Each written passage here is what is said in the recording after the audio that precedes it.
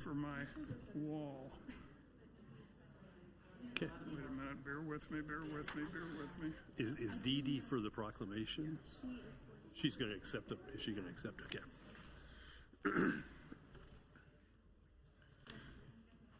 Okay. Yeah. And Stephen's still working on Did you technology. ever read the book Aku? My voice. Because that was on the cover. That very. Did you steal mine?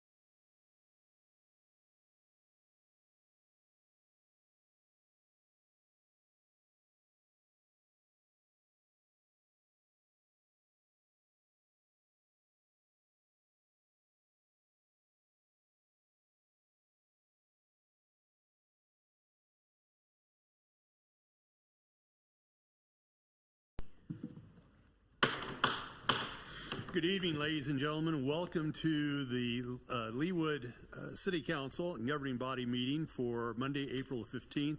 The meeting will come to order and the clerk will please call the roll. Okay, Mayor Elkins is present and presiding. Councilmember Phila. Here. Councilmember Sunkel. Here. Councilmember Larson.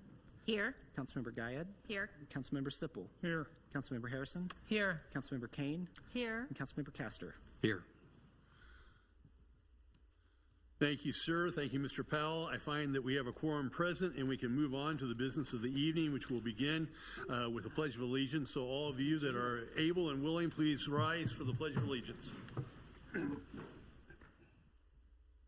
pledge allegiance to the flag of the United States of America and to the republic for which it stands, one nation under God, indivisible, with liberty and justice for all. Thank you. You may all be seated.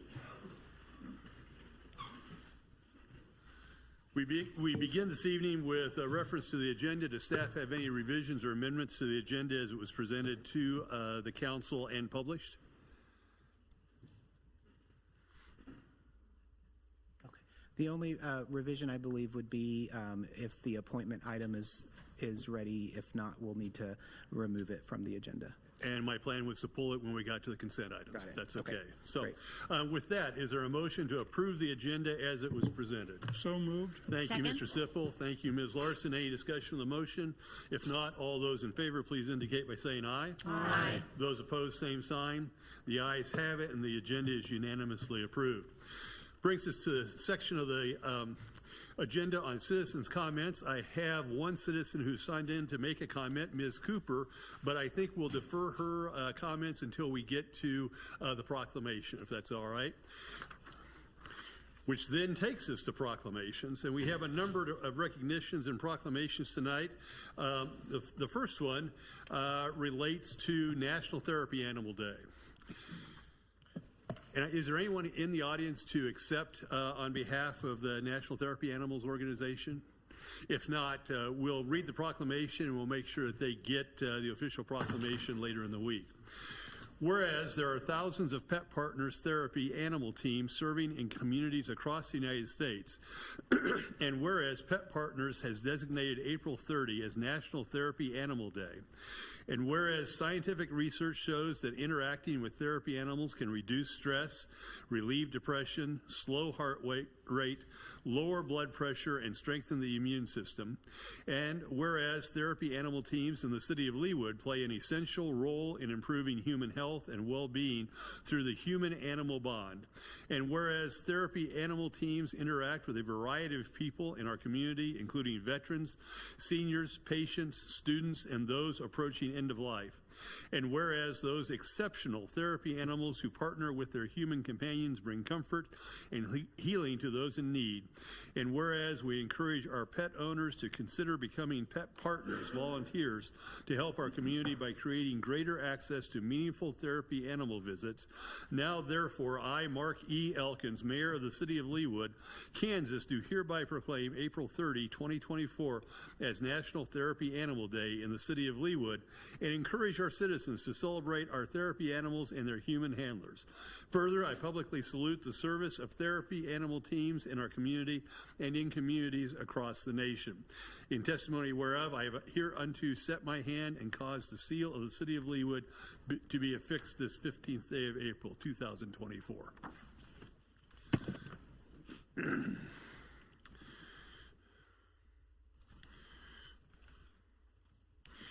And another proclamation, an important proclamation that we wish to declare tonight. And with that, I would invite, and I'll apologize if I mispronounce your name, Ms. Gattel and Ms. Cooper, if you could please step to the podium, we would be grateful.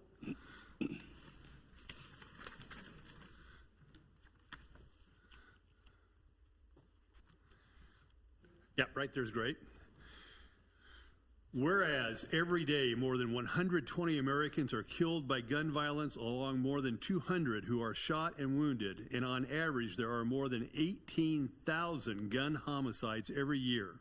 And whereas in Kansas has 456 gun deaths every year with a rate of 15.7 deaths per 100,000 people, a crisis that costs the state $5.7 billion each year, of which $95.1 million is paid by taxpayers. Kansas has the 21st highest rate of gun deaths in the U.S.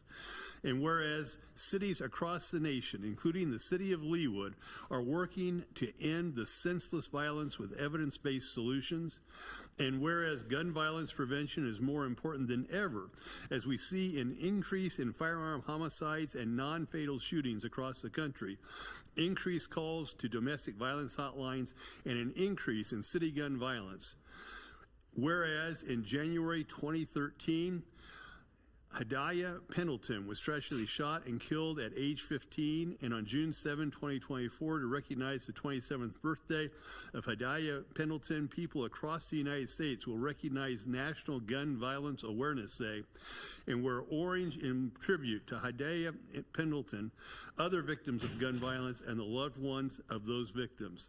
And whereas the idea was inspired by a group of Hadiah's friends and who asked their classmates to commemorate her life by wearing orange.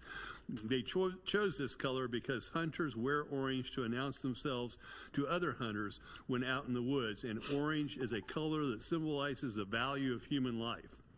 And whereas by wearing orange on June 7, 2024, Americans will raise awareness about gun violence and honor the lives of gun violence victims and survivors.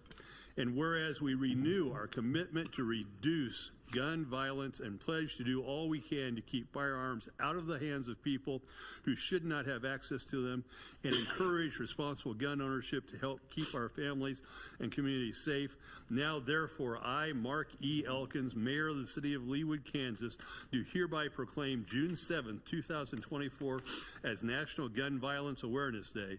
In testimony whereof, I have hereunto set my hand and caused the seal of the City of Leawood to be affixed this 15th day of April, 2024. Ms. Cooper, I think you may have some comments to benefit us. Please introduce yourself for our record, and we're anxious to hear your comments. Thank you very much. I am Dee Dee Cooper, and Jeanette Gaddy also assisted in getting Leawood City Proclamation signed. I think you've signed, City of Leawood has signed it for many, many years. in the past. Two figures that come out on that proclamation to me are 457 gun deaths a year in Kansas, and 68% of those are suicides.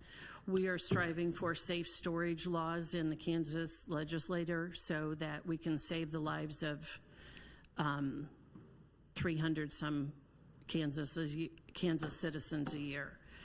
Safe storage is important in saving lives. And the other stat that came out on tax day, $95 million of Kansas taxpayer dollars are going towards gun homicides or gun violence. I think that money could be well spent, as we know, in many other places, schools, parks, police officers. We are here to support your police in the dangerous lives, the work that they do every day, and we hope we can come to some improvement. In the 10 years I've been involved, the trajectory of gun deaths in this country has just increased every year, and we're here to bring awareness to that. So thanks for signing the proclamation. We have two other requests. Many cities and Kansas City, Missouri, and Overland Park and Roland Park are lighting their buildings orange. Many churches are lighting their buildings orange. The Kansas City Airport, the Kansas City Convention Center, Kansas City Hall, Jackson County Courthouse, most likely Johnson County are going to be lighting their buildings orange June 7th through 9th this year, and we hope that Leawood will join them in Gun Violence Awareness Day. And then the other was we are having a Gun Violence Awareness Day rally in Prairie Village on Saturday, June 8th, and I can send more information that you can share with your citizens. We'll have speakers in March. Well, thank you, Ms. Cooper, and we're very grateful for the efforts of you and your organization to keep this awareness at the top of mind and to make the efforts necessary to reduce these senseless deaths. I'm going to come down. If we could have just a moment, I'd like to present this to you, and we'll have a picture for our record as well. Great. Thank you.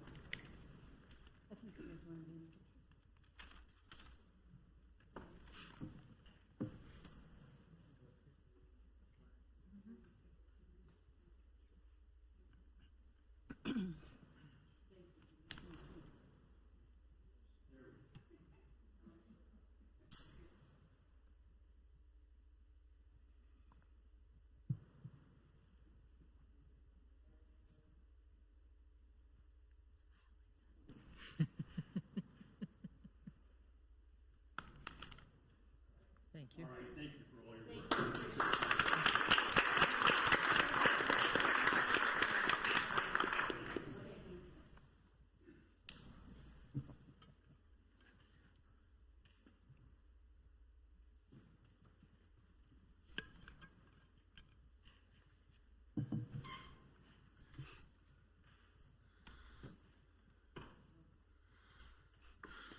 And we have another proclamation this evening, and this is to honor all the millions of volunteers across the United States, and especially here in Leawood. We have literally hundreds of volunteers that support every aspect of the life of the Leawood community, and we're so grateful for what they do. So whereas National Volunteer Week was first established on April 20, 1974 by President Nixon to celebrate millions of Americans dedicated to volunteerism, and whereas volunteers can connect with local community service opportunities through hundreds of community service organizations, and whereas individuals and communities are the center of social change, discovering their power to make a difference, and whereas during this week all over the nation service projects will be performed and volunteers recognized for their commitment to service, and whereas the giving of oneself in service to another empowers the giver and the recipient, and whereas experience teaches us that government by itself cannot solve all of our nation's social problems, and whereas our country's volunteer force of over 63 million is a great treasure, and whereas volunteers are vital to our future as a caring and productive nation, now therefore I, Mark E. Elkins, Mayor of the City of Leawood, Kansas, desire to bring awareness of the contributions from our volunteers and to hereby proclaim April 21 through 27, 2024 as National Volunteer Week in the City of Leawood, and urge my fellow citizens to volunteer in their respective communities By volunteering and recognizing those who serve, we can replace disconnection with understanding and compassion. In testimony whereof I have hereunto set my hand and caused the seal of the city of Leawood to be affixed this 15th day of April 2024. I know that we have a number of volunteers on the dais here, and I thank you all, Rotarians, Lions Clubs members, Boy Scout volunteers. We appreciate all the work that you do. And Stephen, if you could come forward and accept on behalf of all of our volunteers, I would be grateful. Who's going to take the picture now? Stacy. You don't need it. Next year, you'll get a volunteer to come and accept this.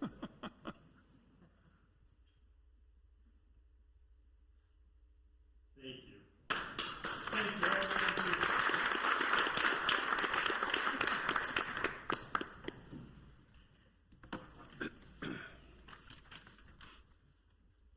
Now, for one of my most bittersweet jobs as mayor this evening, Chief Finger, front and center. Someone has suggested to me that this may well be your last city council meeting. It is. And we could not think of that without saying goodbye to you. So I know this is not your favorite thing, but the service that you've given to this city over the last many years and the service that you've given to the state of Kansas deserves to be recognized tonight. So, without further ado, whereas Chief Dale Finger has dedicated 5 decades of his life to the noble profession of law enforcement, serving with unwavering commitment, integrity, and excellence, and whereas Chief Finger embarked on his illustrious career as a narcotics investigator for the Kansas Bureau of Investigation, where he honed his investigative skills and displayed exceptional leadership, eventually ascending to the esteemed position of Associate Director, second in command of the agency, where he served for 32 and a half years. And by the way, he started when he was 19. That's a career of service. Whereas, following his distinguished tenure with the Kansas Bureau of Investigation, Chief Finger continued his service to the community by joining the Leawood Police Department, where he served as a division commander for 15 and a half years before assuming the role of Chief of Police for the past 2 years, demonstrating unparalleled dedication and leadership. And whereas Chief Finger's contributions extend beyond his roles in law enforcement, as he served on numerous advisory boards and commissions, including the State of Kansas Sentencing Commission, the Washburn University Criminal Justice Department's Advisory Board, the University of Kansas Public Management Center's MPA Program Advisory Board, and the Court-Appointed Special Advocates, CASA, of Shawnee County, Kansas Advisory Board, showcasing his commitment to the betterment of his community and the criminal justice system. And whereas Chief Finger's exemplary service has been recognized with prestigious awards, including the Wheat State Crime Prevention Award in 2000 and the Clarence M. Kelly Award from the Greater Kansas City chapter of the American Society for Industrial Security in 2023, highlighting his outstanding leadership performance and dedication to public safety. And whereas Chief Finger's innovative initiatives such as the integration of automatic license plate reader technology and the implementation of a streamlined hiring process and a 9-hour work schedule for field personnel have significantly enhanced the effectiveness and efficiency of the Leawood Police Department, ensuring the safety and security of the community. And whereas Chief Finger's commitment to continuous learning and professional development is evidenced through his graduation from the 173rd session of the FBI National Academy and his role as past president of the Kansas Western Missouri chapter of the National Academy Associates Alumni Organization, inspiring his colleagues and future generations of law enforcement professionals. Now, therefore, I, Mark E. Elkins, Mayor of the City of Leawood, do hereby proclaim our honor and recognition of Chief Dale Finger for his exceptional 50 years of dedicated service, leadership, and contributions to law enforcement, public safety, and the community. I further announce that Chief Finger is retiring from the City of Leawood on May 3rd, 2024, and we extend our heartfelt best wishes and deepest gratitude for his outstanding service to the citizens of Leawood. In testimony whereof, I have hereunto set my hand and caused the seal of the city of Leawood to be affixed this 15th day of April 2024. Chief Finger, what do you have to say for yourself? That was a mouthful. My goodness. You just cut into my 45-minute speech, so I'm going to have to reduce it down to a few seconds. Thank you so much.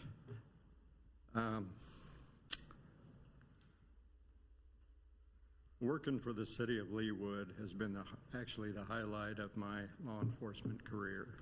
You know, when I left the KBI, before I left, I wanted to go to a department in a city that had the high reputation of the agency that I was leaving from, and I found it here in Leawood. Well, you have been an amazing contributor to this community, and we can't thank you enough. We do have, as a token, you know, some people get stars and stripes. You're going to get the Leawood tree. Great. Thank you.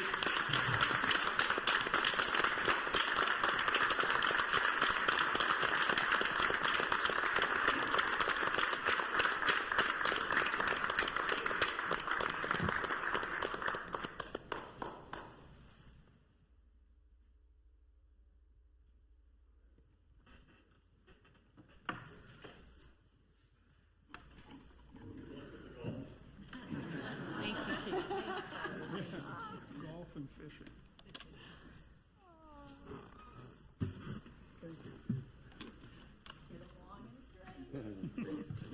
Chief tells me that he's handing in his badge and his uniform for more golf clubs and more fishing poles. So best of luck to you on both of those, Chief.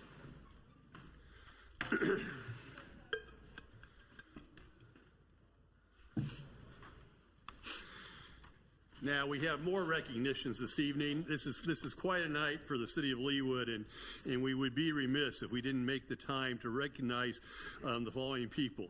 Chief Fitzgerald, I believe you have some visitors and some guests tonight. I do. Please come forward and introduce them and your team, and tell us a little bit about why they're here tonight. Come on in, everybody. Giving them all a chance to filter in. Absolutely. Lobby full of people. Well, I'm Colin Fitzgerald, the fire chief, and it is a super big privilege tonight to be able to introduce this next recognition. So on February 5th at 5:01 p.m., Mr. Mike Heaviland was able to call out having some problems, and he collapsed. His kids who are here with us, Quinn, who's 12, Brooks, who's 10, and Camille, who's 7, were there with him. So they called 911 and talked to our dispatcher from Johnson County Emergency Communications Center, Brooklyn, who is right here. And they were able to figure out together that he was in cardiac arrest. And so she got all of our folks rolling on the call and started talking the kids through CPR. Wow. So when we arrived on scene, our first, Engine 32 was first on scene, and they actually, this is high praise from responders, so they saw quality CPR in progress. So from a dispatcher, from a responder, that's actually high praise. So super proud of these kids, and you wouldn't believe how many of the responders reached out. We have to recognize these kids somehow.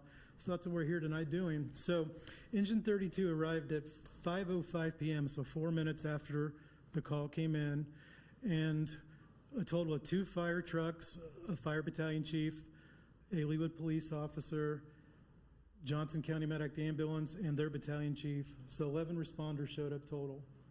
And they were there until 5:20 when they got circulation back and were able to transport. And Mr. Heaviland was released from the hospital on the 13th. So super great story. So we're here tonight to recognize these 3 outstanding children who are here beside me. And we can read through the names of who was on the call too, if you'd like, just to give them all. So we already talked about Brooklyn Meeker, who here, the dispatcher, who took the call and talked to the kids and got them going on the life-saving interventions. And just so y'all know, they say that for every minute that goes by without good CPR, you lose at least 10% chance of life. So those 4 or 5 minutes are super vital. So we are so proud of the kids. Also with her is Kate Dorsey, basically her boss, the ECC manager, and she's somewhere in the back hiding, I'm sure. Oh, yeah, she's way in the back. And then we also, from the police department, we have Jesse Carveo. Did I say that right, Jesse? All right, cool. For MedAct, we have, let's see, Lane Pavanka isn't here, is he? Okay. Brian Stevens, the battalion chief, 1103, and Hannah, is it Paisley? Pasley, who is on the ambulance that transported Mr. Heaviland. And then from the fire department, we have Jeremy Jones, who was the BC. He's here somewhere. Oh, he's in the back hiding too. So on Engine 32, we had Donnie Belak, Mark Estepar, and Julian Rhodes, so they were first on scene. And then we had John Hinman, Joe Brazil, and Graham Sharp, who were on Quint 33. So they were all there on the call, helping to take care of them. And again, they all just, it was surprising how many people were like, we have to recognize these kids for the great job they did. And then, let's see, also here is Laura Wyrath from Johnson County Heart Safe Foundation. She wanted to come recognize the kids too, because one of their main goals is bystander CPR. So, Mr. Mayor, we have the certificates. Did you want to present those to him? So we do have a certificate, and we have challenge coins from the fire department for each of the kids. And I'll have the mayor hand them out. But it basically says, for outstanding actions taken to call 911 and perform CPR, thereby saving your father's life on February 5th, 2024, earning the respect and admiration of your community, the Leawood Fire Department, the Leawood Police Department, the Johnson County Emergency Communications Center, and Johnson County MedAct. And there's one for each kid, if you want to hand them out. You guys want to come up here? That's the mayor. Don't worry. He's cool.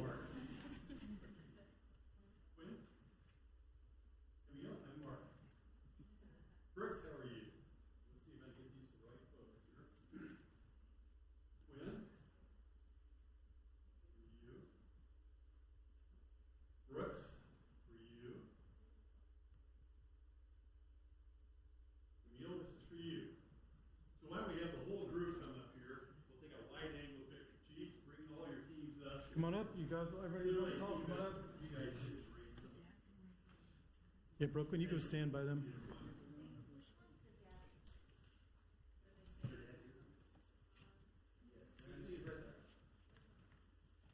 I want to take a picture. You ought to stand in the middle. Stand there with your kids who saved you. Yeah, I'm going to take some pictures. Well, I'm going to need a wide, no, I don't. Did we get everybody in? Just barely. Big group. All right, smile.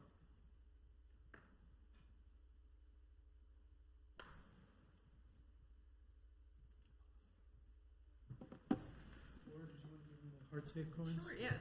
On behalf of Johnson County Heart Safe, our goal is to teach as many people CPR, especially kids only CPR, as we possibly can. And you guys did a fantastic job. I was a paramedic on an ambulance for 15 years, and I can tell you that when we would roll up on scene to somebody experiencing the same medical condition your dad had, if somebody wasn't doing CPR, we knew that there was not a whole lot we could do. Is that fair? That's true. So the fact that you guys really jumped into action and were there for your dad just speaks very highly of what amazing people you all are. So, good job. You truly saved his life.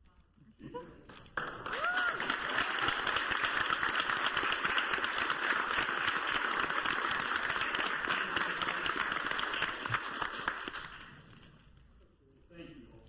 The whole team is just amazing. This is when it's fun to be. Welcome to the team. Have a good night. Congratulations. Come on out, everybody.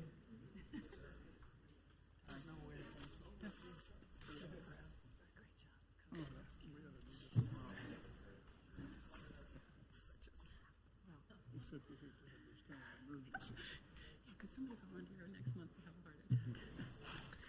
We can do on the spot. CPR trainings. Okay, and Commissioner Fast, you get to follow that. So I don't know who can follow that. the City Council welcomes Commissioner Becky Fast, who represents Leawood and our part of Johnson County on the Johnson County Commission, and she's here to provide us with some insights about the status of the county after the chairman delivered his State of the County address just last week. So, Ms. Fast, the floor is yours. I do want to highlight that you saw right there how Johnson County works together with the city of Leawood. I mean, our 911 dispatch, our ambulance, your fire system, your police, and how these first responders come within minutes. I mean, our ambulance system, our dispatch has one of the quickest response times in the nation. I mean, we've all heard about Kansas City, Missouri recently, that people are put on hold. So right here, lives are saved because of that strong collaboration. So I represent 11 cities. I don't represent the entire city of Leawood. I go to 143rd Street. Commissioner O'Hara has the southernmost area of Leawood.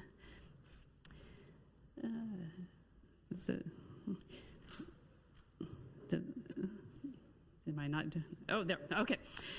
So with the growth we're seeing in Johnson County is the 120th largest county in the nation. We've just had incredible growth. Only 38% of our unincorporated, our area in the rural area is unincorporated.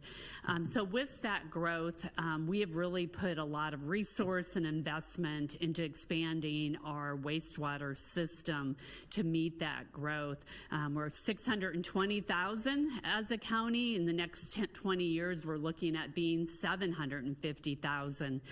So we've been very proactive with our wastewater system, and thank you to the city of Leawood, your planning commission, and your staff. We were able to complete the Tomahawk plant on time and on budget, and I really think your input made it a state-of-the-art facility. We're now beginning the Nelson wastewater system. I live right next to Nelson, so I'm very excited. It's the oldest treatment plant, built in 1947. That whole northeast area was built after Nelson went in. So where wastewater goes, growth goes. And so with Nelson, my neighborhood has dealt with odors for years, so we're really excited. But I know you've had some odor issues too, and so I worked with our wastewater department, and there's an online system. So if you hear from constituents, I tell constituents in my neighborhood to go online and report that so that they have the data, and then they can work with their waste system to improve so those odors don't come about. Our Johnson County waste staff are here this evening, so they're going to talk to you about, which is on your agenda, about the state line road pumps. So a program that I'm very proud of, that our staff has worked very hard on, is a wastewater backup prevention program. It's very important for our older areas, and especially older Leawood. So if you hear from a constituent and they see in their basement, they don't know if it's water or sewer, they can go to that same online form and report that they think they have sewer backup, and staff will come out and look and to assess if they need plumbing modifications or maybe need a backup prevention device. So please let your constituents know if they're dealing with any sort of backups. So the Leawood Library, it's the 4th most used library in Johnson County. I've never would have thought. It's well loved. And during COVID, because many of your residents spoke out, the library added curbside pickup, and many Leawood residents use that. Right now, Johnson County Library just finished the Antioch branch, which is now a collaboration with the city of Marion, and is working with the Corinth branch. That's a really old library. It has a lot of flooding. It's falling in certain areas.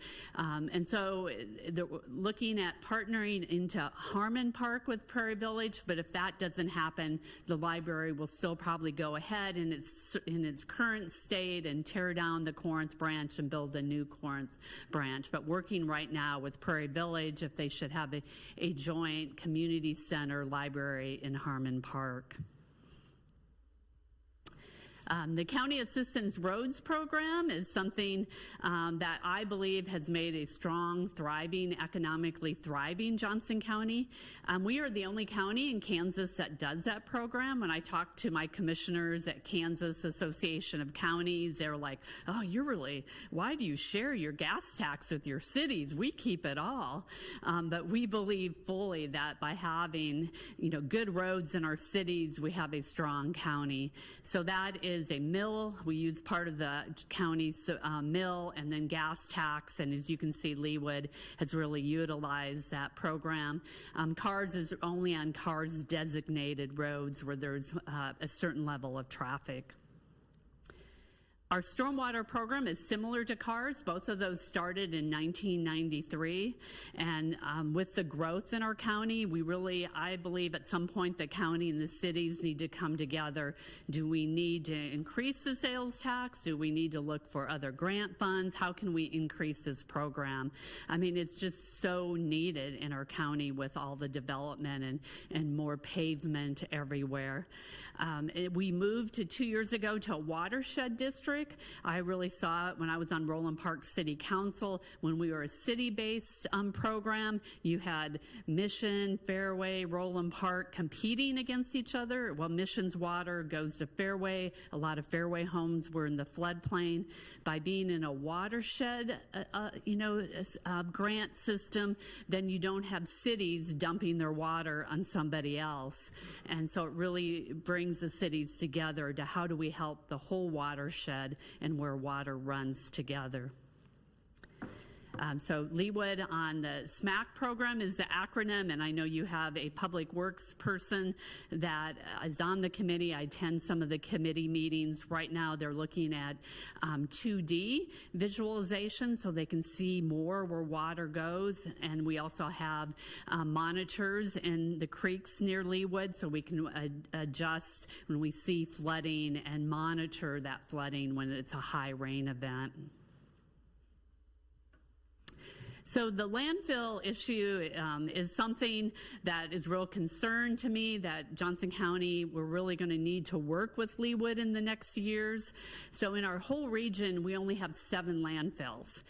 There's 3 in Kansas side, 4 in Missouri. But if one fills up in Missouri, it can go to Kansas or go to the other landfill. So as we lose, more and more of these landfills at capacity, then the others fill up quicker. And the Mid-America Regional Council just did a study assessing it, and they were predicting, the worst case scenario is 19 years, the best case scenario is 40 years. So we as a region, when it comes to trash, need to work together because we impact each other. The pictures that I have there is I visited our landfill in Shawnee on the recycling center. And so they have people that stand all day and sort through the trash because if there's plastic bags that contaminates the trash, or if there's other things that contaminate the trash, then they pull it out. Previously, a lot of our recycling was bought from China, but then they closed that markets. But during COVID, there's been an increased number of markets for cardboard. There's a new company that started in Johnson County to purchase plastics. But there's more that we need to do. About 25% of our landfill is food waste, and we do not have a composting facility in Johnson County. Our staff is having assessment right now, assessing where could that facility go. The Missouri Organics is where a lot of composting goes, but they can't handle more if we would, bring more of our composting there. And so the county has some big decisions, but so do cities. Some cities don't even really, have large recycling containers, and the research shows that if you have a small recycling container, people only recycle a small amount, which is interesting. If you have a large recycling container, people recycle more. So we're really going to have to look at these strategies to save our landfill, because if our landfill fills, it can take 10 years to permit. You're then transporting it a long ways, which is very expensive, and we'll see our trash bills go way up. We started a new hazardous household waste facility. It used to be at the Nelson wastewater plant, and because they're renovating and rebuilding that plant, it's now a real easy location off of Overland Park. You can go online, book a time, and just drive through. You can bring your paints, your batteries, your flashlights. You can buy recycled paint. So I really encourage you to spread the word. It's just really great, you know, that's bring everything that is old in your garage when you want to do spring cleaning, and that's a hazardous waste. So our aging population, we're going to be seeing, and we are already, a huge growth. We see this in our ambulance service and our 911, 11% increase. I appoint people to the Northeast Fire Board, and they're seeing increased calls for our older adults. Johnson County has a number of programs that please let your constituents know about it. We have a senior health insurance counseling program that I worked on and started last year. It's very difficult when you turn 65 to know, which Medicare do you take. We also have Meals on Wheels and some in-home supports so that older adults can live in their own home for as long as possible. So mental health care, our mental health center is really looking at innovations to meet the needs. We integrated the 911 with our 988. 988 is a new mental health crisis line that you could give to anyone. And that 988, by having it together with the 911 means that previously what somebody would call 911 for a mental health call, and then they would dispatch police, ambulance, fire, all these people in your front yard, and it could be a suicidal ideation, anxiety, and that's really hard to have all these first responders.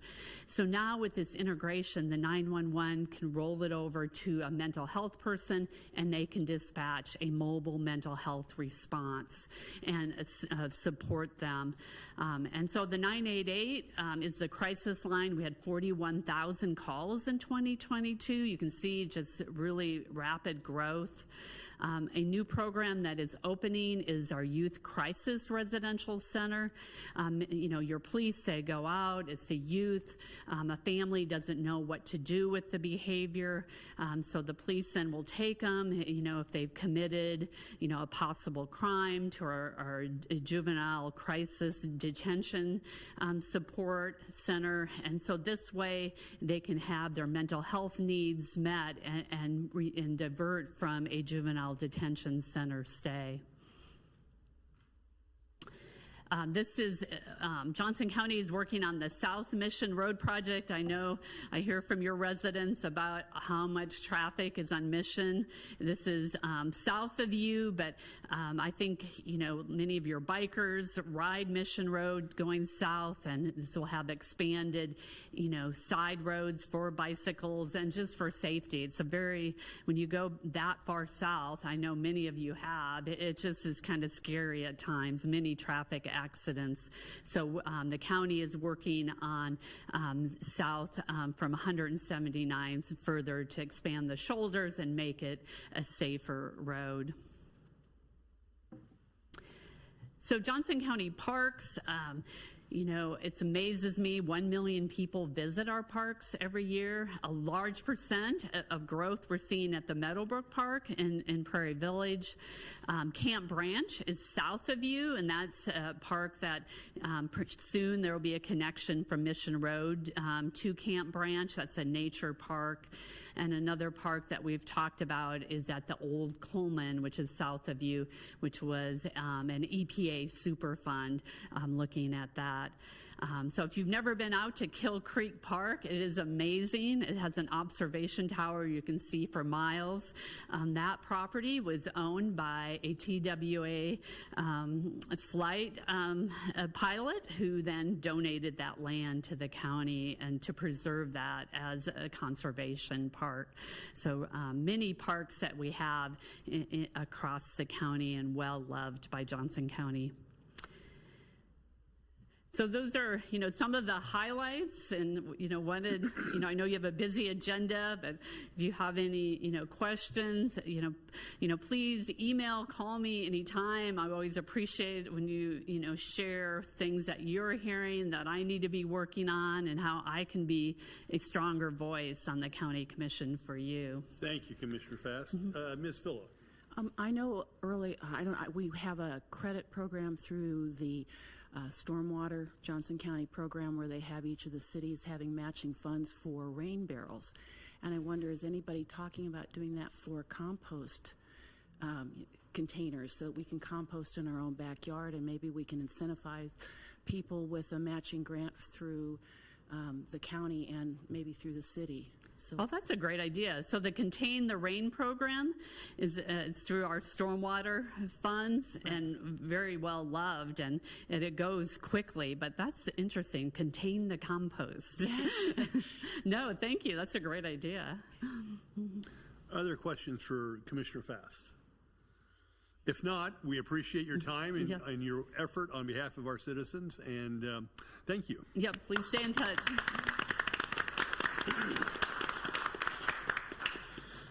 Okay, I don't believe we have any special business this evening, so that takes us to the consent agenda. Are there council members who would like to withdraw items from the consent agenda? Ms. Harrison. Letter L. L, as in Lima. Any others? I would ask that we take a moment to talk about N as in Nancy.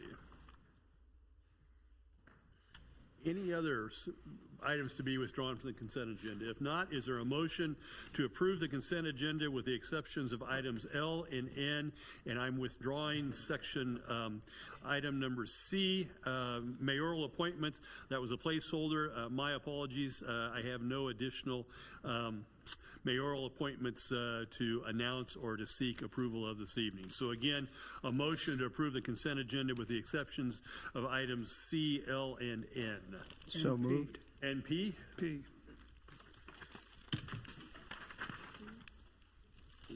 P is withdrawn. Any others? It's withdrawn, or is it? Or, well, it's not. It's withdrawn from the consent agenda. Got it. Sorry.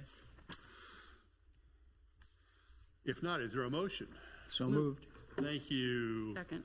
Thank you, Ms. Phillip, for the second. Thank you, Mr. Sunkel, for the motion. Any discussion of the motion?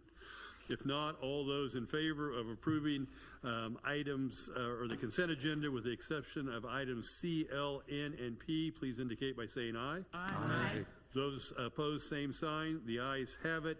And all elements of the consent agenda with the exception of C, L, N, and P are approved. Obviously, I mentioned C, and it's being withdrawn from the consent agenda in totality. Item L, I cannot remember who asked for L. I did. Ms. Harrison. Thank you. I love that 2 lots are being combined in this new subdivision. I love how this subdivision is coming together so quickly and so beautifully. I drive by it every day on my way to work. Mark, my question is this. I noticed that we gave them a setback deviation of 25.5 feet from the front yard setback, I guess is what we call that, at the onset of this final design. I'm wondering if it would be a logical request that when combining 2 lots and therefore bigger house, I'm assuming, I guess I shouldn't assume that, more green space, that we could require that the original setback be enforced. In this case, it would just be setting it back another, I think, 4.5 feet if I'm doing my math right. Is that a logical request, a logical suggestion in this world of front yard setbacks? Occasionally we have, as far as, for instance, if we have an existing subdivision and a house builds, we try and keep them in line because then they'll cut off views, and that's usually when we get complaints from an adjacent neighbor. That subdivision pretty much got that same deviation kind of across the board. And so right now the houses would line up. I definitely understand your point as far as, it's larger and therefore maybe if it was set back a little bit more. I'm not sure as far as on this particular house. I haven't seen the building plans. Right. If that would then make them cut into their rear yard setback that they would have. I must be getting better at this because I predicted some of what you might say. This particular lot doesn't line up with any others like down the block. It's just kind of two that are kind of facing Granada all by themselves, and then you turn the corner. So that argument could be lessened, and maybe this is a discussion for when they bring a preliminary plan for, but they don't bring preliminary plans. So this builder or architect is going to design something. I guess now would be the time to have the Now would be conversation. the time. If they're combining lots, then that's the final plan. It doesn't go back to preliminary. Okay. And the lot size is, am I correct in thinking it's about 122 feet on one side and more than that on the other side? I'm not sure the dimensions. It's about half an acre as far as what the lot is. Yeah.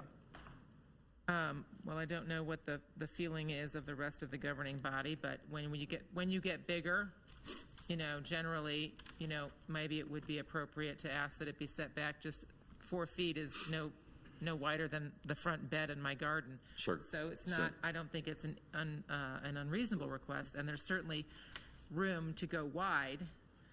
Correct. Go big and go wide on this one. So I don't know. I don't know what the procedure would be, except maybe to make a motion, but that doesn't quite feel right either. Mr. Klein, do you know, is the applicant here this evening? And would they care to be heard on the suggestion? Welcome to the City Council. If you could state your name and address for us, we'd be grateful, and perhaps respond to Ms. Harrison's comments. Doug, I'm with Phelps Engineering. Here, just on behalf of the plat, I don't know the size of the house they got planned for this lot, so I'd hate to commit tonight to a reduction in the setback without talking to the client about that. Now, Mr. Klein, if I noticed, and he made the point as well, that this is a revised or a final plat as opposed to a plan, would there be an opportunity to revisit this at the time that the plan was brought to the Planning Commission? Well, actually, this would just be the plat. The plan just kind of relies as far as on the overall plan that's there. What it might be a good idea is maybe to continue the application to allow us to talk to the property owner to see what the housing plans are, because I have really no idea if that causes them problems or not. It may not, and might not be a big issue. And I'd rather continue it than commit to a reduction in the Sure. a further setback. Is there a motion to continue item L? I would make a motion to continue consent agenda item L to the next possible meeting so that we can get answers about whether or not a 25.5-foot setback could be increased to a 30-foot setback. And that would be Planning Commission Case 21-24. Was that Ms. Villa that seconded, or is there discussion over the motion? If not, all those in favor of continuing Planning Commission Case 21-24, that being item L on the consent agenda, to the next possible calendar date for the commission, please indicate by saying aye. Aye. Those opposed, same sign. The ayes. Nay. Oh, I'm sorry. That was Ms. Kane, I believe. Thank you. Any other nays? So the motion passes on a 7-1 vote. I have to count on my fingers here. On a 7-1 vote to continue Planning Commission Case number 2124 to the next possible City Council docket. That takes us to item N. Apologies, Mr. Lay, that was me pulling that from the consent agenda. I was just curious to get your comments. I know at the last council meeting we approved a pretty significant change in the way we acquire vehicles going through the enterprise leasing process. I guess two questions I would have for you. Number one, when is the effective date of that? And two, would that process that we approved include 3 2025 Ford Explorers if the contract, the lease was in place?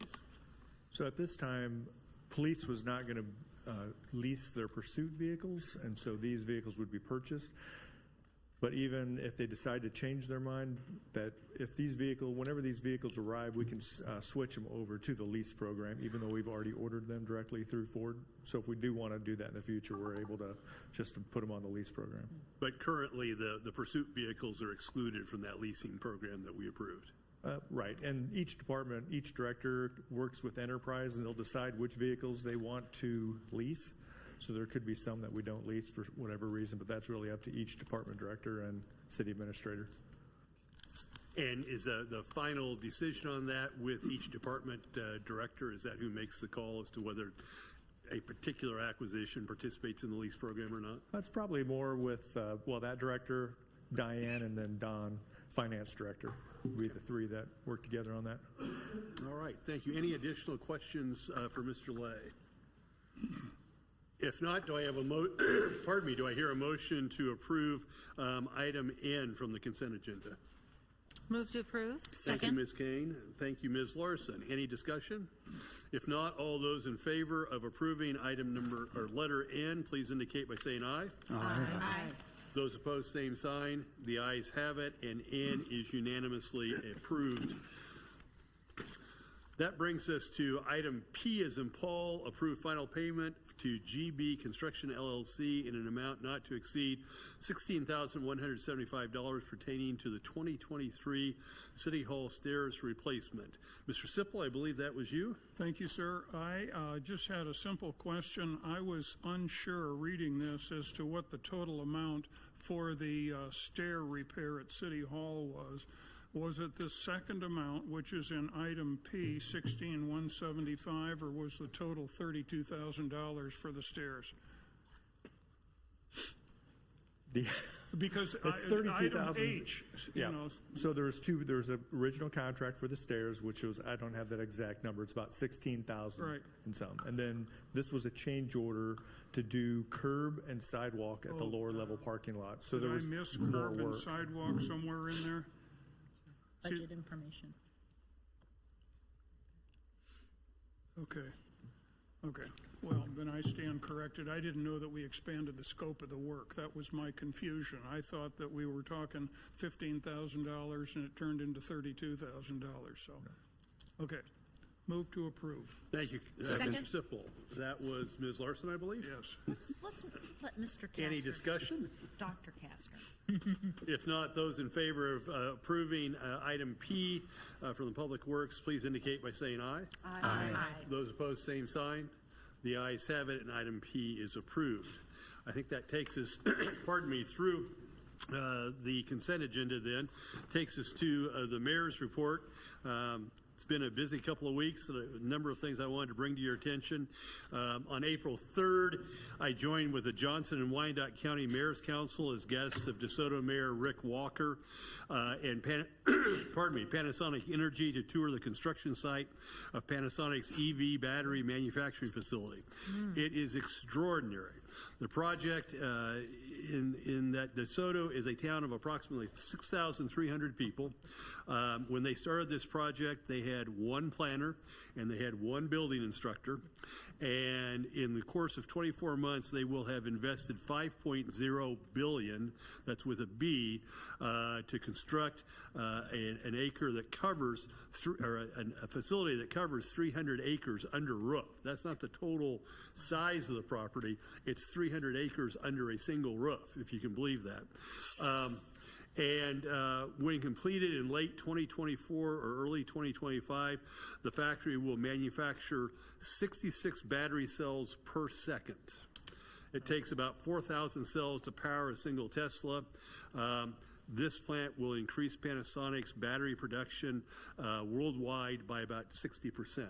And one of the things that I was interested, the President, CEO of Panasonic Energy North America now resides, I believe, in Leawood, actually. And I asked him the question about how in the world they decided on DeSoto for this plant. And again, he knew his audience, but his comment and his response was quite telling. He said it was the people of Johnson County. and their obvious enthusiasm and their work ethic, and that they knew that when they hire however many hundred of workers are going to need to manufacture these batteries, they knew that those folks were going to show up on time, and deliver what they needed delivered in terms of battery production. So again, a great testament to our overall community, and again, our kudos to Mayor Walker and what he's had to do with his city administrator as well as his city council to ramp up to provide the regulation for a $5 billion investment right next door to a city of 6,000 people. On April 4th, Assistant City Administrator Powell and Chief Finger and I hosted 6th grade girls from Troop 3068 to talk about the basics of municipal government. The girls were largely from Corinth Elementary School, I believe. I just wanted to congratulate Mr. Powell. He does an exceptional and extraordinary job with young people in making the principles of municipal government relatable and interesting to 6th graders, and it never hurts when Chief Finger brings his Tesla for the girls to take a look at. On April the 5th, I had the opportunity to attend the DARE graduation ceremony for 6th graders at Curie of Ours that was hosted by Leawood's SRO, Cody Morris, who does just an amazing job. And it was quite inspiring to hear from a number of these young students about their thoughts on the danger of drug use. And I would be remiss if I didn't note that at least one grandchild of our prior mayor was in the graduating class and passed with colors. On April the 9th, I was joined by council members. Hopefully I got everybody. If I missed, I apologize. Sipple and Larson and Julie Kane, as well as Diane Stoddard, Chris Claxton, Chief Finger, and Chief Fitzgerald at Johnson County Commission Chairman Mike Kelly's State of the County address. Chairman Kelly's address was a great combination of recounting the county's many accomplishments over the last year, and a look forward at the opportunities and challenges facing the county in 2024-25. When you build a $5 billion manufacturing facility in your county, it starts to tax your ability to provide clean water, to generate fire protection, to generate electricity even, and the county is working very hard again to satisfy the needs of Panasonic and to really make Johnson County a center of manufacturing. I would be remiss if I did not also mention the support the state has given to that project as well. I spoke to the Leawood Lions Club on April 9th and provided them with an abbreviated version of the State of the City address.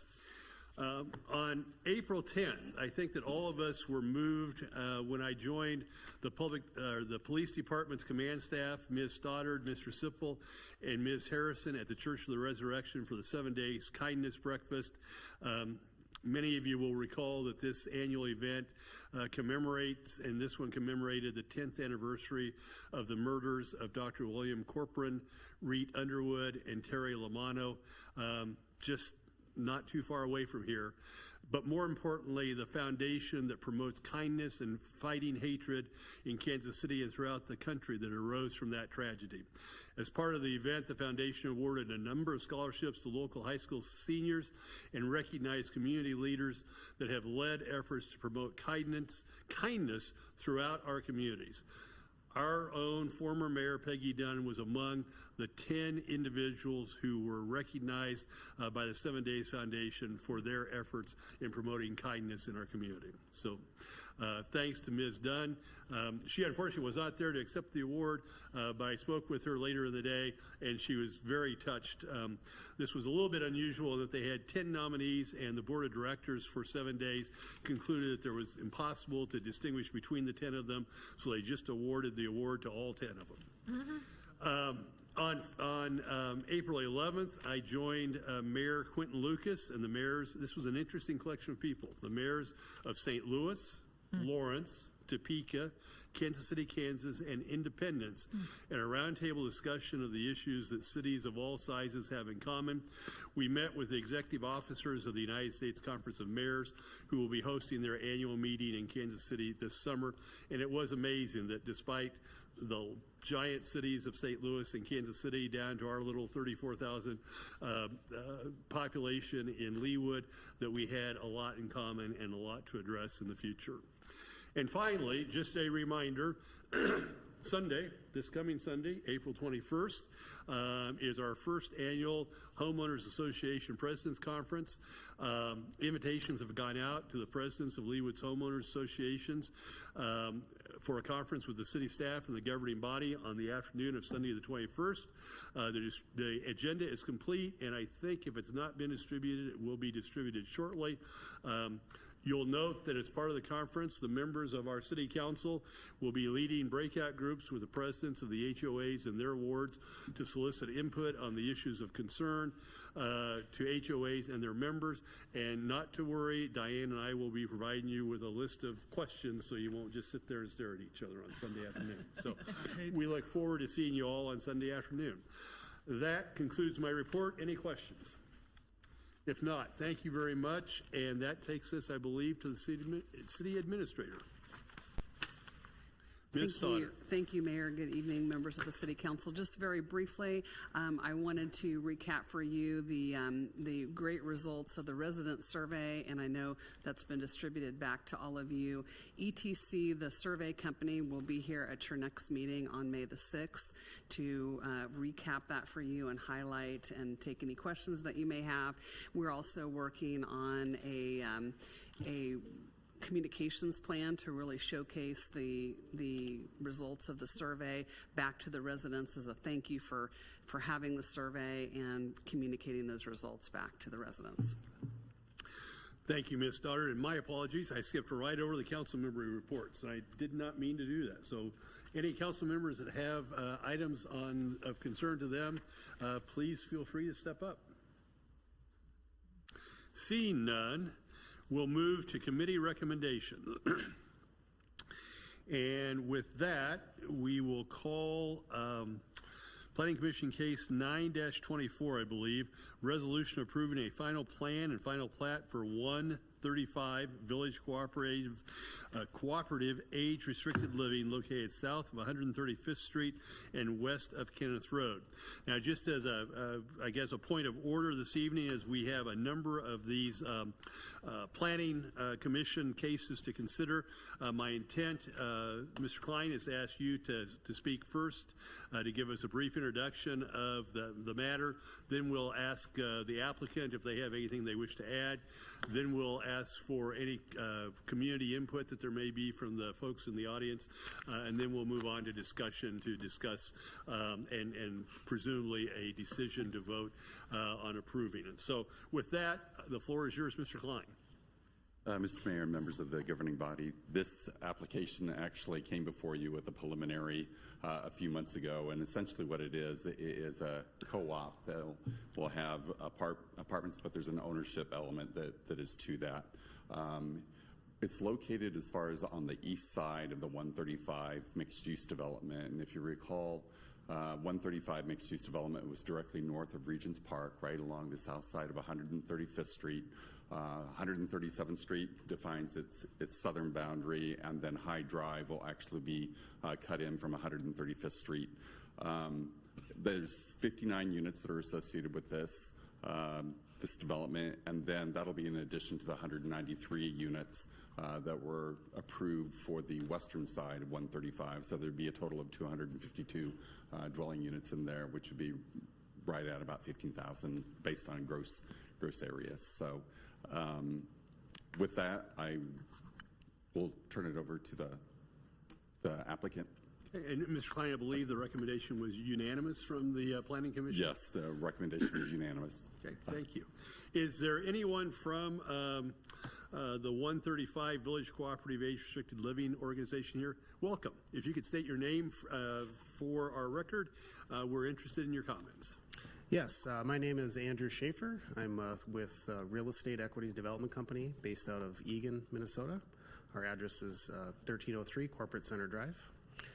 I'm excited to be here tonight. I did put a couple slides together. I can certainly run through those if that's okay. Yes, sir. Thank you.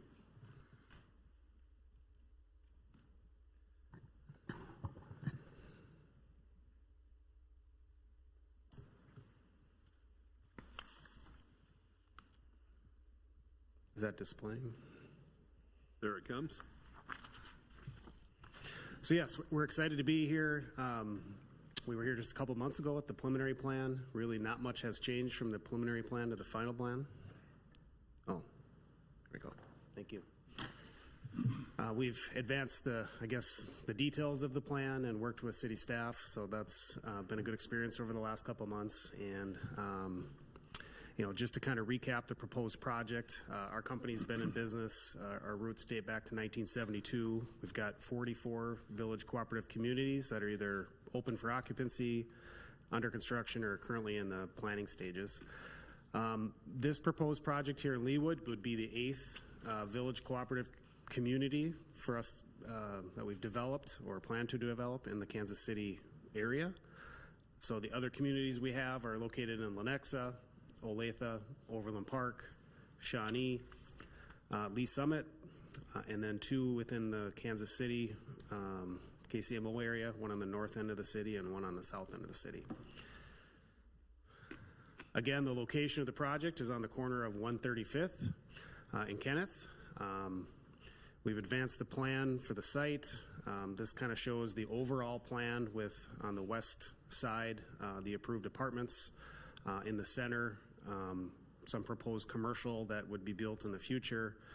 And then kind of the purple building would be the updated version of this plan with the cooperative footprint now shown there instead of an assisted living. We've gone through the process with city staff. We've got a very nice landscape plan, a ton of trees going in on the site in addition to some existing vegetation that will be left right on the corner there. We've really followed the design guidelines within the 135 design guideline plan for materials to really match everything else that is going to be built within 135. And we're excited to get it underway. And I guess I would just open it up for any questions that there may be. Thank you. Questions? Yes, Ms. Harrison. Thank you very much. Am I correct in reading that you have 2 parking stalls per 50, for each of your 59 units, you have 2 parking stalls? Is that correct? We do not have 2 per home. I misread. What did I read? We have a count of 1 per home in the underground garage. Yes. And then there's a certain number of surface stalls, but it does not equal a total of 2. Doug, do you remember the number? It's like 1.5 to 1.6, I think. Okay. Per home? I knew it was in 2 different places. I didn't think they were all in covered parking, so I didn't mean to imply that.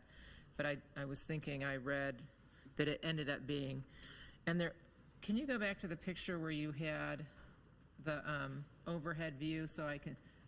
So they would have surface parking to the east, is that correct? And to the northeast, am I Mostly correct? to the east side, yeah, that would be, there's kind of 2 entrances to the building. There's one on the west side, and then there's also an entrance on the east side. Okay. So if you were going to park... 35 surface stalls, okay. Yes. Okay. 35 surface stalls and then 59 stalls in the underground garage. 1.6. 1.6. Yeah, approximately 1.6. And quite a few of your residents are singletons per unit, right? 1 person per unit, maybe? Yeah, so we have, in general, about half of our residents are singles and half are couples. Okay. And of the couples, they all don't have 2 cars. Sure.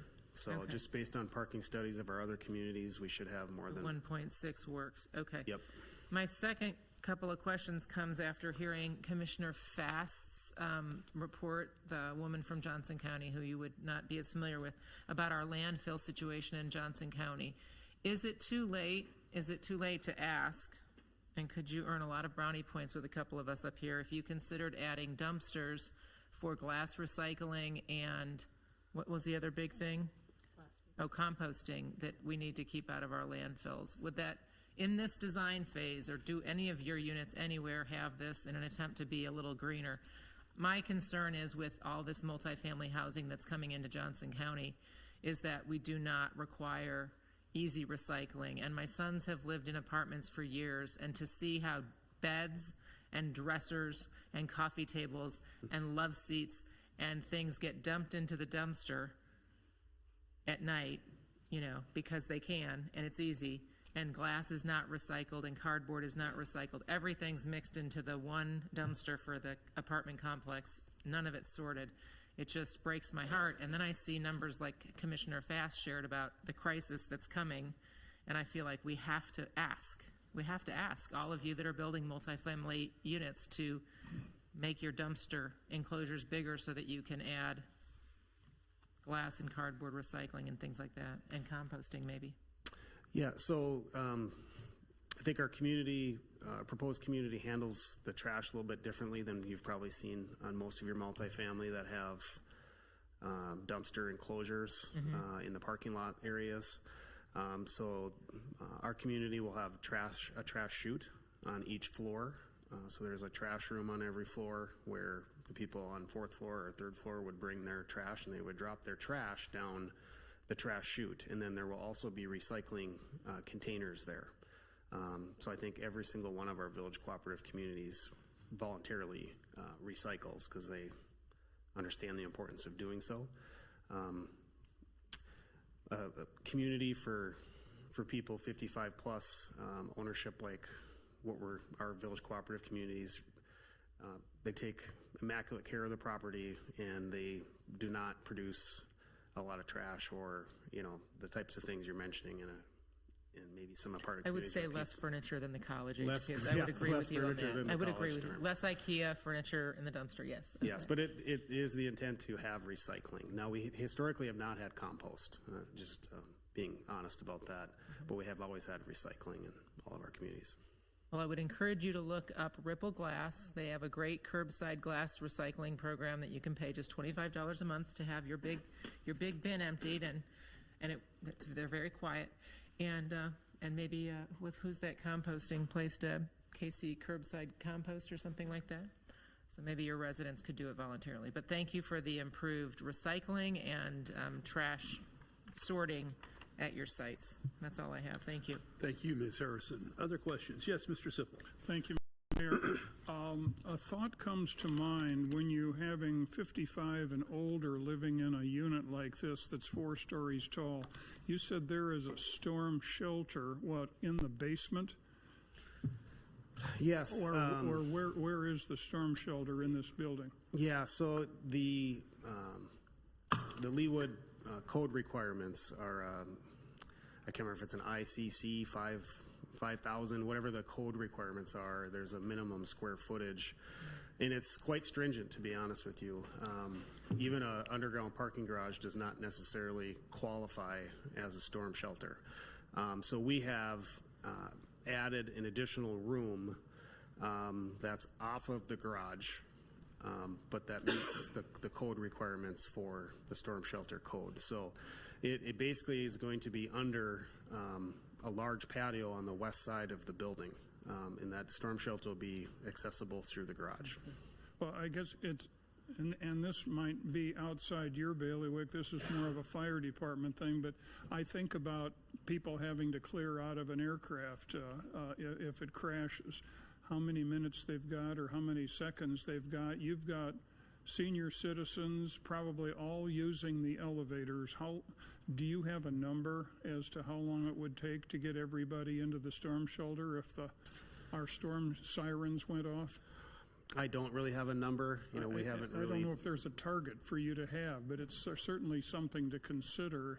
Yeah, I would say we still have quite a few of our residents that do the stairs, not voluntarily going up to the 4th floor every day, but we do have some that voluntarily do it just for the exercise. So I do think a reasonable percentage of our population can use the stairs to get down if they needed to. We also have 2 oversized elevators, and we actually oversize them, not necessarily for the quickness to get to the storm shelter, but just for healthcare needs, having a larger elevator to. If the electricity would go out, though, do you have some kind of a backup so the elevators would work? The elevators do have a backup, so they work for a short period of time. They don't work long term, but they do have a battery backup so that they don't just shut off. Okay, thank you. Yep. Yes, Ms. Larson. Thank you, Mayor. I'm excited about this addition to Leawood and especially the ownership aspect of it. A couple of questions. Well, first, I noticed in the materials that, correct me if I misunderstood, but each of the enclosed 59 parking spaces has an EV charge hookup, level 1 hook, and it can be upgraded to level 2 if maybe that resident wants to. Yeah, and as a developer, we've kind of been struggling with this over the last 10 years on what the right kind of thing to do in a community like this. And as more and more electric cars are sold, we've designed the building with every single parking stall in the garage has access to power and can have a level 1 charger. And on the research I've done, most people in a daily, the amount of miles that the population that lives in the community drives, a level 1 will probably be sufficient for a lot of them. Then the idea is also to have, we're roughing in power for level 2 chargers that could be situated in the parking lot, as well as additional capacities to upgrade to level 2 chargers, at least a certain quantity of them within the garage itself. So we're trying to really set this up for the future and make sure that the infrastructure is there for what will likely be needed down the road. Well, I commend you for providing that for each parking stall for that EV hookup. My other question is regarding the elevations and the architecture for the building. Was there any attempt to make it more unified with the 135 buildings on the west side of the development? This building looks just a little bit different, and was there an attempt? Can you address the architecture? Yeah, sure. So in general, yes, we didn't necessarily try to match everything per se, but we did obviously follow the 135 guidelines as far as the architecture goes, primarily with all of the different materials, so that it's going to look cohesive with the other projects that are developed within the 135. So we updated a couple materials within the 135 guidelines design requirements, just simply because there were a couple of brick materials that had been discontinued. So we talked to the manufacturer and just tried to get the newest material and basically the same color. So there was a couple minor edits, if you noticed in your packet, to the 135 design guideline.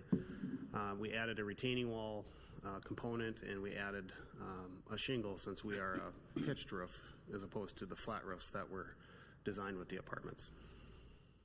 Thank you. Appreciate it. Thank you, Ms. Larson. Ms. Phillip. Following up on Councilmember Sippel's thoughts about getting to your storm shelter, I have a feeling that if your HOA wanted to do a drill, our fire chief would be most happy to bring their folks out there to assist and answer that question, and they'll know exactly what to do. Fire drills are good when you're in grade school, and I bet you they're still working now. Yes, and we would encourage that. That's, once we start occupancy, typically in one of the projects, we do try to work with the fire department to actually have a meeting with the residents there to make sure they're following the protocols that the fire department recommends, and that's a good idea. Thanks. Thank you, Ms. Phillip. Ms. Kane. Yes, I don't have questions. I just have more comments to make. I think it's interesting in the notes it reads that you already have 60% of the homes spoken for, and it's clearly a model that's working. If you look at their statistics about the others in the area, it's not a model that I'm super familiar with personally, but it's clearly working. So I appreciate the ownership aspect. That's super vital to this board, and the fact that from what I understand, from what I read, that they will increase in value, that 3% annual appreciation that the homeowner will be able to take credit or get credit for at the end. So that's super cool. Chairman Coleman, I thought, said it really well at the very end. It says, this diversifies our housing stock and allows those who are aging to stay in Leawood. He likes the ownership aspect as well. It allows people to keep accumulating wealth as they age. So those are super critical issues for all of us. So thank you for bringing us a product that is unique to Leawood and relatively unique to our metro, and diversifying and allowing our residents at a to accumulate wealth, not just pay rent to some landlord somewhere. So thank you for that. Oh, you're And welcome. welcome We're excited to be Leawood. here. We're excited we were able to find a location that worked well within Leawood. And With that, I move to approve if nobody else wants to, or Thank there you, are no Ms. more Kane. questions. Second? That was Ms. Villa. Any additional questions for the applicant or discussion? Yes, Mr. Sipple. Just one simple question. If, assuming it is approved here shortly, when would you be open for business in terms of having your first tenants move in? yeah, we're moving as fast as we can. We would intend on submitting the package for building permit with maybe as early as next week. Right now, the plans for the entire site have been completed and are out for bid right now with the contractor. So the last step we needed was to get a third-party peer review of that storm shelter requirement. That's part of the building permit process, is we have to have someone do a review of that and sign off that it meets the codes. And once we have that, we'll submit a package for permit. We've talked to the building department, and we're hoping to get a permit in the next couple of months and break ground. In general, most of these projects, it's been a little odd the last few years with just some of the supply chain issues and some labor issues, but it generally takes about 1.5 years to build. So A year from Christmas, maybe, something like that? Right, yep. Okay. Thank you very much. Thank you, Mr. Sipple. Any other questions or comments? Ms. Bennett, just to check here, am I correct in understanding that because this is a final plan and final plat, that there's not a requirement of a public hearing? There is no requirement. Traditionally, the city council allows anybody who is signed in to speak on an issue to speak, but no, there is no required public hearing by the governing body. Thank you, Ms. Bennett. With that, is there anyone in the audience who wishes to be heard on this particular project? If not, is there any additional discussion on the pending motion? If not, all those in favor of approving Planning Commission case, I've lost track of it now, sorry, 9-24, please indicate by saying aye. Aye. Those opposed, same sign. The ayes have it, and Planning Commission case 9-24 is approved unanimously. The council now calls Planning Commission case 115-23, ordinance approving a revised preliminary plan for East Village phases 5 and 6 located north of 135th Street and west of State Line Road. Mr. Klein, do you wish to be heard? Yes. Mr. Mayor and members of the governing body, this application is regarding East Village. East Village had already a preliminary plan approval for the overall development, including this section, which is adjacent to State Line Road, kind of the northwest corner of 135th and State Line Road. It does have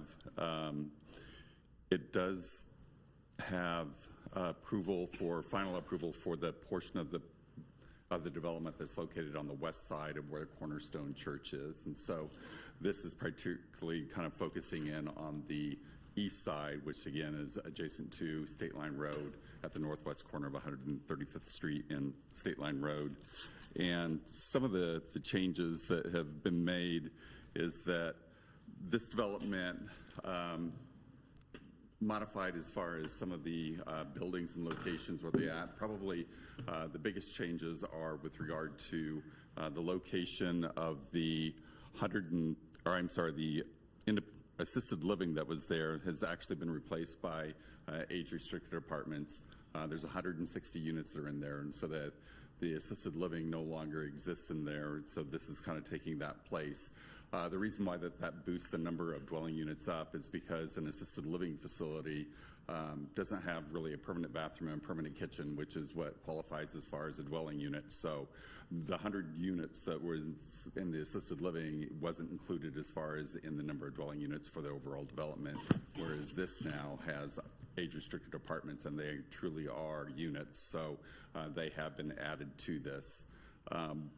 Another thing that had changed as far as there was 2 drive-throughs that were added as well.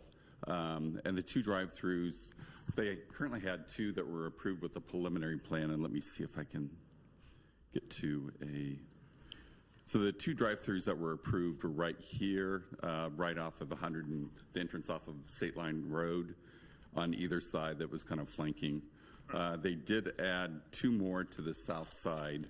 One is a coffee shop that's located around here. And so if you look at this building that is located here, this is the coffee shop. And just to the south of it is a retail building. But the drive-through that kind of goes through the middle. It is connected as far as with the canopy. So on that drive-through, they'd be going underneath the canopy and then cycling back into the parking this way. And then the other one is a bank building that is located right here, and it has an ITM. An ITM is a little bit different from an ATM in the fact that it has a video screen that's there, and so I guess a lot of the banks are kind of going to this to where you actually are talking to the video. And you don't necessarily are talking to somebody who is in the bank itself. They could be actually located across town, and so you're doing that transaction that way, and so that's what the ITM is. In this area right here is where the age-restricted apartments were provided, and again, that's 160 units. They do have, it's 3 to 4 stories in height. A 3-story parking structure is located here. It is wrapped all the way around as far as the parking structure with apartment units that are around there. So that part is kind of screened, similar to what is over at Park Place on some of their apartments that flank on either side. So it's screened that way. In addition, they also have, as far as a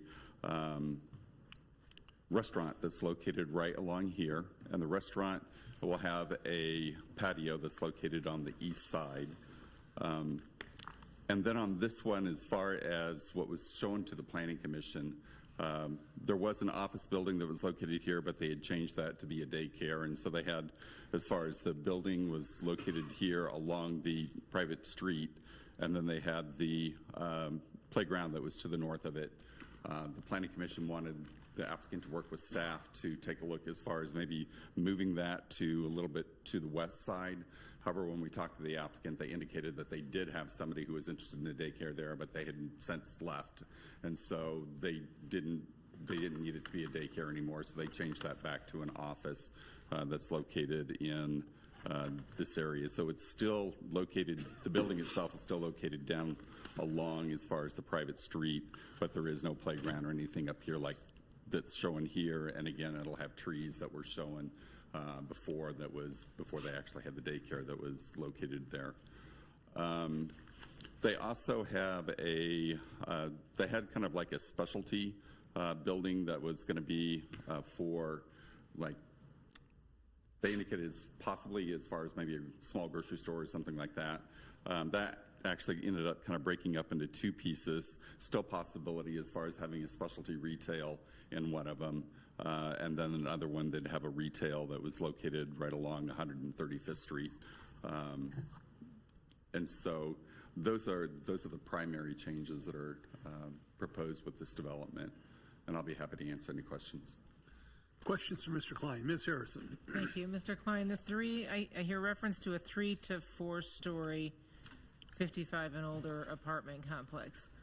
And I get nervous about how much of it's 4 and how much of it's 3. If it's 3 to 4, I've walked this area a lot. This is pretty flat. I mean, all 135th Street, this area is pretty flat. Am I right? Right. Right. So is it 3, mostly 3, mostly 4? I believe the 3-story, and the applicant can talk about probably a little bit more. This is the 3-story or 3-level parking garage, and I believe that's the 3-story portion that's around there. And then I believe this is the 4-story here. You do have kind of this outdoor plaza area that's kind of a private courtyard for the residents of the apartments that are located there. That's so on the tucked in housing here. Part of the structure is mostly 4 stories. I believe so. With an elevator. Correct. And actually, the developer might be able to give you a little bit more. This is a preliminary, so we haven't really gotten into as far as the elevations as much. They did provide preliminary elevations. It does have a flat roof, but they probably speak a little bit better to that. Okay. I'm stunned to learn that 3- and 4-story apartment buildings are going in all over Johnson County without elevators. So I'm learning that some areas 3 stories doesn't require an elevator or something like that. Is that right? I haven't heard. I know as far as if you go above, I believe it's 4 stories, you have to get into steel construction and stuff, and that changes as far as the costs that are associated with it. But I haven't heard that with regard to that elevator. Okay. That's something I could check with Travis, and maybe the applicant would be able to answer that. Okay. And the parking, because, you know, I want to be consistent about asking about parking. Our last applicant, who coincidentally also took an assisted living facility off their preliminary plan, and as does this one, so there go all the assisted living facilities we thought we were going to get, had 1.6 parking spots per unit, and a similar audience, really. I mean, apples to apples here, 55 and older. So how many parking spots between the parking garage and, I would say, that closest area to the north does this It has 195 parking spaces within the structured parking portion of it. There's 160 units, so they exceed as far as the number that will be totally enclosed. And then the rest will be out here. However, they did also offer a parking study to reduce that number down to, I believe, 1.5 parking spaces per unit. Okay, with all the restaurants that are going in here, I worry about the parking. And the restaurants, they did take into account as far as the number of seats. So restaurants are required to have a parking ratio of 1 parking space for every 2 seats. Each one of the drive-through restaurants, for instance, on those, not the sit-down restaurant, but the drive-through restaurants are required to have a special use permit. Essentially what that means is you're kind of approving kind of a placeholder for those at this point, but really most of the analysis is done at the time that they actually have somebody who is actually proposing to move in there. And so that's when we'll know more about the user. We'll know more about as far as, you know, how much queuing they generally need, how many seats that they'll actually have. And so that is possible that, you know, the number of seats and everything could change from what they currently are showing. And those do have a special use permit that they do have to go through the Planning Commission, City Council. It does have public notification for each one of those. So they are noticing as far as everybody with 200 feet with certified return receipt mail, in addition to the Interact meeting within 500 feet and holding the Interact meeting. And then we also notify the homes associations in the area as well. So that will happen with each one of the drive-thrus. With each of the drive-thrus.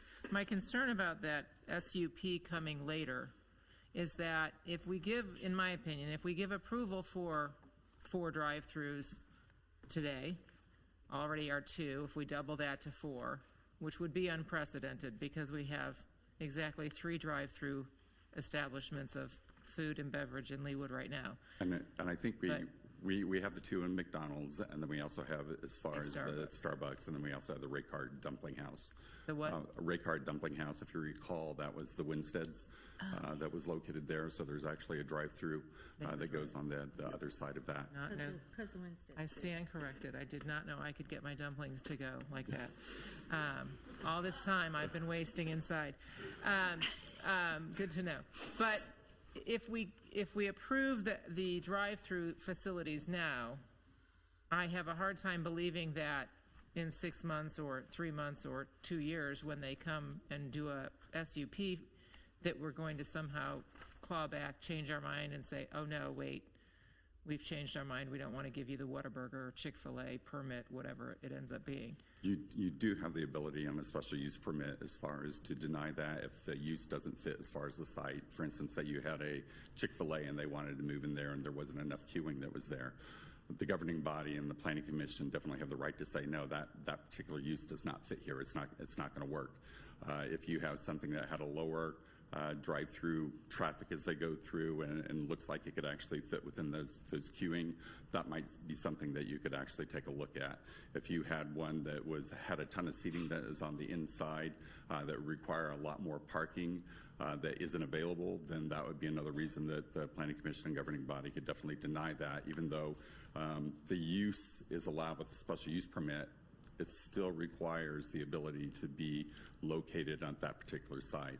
That's unlike as far as your planned uses, where you can actually go in and the developer kind of has an expectation that they'd be allowed there because that's what it's shown as far as in the table of uses as a planned use, whereas a special use uses that to say, okay, hey, the use in general might be able to go here, but if it doesn't meet all the requirements and actually fit with that site, then you can reject that. Okay, my last question, and you queued it up perfectly, was the traffic. I read in the notes that we did a traffic study, or not, some assessment of traffic in November of 2023. The staff did some sort of traffic analysis? The applicant did a revised traffic analysis. They provided that to Public Works. Public Works, is my understanding, then hired a consultant or had the consultant review that traffic study to make sure that they were in agreement with it. When I talked to Brian earlier today, he indicated that most of the traffic that was going to come off was that central drive off of State Line Road, and not as far as some of the other one that was listed as Site Drive 6, I think. And so I'm not sure if Public Works wants to further comment on that, but Well, I'm curious, how are we doing traffic studies if we're not laying down counting strips? Because I haven't seen a counting strip on 133rd in years. I think they base it as far as on the uses, and then when it comes in for a final plan, it'll get nailed down a little bit more, but I could leave that to... I worry just because I live along this corridor, I walk it, I bike it. My neighbors have concerns about this corridor. The Quick Trip, I zip into Missouri, sorry, and buy all my gas at that Quick Trip and zip back across the state line, not going further into the, Home Depot or the Walmart parking lot necessarily. So I'm breaking with the trips per gas pump, ratio. But I really worry how much traffic we're encouraging at 133rd and State Line. I think it's going to become a real concern. And there's a housing development right there that I thought was promised no more drive-throughs. I thought that was part of the deal that there was, at all those Interact meetings 2.5, 3 years ago. I thought that's what I understood that to mean. And we got some notes from some folks that live over there that thought they heard the same thing. So I do have worries about the validity of a traffic study done during COVID that has not been counted lately, but those are my concerns. Thank you. Thank you. Thank you, Ms. Harrison. Other questions for Mr. Klein? If not, Mr. Klein, nope, you can step down. Thank you. Mr. Reuter, Mr. Holland, who's taking the lead tonight? Mr. Holland, if you could state your name for the record, welcome back to the City Council.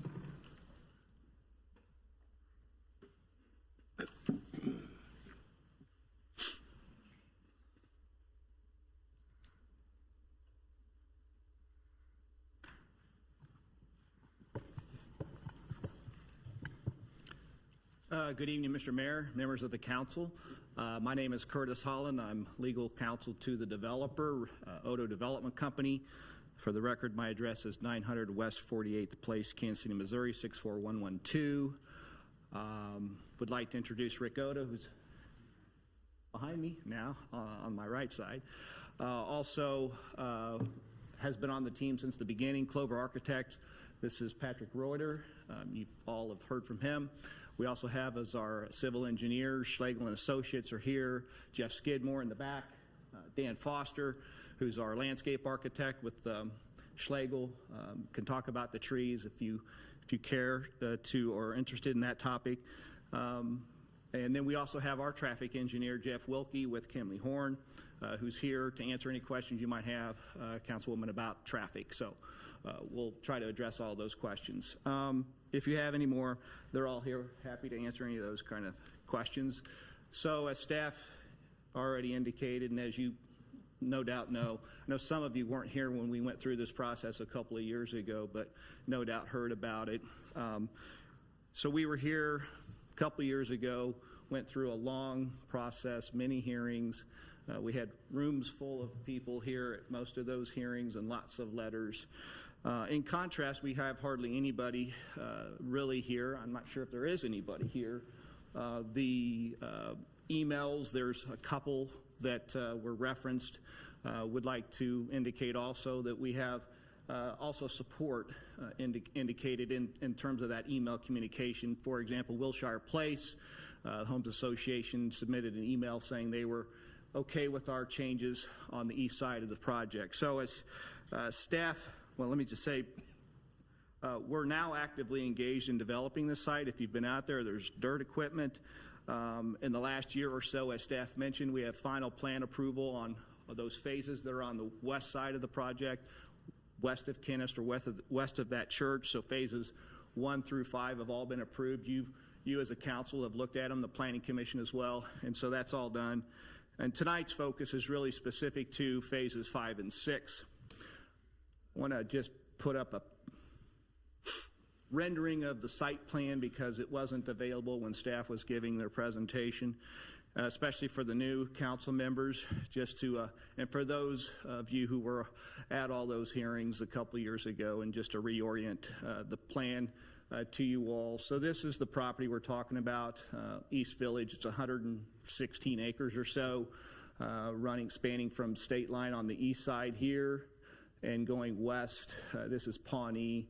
This is the backside of the Price Chopper off of Mission Road. So just to orient yourself, this is the 133rd Street that Council Member Harrison was just talking about, and then obviously 135th Street down here on the south side.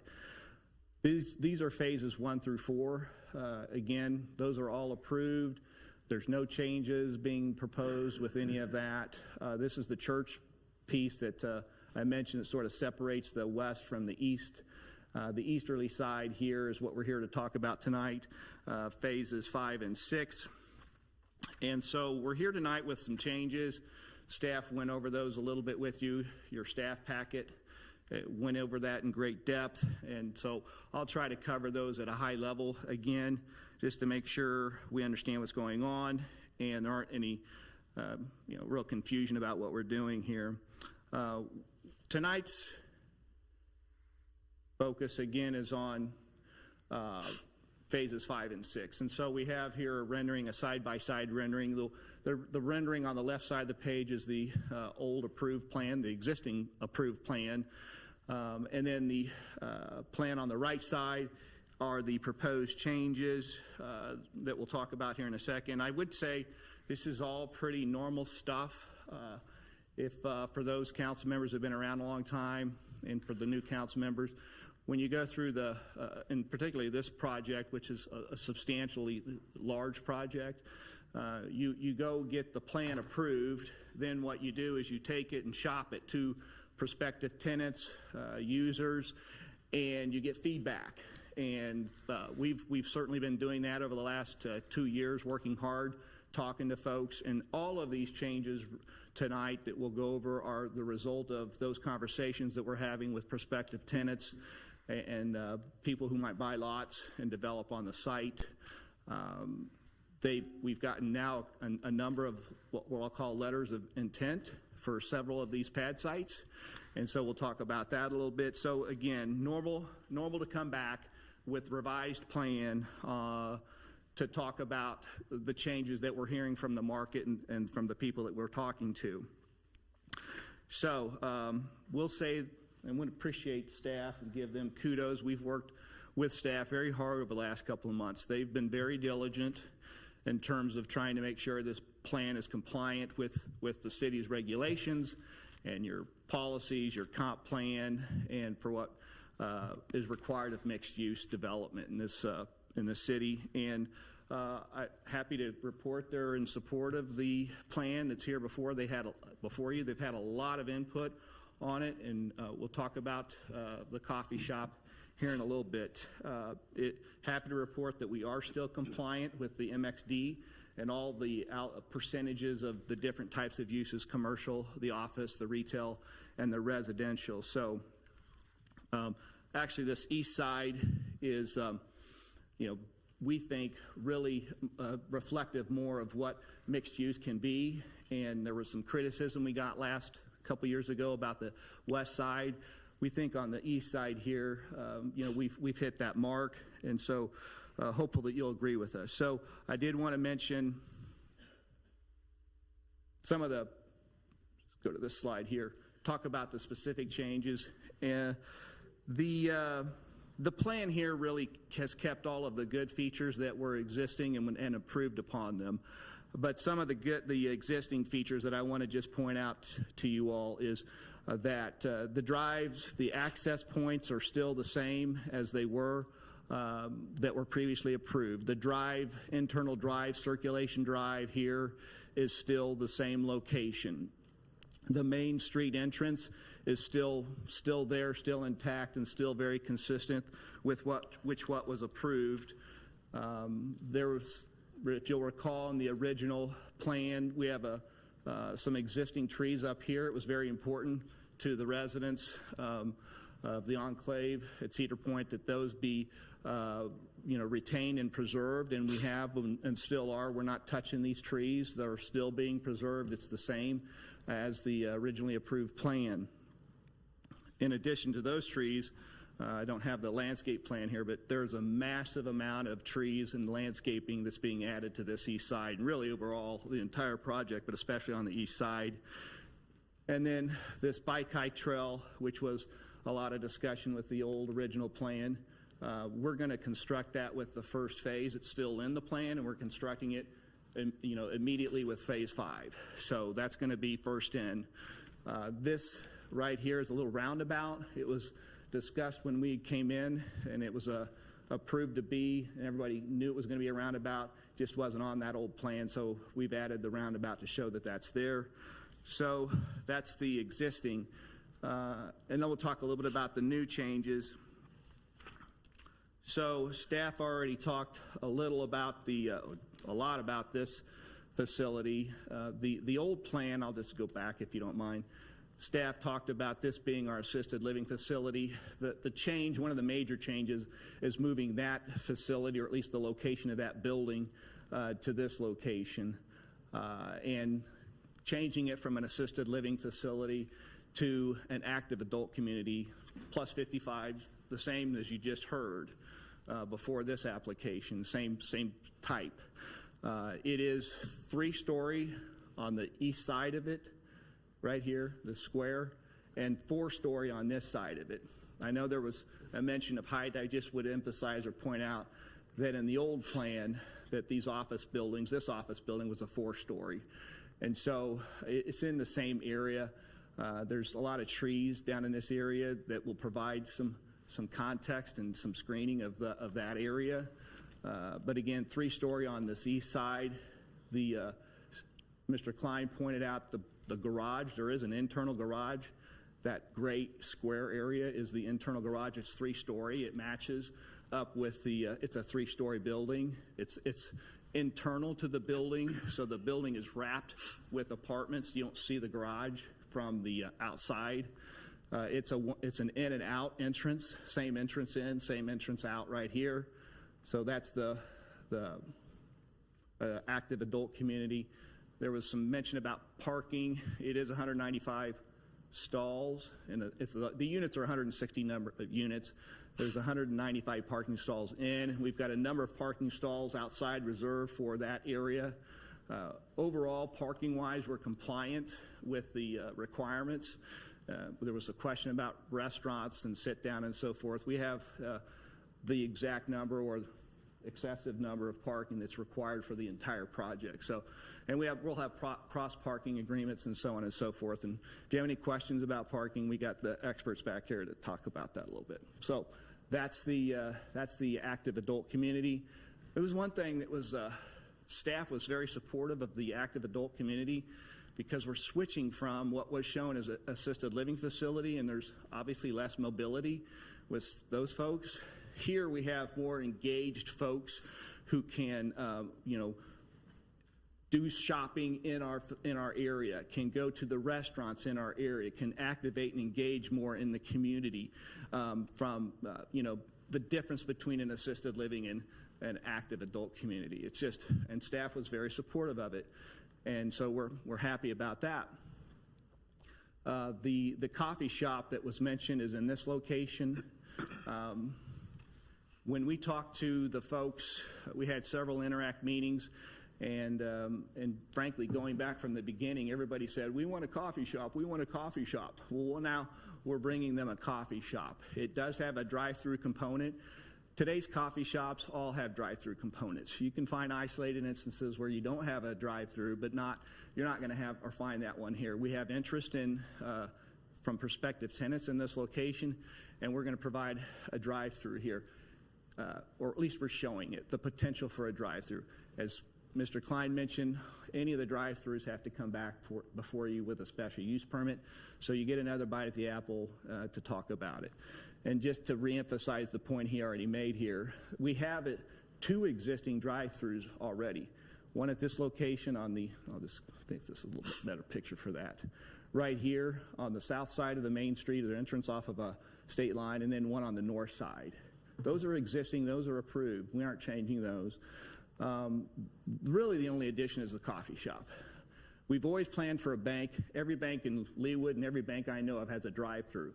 This one isn't necessarily a true drive-through for a bank. It's just they wanted to put the ATM, and Mark called it an ITM, on the side of their building. And that's easier and safer for the bank in terms of loading money into the machine and so forth. And so you have a bit of a drive-through here for that right here that allows them to access the building and access this ITM machine that's attached to the bank building. But again, all banks in Leawood have drive-throughs, so you can count it as a drive-through. I don't really necessarily think of it as a drive-through in the normal sense that maybe some of the residents had, or even some of the council folks here had, about adding another drive-through. The bank isn't really a drive-through, so it's in our mind really just plus one drive-through. It's a coffee shop. It also has a canopy or a roof over, let me point out this building here. This building to the south is potentially another restaurant. We've got a patio on the south side of it, but I think it was staff's recommendation, maybe you put a roof over the 2 buildings to connect them, and it sort of helps make it look less like a drive-through and more like a building, but it has a kind of a tunnel drive that goes through a building. But that's what that will be. Staff talked about the addition of a restaurant up here at the northeast corner. That's the location of it. And when we talked to the residents at our Interact meetings, they wanted the patio to be on the east side. It's probably better to be on the east side, because if you think about the western side, at sunset, the sun beating down on folks, it's better to be on the east side. So that's where we've placed that. All these red buildings we're showing as retail pads, but they all have the possibility to be restaurants. So we could have more sit-down restaurants in this project, which I think would be a good thing. See what else we have here. In this location, if you go back to the old plan where we had the assisted living facility, and now we're moving that building really down to this location, and we're putting back in that space, if you will, some additional offices. So we have the office buildings here that are sort of grouped together, a little bit more symbiotic to have those office buildings next to each other. Staff talked a little bit about this building here.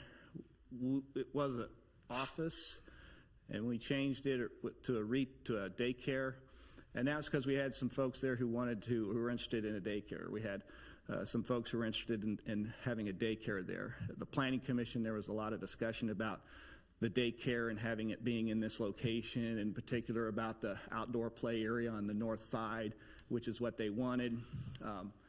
And after discussing it at the Planning Commission, then we went and met with staff again. That user just went away, so there is no daycare user for that location right now. So that's the change and that's when we'll get to the stipulations. That was stipulation 51 that we come and talk to staff about it. We already did all that. So next, I want to talk to you a little bit about connectivity. This plan is walkable.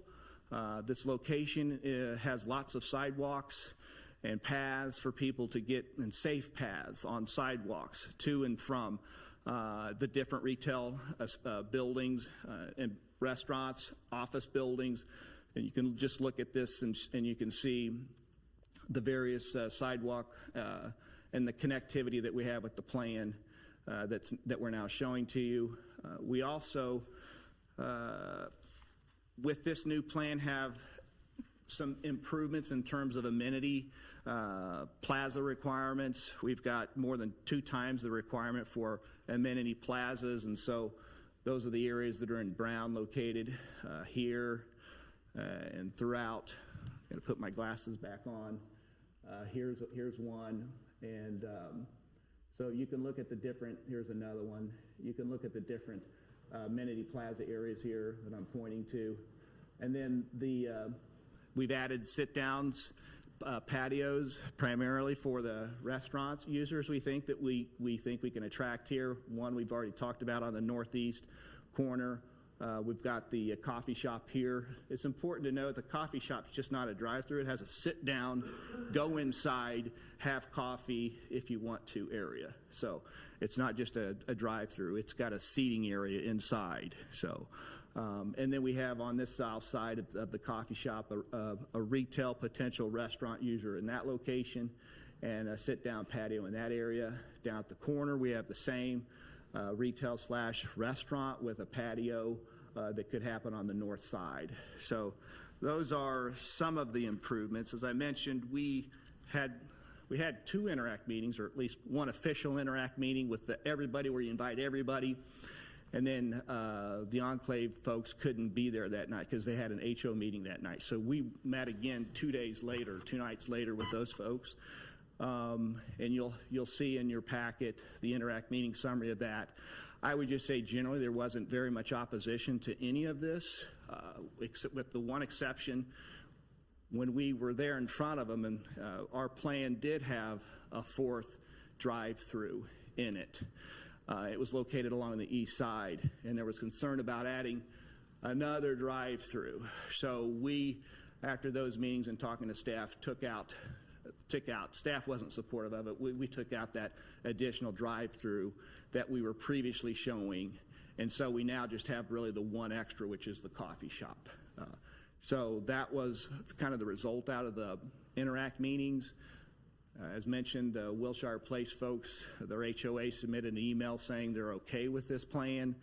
I don't see a lot of opposition. There hasn't been opposition all along on these changes, and we've kept everybody included in all these discussions. Rick's been on emails with all of the HOA folks and the people who were prominent in the earlier meetings, so everybody knows what's going on with this plan and the changes we made with this plan.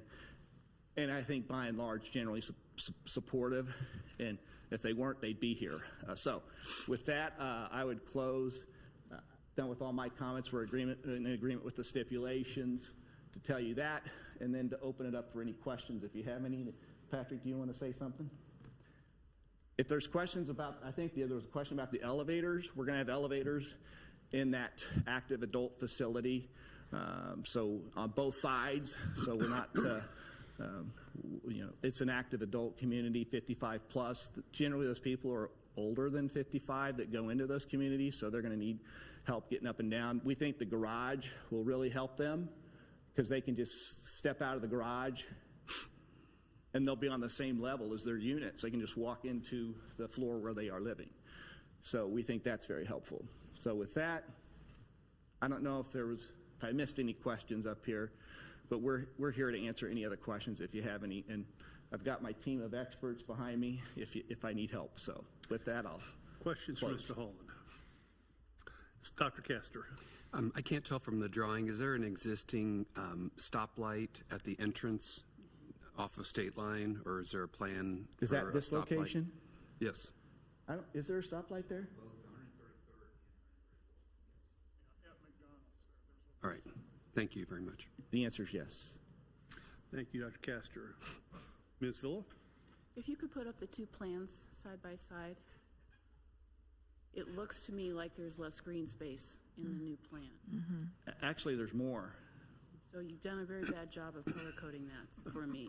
So Well, I apologize. Yeah, we actually have 28% more open space on this one than we did with the other one. It's not 28%. Oh, It's a higher percent, sorry. Patrick Reuter with Clover Architects, 8813 Penrose Lane, Suite 400, Lenox, Kansas. To answer your question on the plan, so the plan on the right, we've actually added in and shown all the trees to match the landscape plan. So what you're seeing with darker is all the trees that were added in. The plan on the left didn't have all the tree locations at the time of the proposed PDP, so the plan on the right now shows all of those. So if you didn't have the black around the green circles of the trees, it would be much, much. Correct. There is an increase in green space from the PDP overall. I don't know what that percent is off the top of my head, but I can check. Thank you, I appreciate that. How much is it, Patrick? How much more is there? I need to check on that.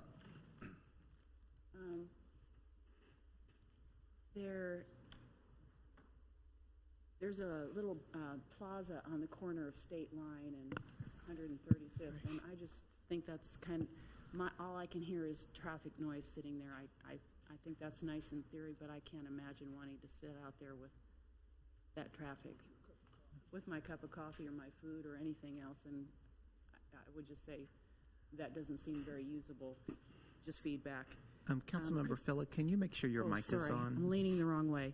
The plaza on the corner there of State Line 135th seems like it's going to be too noisy and probably too much car congestion to really be considered a plaza for eating or sitting or relaxing or reading a book. I'm just saying.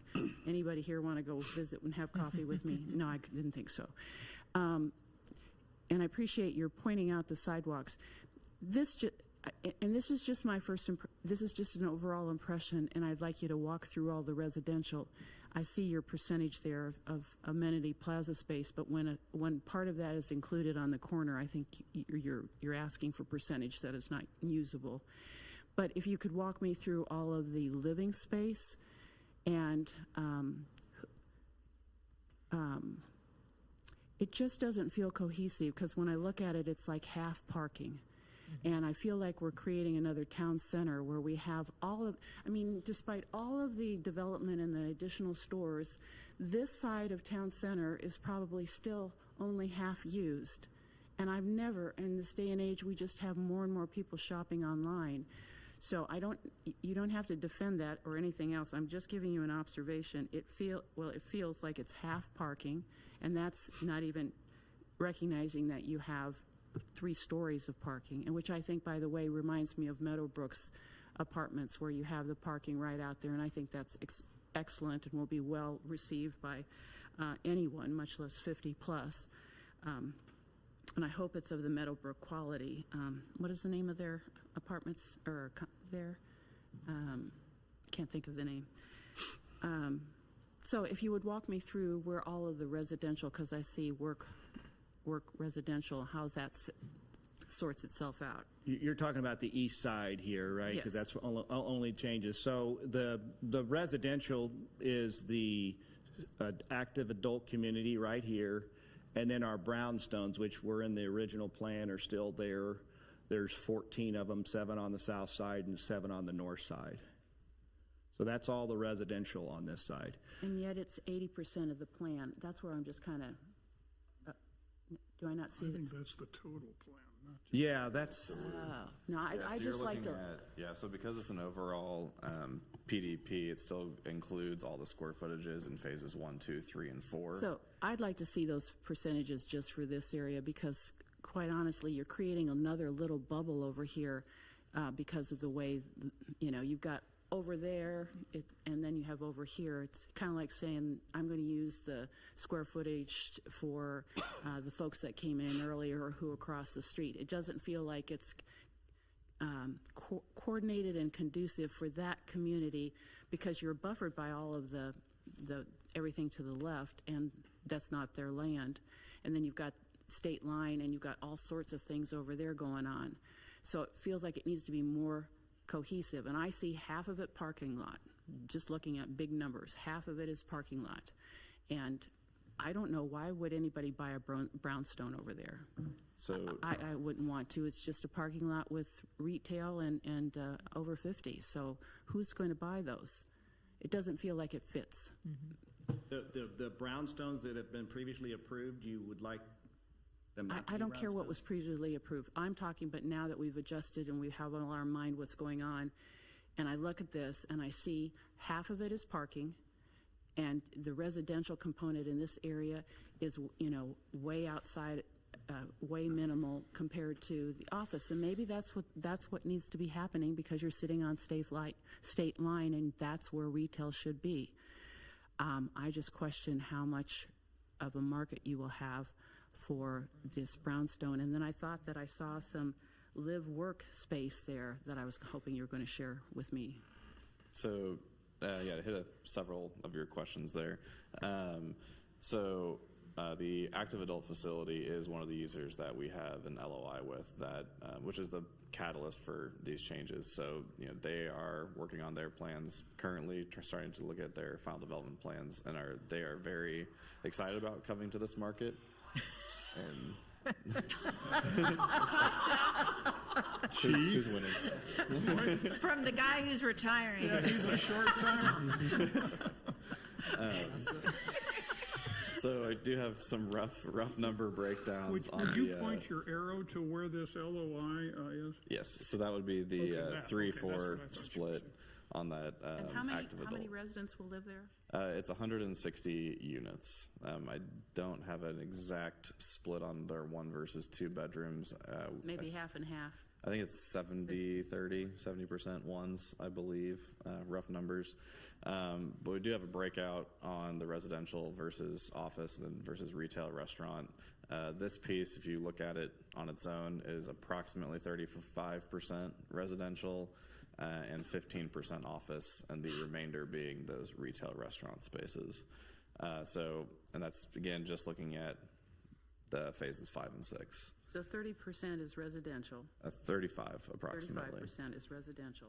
And how much is office? 15%. And then the rest is retail.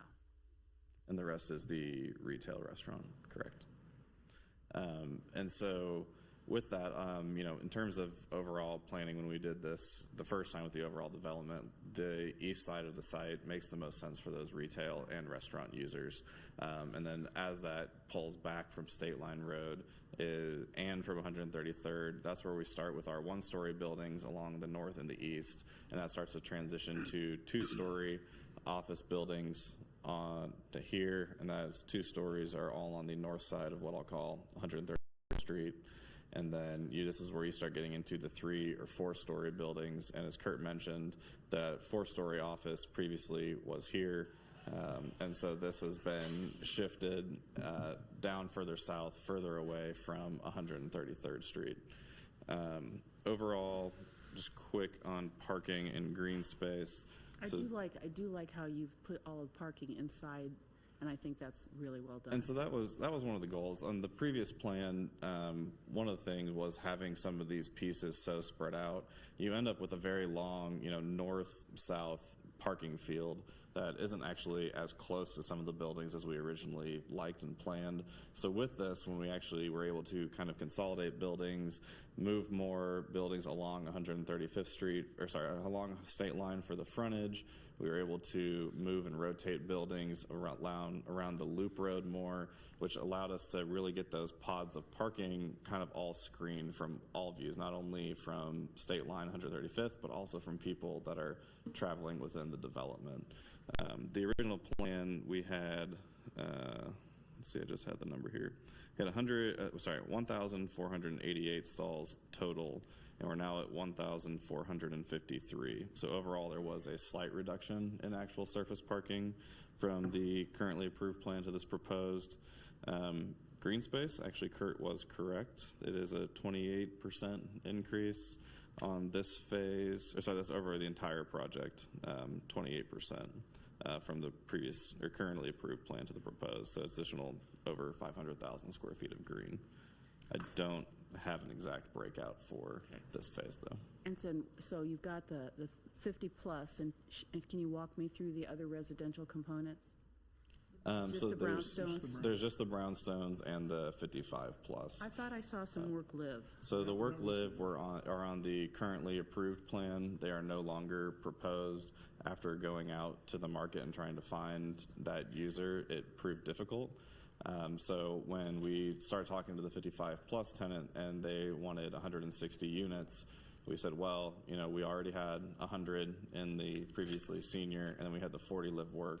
So, we're looking at it, it's 140 residences versus now 160. So to try and mitigate the amount of actual density and units in the project, we kind of combined all those into this one building to try and be sensitive to that. So that work-life thing just didn't catch on in the marketplace, huh? Not in this location. It's a difficult product to sell. It's the office component. We can't get anybody to take the office side of it, so therefore there's without the office, you can't get money for the. So if you had your druthers, would you put in more housing? I'd put more brownstones in and twin villas and stuff like that over here. I have my druthers, but that's not. If we didn't have the percentage thing, you're saying you would be open to doing that? If you're saying if that we did not have our percentages that required office, you would put more brownstones in this space? I'd put more for sale twin villas and brownstones here, if it wasn't for that requirement. How many more would you put in if you had your druthers? I don't know right off the top of my head. I'd have to look at it, but. And you're shaking your head now. Behind you, your architect here. Oh, I'm saying I don't know the answer. We would have to analyze how much could actually fit on the site if we were to do that. It seems to me that would be a good exercise to go through. I would note for the record that was Mr. Odo who was speaking towards the end of that exchange. So I'll give my address. So you have Rick Odo, President Odo Development, 15200 West 105th Terrace. And all right, thank you very much for letting me go through and get that learning curve with you and explaining the trees, camouflage of your green space, letting me share about that little plaza. I don't think you can count that as real. And the kudos for enclosing and having 3-story parking to facilitate people's access to their apartments. And then I would say that I would love to open. How do we open the door for additional brownstones or twin villas, if that's what the marketplace wants, instead of more retail, which seems, I don't know, has anybody gotten the feeling that all the office and retail excess we have has gotten sucked up anywhere? Well, I know, but we. Thank you, Ms. Fulla. Other questions from my left? Mr. Sipple. Thank you very much. This might be a question for your traffic engineer and for David Lay. So if I could get David to come back into the meeting, I'd appreciate it.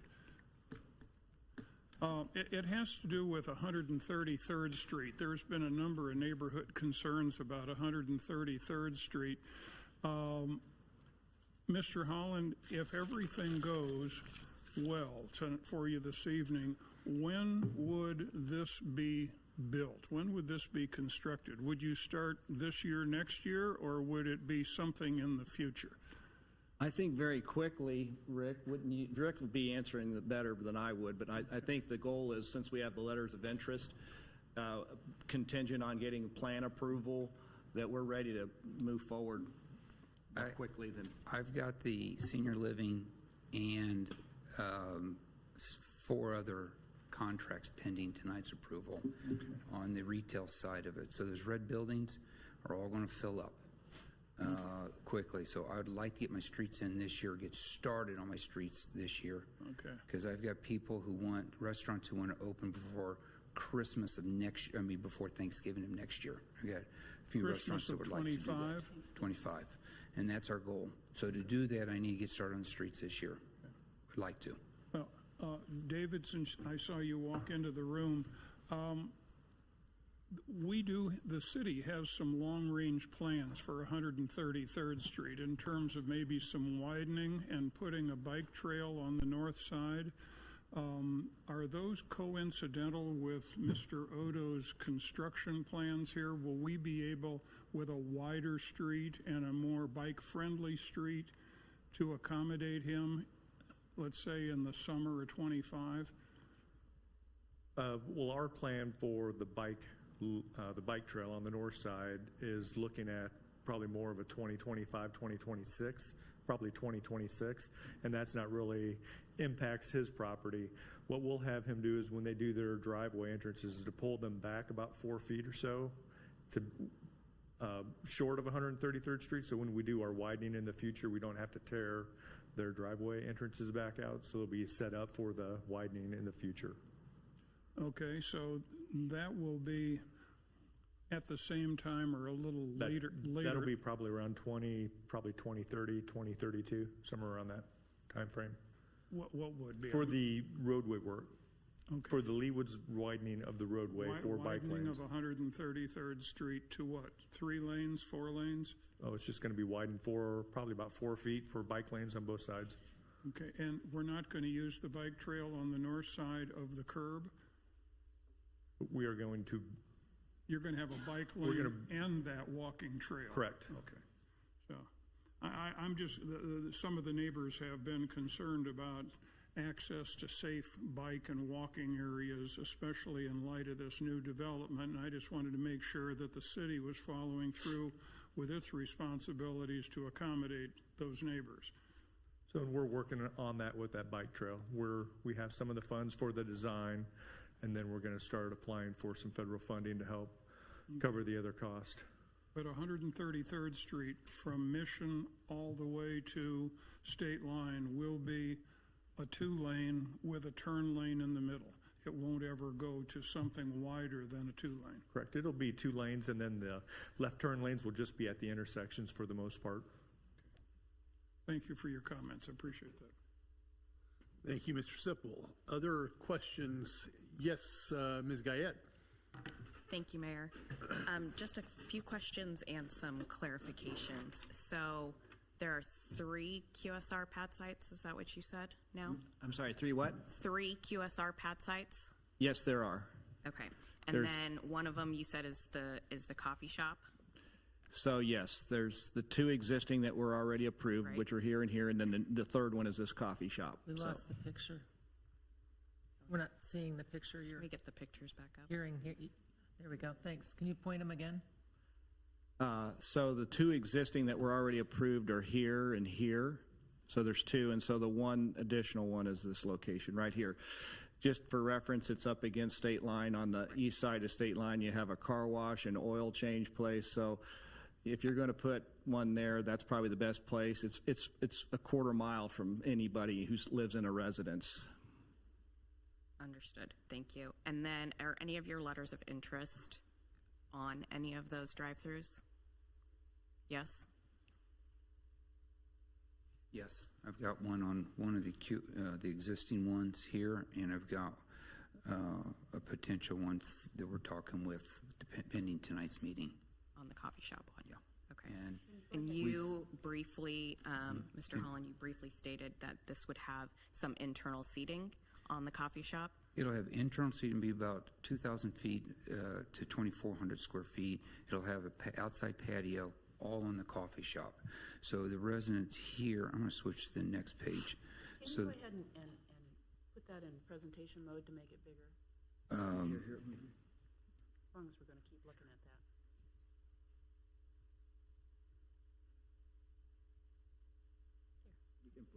Yeah, I will.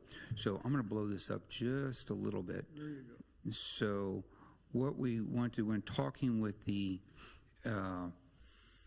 55 plus senior, which I wouldn't mind coming back to in just a second, one of the requests is that they and several of the other sit-down restaurants all wanted to have a coffee shop in the area because they know if a coffee shop's there, it brings people in the morning, they see where they want to go have dinner that night. So it's imperative that we have a coffee shop. And in the beginning, we start talking and go, oh, I don't want a coffee shop across the street from Starbucks. Now I realized I want a coffee shop across the street from Starbucks. I can beat them, especially with a better plan like this. So we have several people wanting this location. I'm going to blow this up even more if I can. I can't. This little gray area is the patio. For it. There's also a patio at this end for another restaurant. We can't see it. There's no pointer there. So there's the patio on the west side of it. Yes. Yes. Again, there's no, Oh, On the can't, west side of that coffee shop. Yeah, it doesn't show up when you go in presentation mode. gotcha, thank Better. you. right there. Oh, I like that. Okay. Can't zoom in with it. Yeah, you can't. Oh, as soon as I It zoom go- it in, goes we can't away, do it. yeah. Okay. But- So, boy, I'm going to go back to what we had if I can. Go back to presentation. Okay. So you've got the gray area there with the patio. Patio here. We've got the ability to add a patio to this one as well. This side here, patio's already drawn in there. We can put patios on these as well. All of these are set up to have a restaurant component, at least one, if not two. We have the walking from the senior living. You can see the straight line that we have, and I want to blow this up. The light gray is the sidewalk, and that's, I'm going to go to the page. I need to go to the next page. This page here, you can see the green. That's the green's an 8-foot sidewalk all the way on down to here. And I hope you can see this. The drive-throughs do not conflict at all. Worked real hard with staff. They gave us some really great ideas, to be honest, on how to make to eliminate all the conflicts with the drive-throughs, so that if there is extra stacking, because these are set up for, instead of 10 like it's across the street, for 14 here and even more, they don't interfere with drive lanes or the sidewalks. We're real careful that none of the sidewalks and the walking trails to the coffee shop especially interfere with each other. And then, of course, we've got several of the plazas all over. I understand what you're talking about, Ms. Fila, on that one up front. We just thought it would look nice from State Line as you're driving by, as you're making that corner or going down 135th Street. It's probably not going to be used. We get that. We just thought it would look nice as our corner monument area. We definitely have several others here. We've got one here, here, here. So just on this walking trail down here, there's 4 of them for people to sit. We also have the restaurants on the ends of those brownstones. We have potential, I didn't say brownstones, but potential, I need to go backwards, the restaurant or retail, whatever those would be on those brownstones. Did I answer your question? Yes, you did. Because in my mind, there's a big difference between something like a 7 Brews or a Scooters versus And I've had offers for those, and we originally had one here, but it had very little inside or no inside, and I was insistent that we have an inside seating with an outside patio, so they have a true breakfast, they have a little bit of stuff, and we're talking some nice high-end ones. Okay. And the senior living also wanted to have something that their people could walk to. And there's a real need for this senior living because the Active 55 is the #1 thing that people over 70 sell their homes to and move into. So this is the ideal item for people to do that. And these people, yes, there are people, like Ms. Kane said, who want to grow net worth or continue to grow. Others want to sell and get all their asset out of their very nice sized house and travel and use the money. So we've got both people, we've got both options, and 4 people for different thought process, but still keeping them in Leawood, which is the goal, to keep the seniors here. And we don't know the unit mix yet on that. Yeah, when I talk to them, typically, because I've worked with this group and we've built them as well, we don't have very many 2-bedrooms. The 2-bedrooms more for, there are a few people that are married, mostly widows and widowers. The 2nd bedroom's more for an office-like. So we agree with the 1.5 or 1.6, whatever you guys settle on a parking ratio for these seniors, because you just simply don't need the parking. Do you know approximately how many square feet each unit will be? We haven't gotten that far into it because that's more for them to do, and I'll come back with them. Okay. And then the bank. Yes. The drive-through. It's a virtual? It's not really what you'd call it. I mean, all banks, if you go to Commerce down the street here, they've got the true drive-throughs and the multi-teller anymore. We originally had this shown, if you go back even one, it had an ATM on the outside of it. But A walk-up ATM or a drive-through? Drive-up ATM. But nobody they want to have the security. They don't like filling the money. away from the bank. They like it inside the bank, so they came to us just recently, said this needs to be changed quickly. I said, now's the time. So we added it as an ITM. And like they said, the difference between ATM and ITM is just a modern ATM attached to the building, so for complete safe of I don't count this as a drive-through. It was. So there's not going to be like retail, like night drops or any. Or I'm sure they'll drops. have, just like you would an ATM has a night drop and do all that. But there will be also an inside office. This is key to them. They want an inside office. They want to set up new accounts. They want to have loans here. They see a lot of need for that. So you're using the acronym ITM. What is ITM? I think it stands for Interactive Teller Machine. You're welcome. Thank you. Thank you. You must have Googled it while we were here. Every day. Oh. Thank you. Ms. Guyette, I think you still have the floor. Okay, thank you. And then there were just a couple things that I do wanted to say that I do appreciate. I do appreciate that the retail is fronting state line. I think that if it is going to be there, it should be a fronting state line. And I also appreciate the parking pods, the smaller groupings of parking. They tend to be quite a bit safer than long strips of parking. So I do appreciate that change. I think that's good. And I like the residential being more internal with the retail fronting state line. So I appreciate those. Thank you, Ms. Guyette. Ms. Kane. Yes. So I guess I'll start by saying what I've said before is this whole development hurts my heart. And this is no surprise to you, but it continues to hurt my heart. Mr. Holland said repeatedly that the residents didn't come to the Interact. The residents aren't sending the emails. The residents aren't worried about this. But I'm here to tell you the residents I'm talking to are not saying that at all. The residents that I'm talking to are saying that we have approved this plan. We have approved the 2 drive-ins previously. They feel that the ship has sailed, that there is very little that they can do, and you've killed them. You've exhausted the residents to the point where they're not talking to you, but they're sure as heck talking to us, or me. I should speak for myself. When the Wilshire Place people wrote the letter, it is my understanding from speaking to people at Wilshire Place is they got very limited information. Now that may be their own fault. I know that it became public just last week, Thursday, on our website. So I don't know who got what, when. All I know is this is what I'm hearing. This is what I'm hearing from the residents out there. So It does. It hurts my heart. It made me go home and cry when after 14 meetings, 16 meetings, whatever it was, when this got approved to begin with.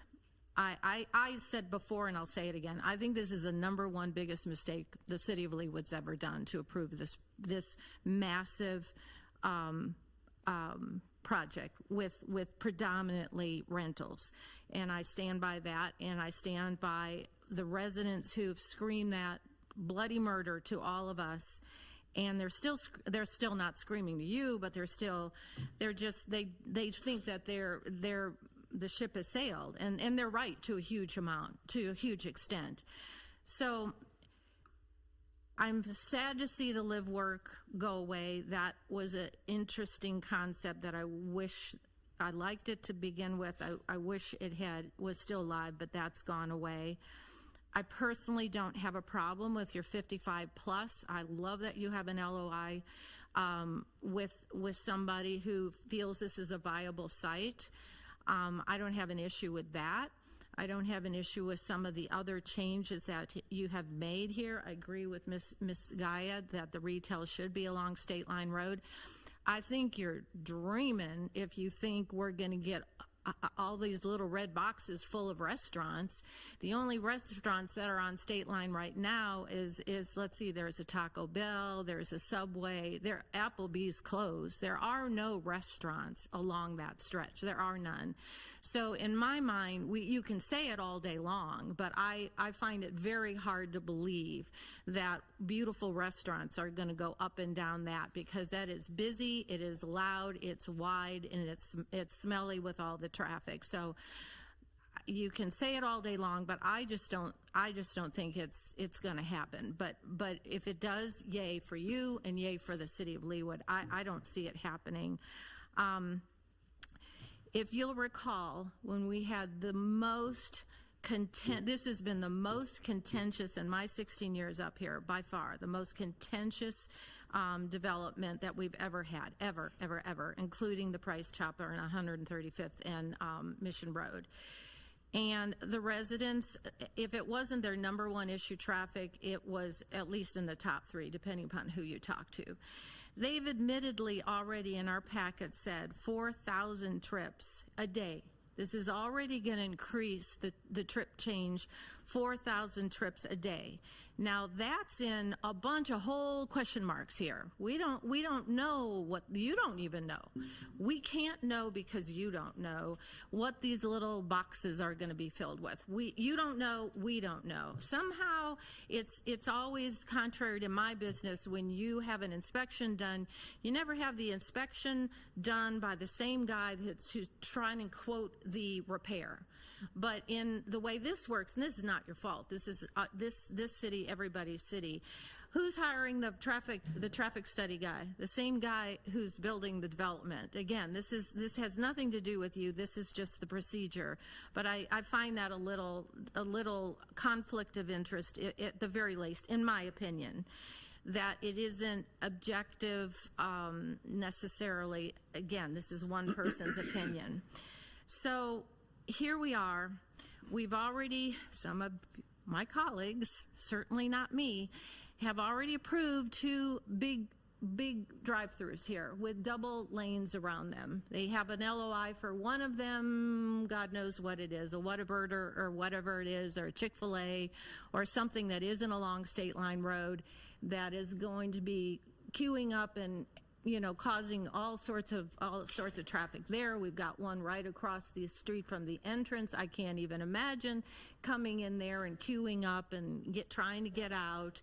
I can't imagine who's going to buy those brownstones right there, 7 and 7. That makes no sense to me, but that was approved, so that's in the plan. They probably would change it if we let them, but that was, they've asked for other changes, so that's probably not actually accurate.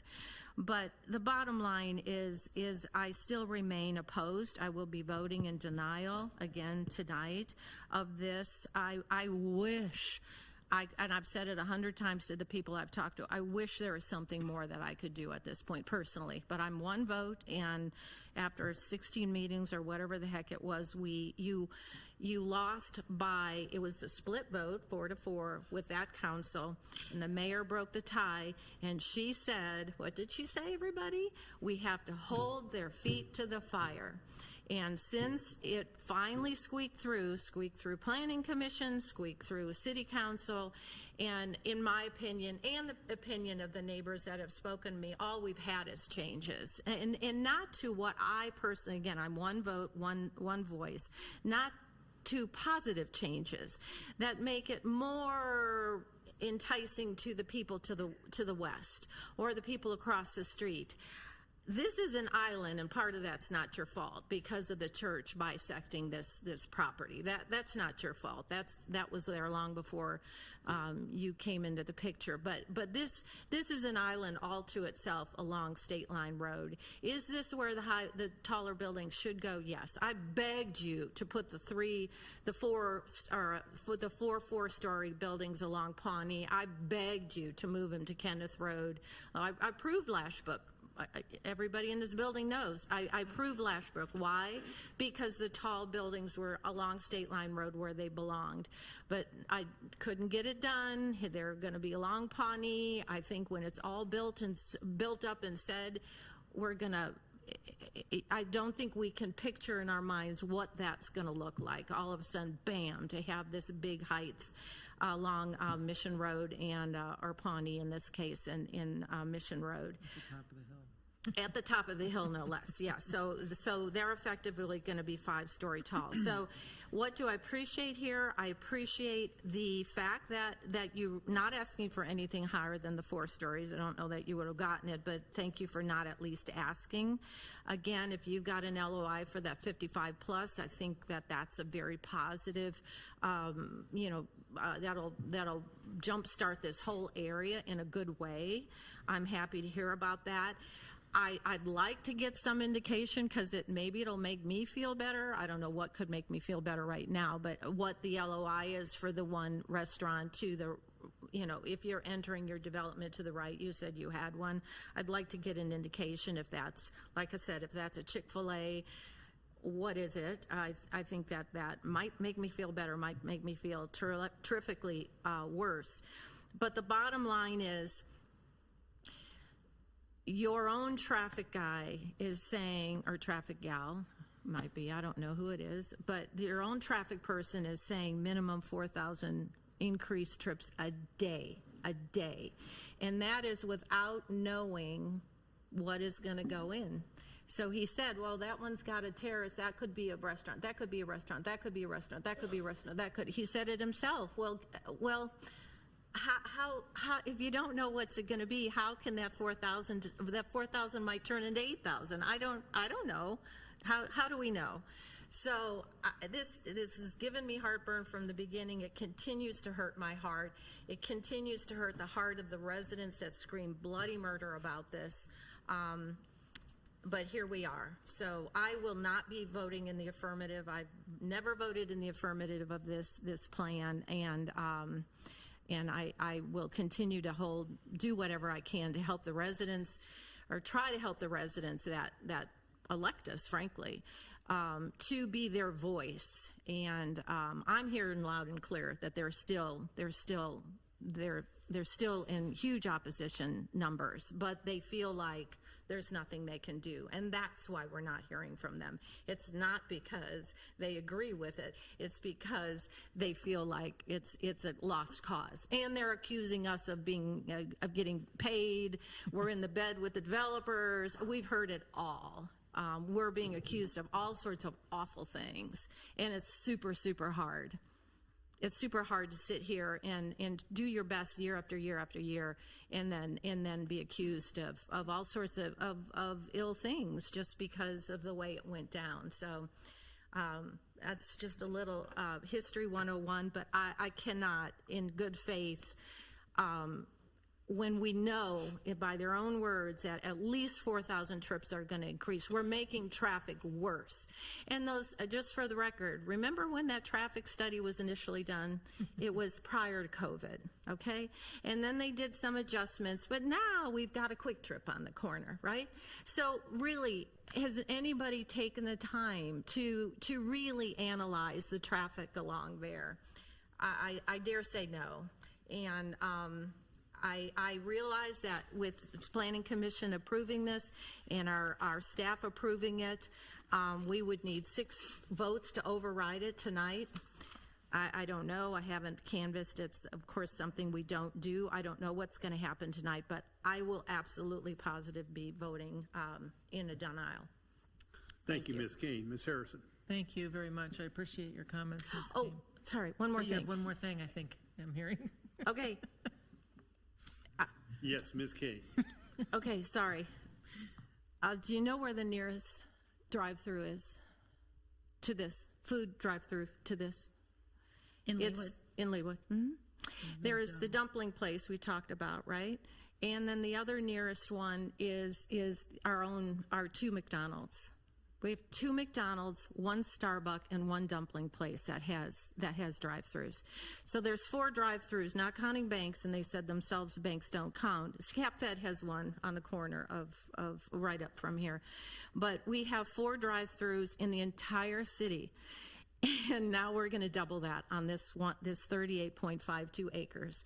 So once again, we had very few rentals, and some of this body has approved all this sea of rentals here.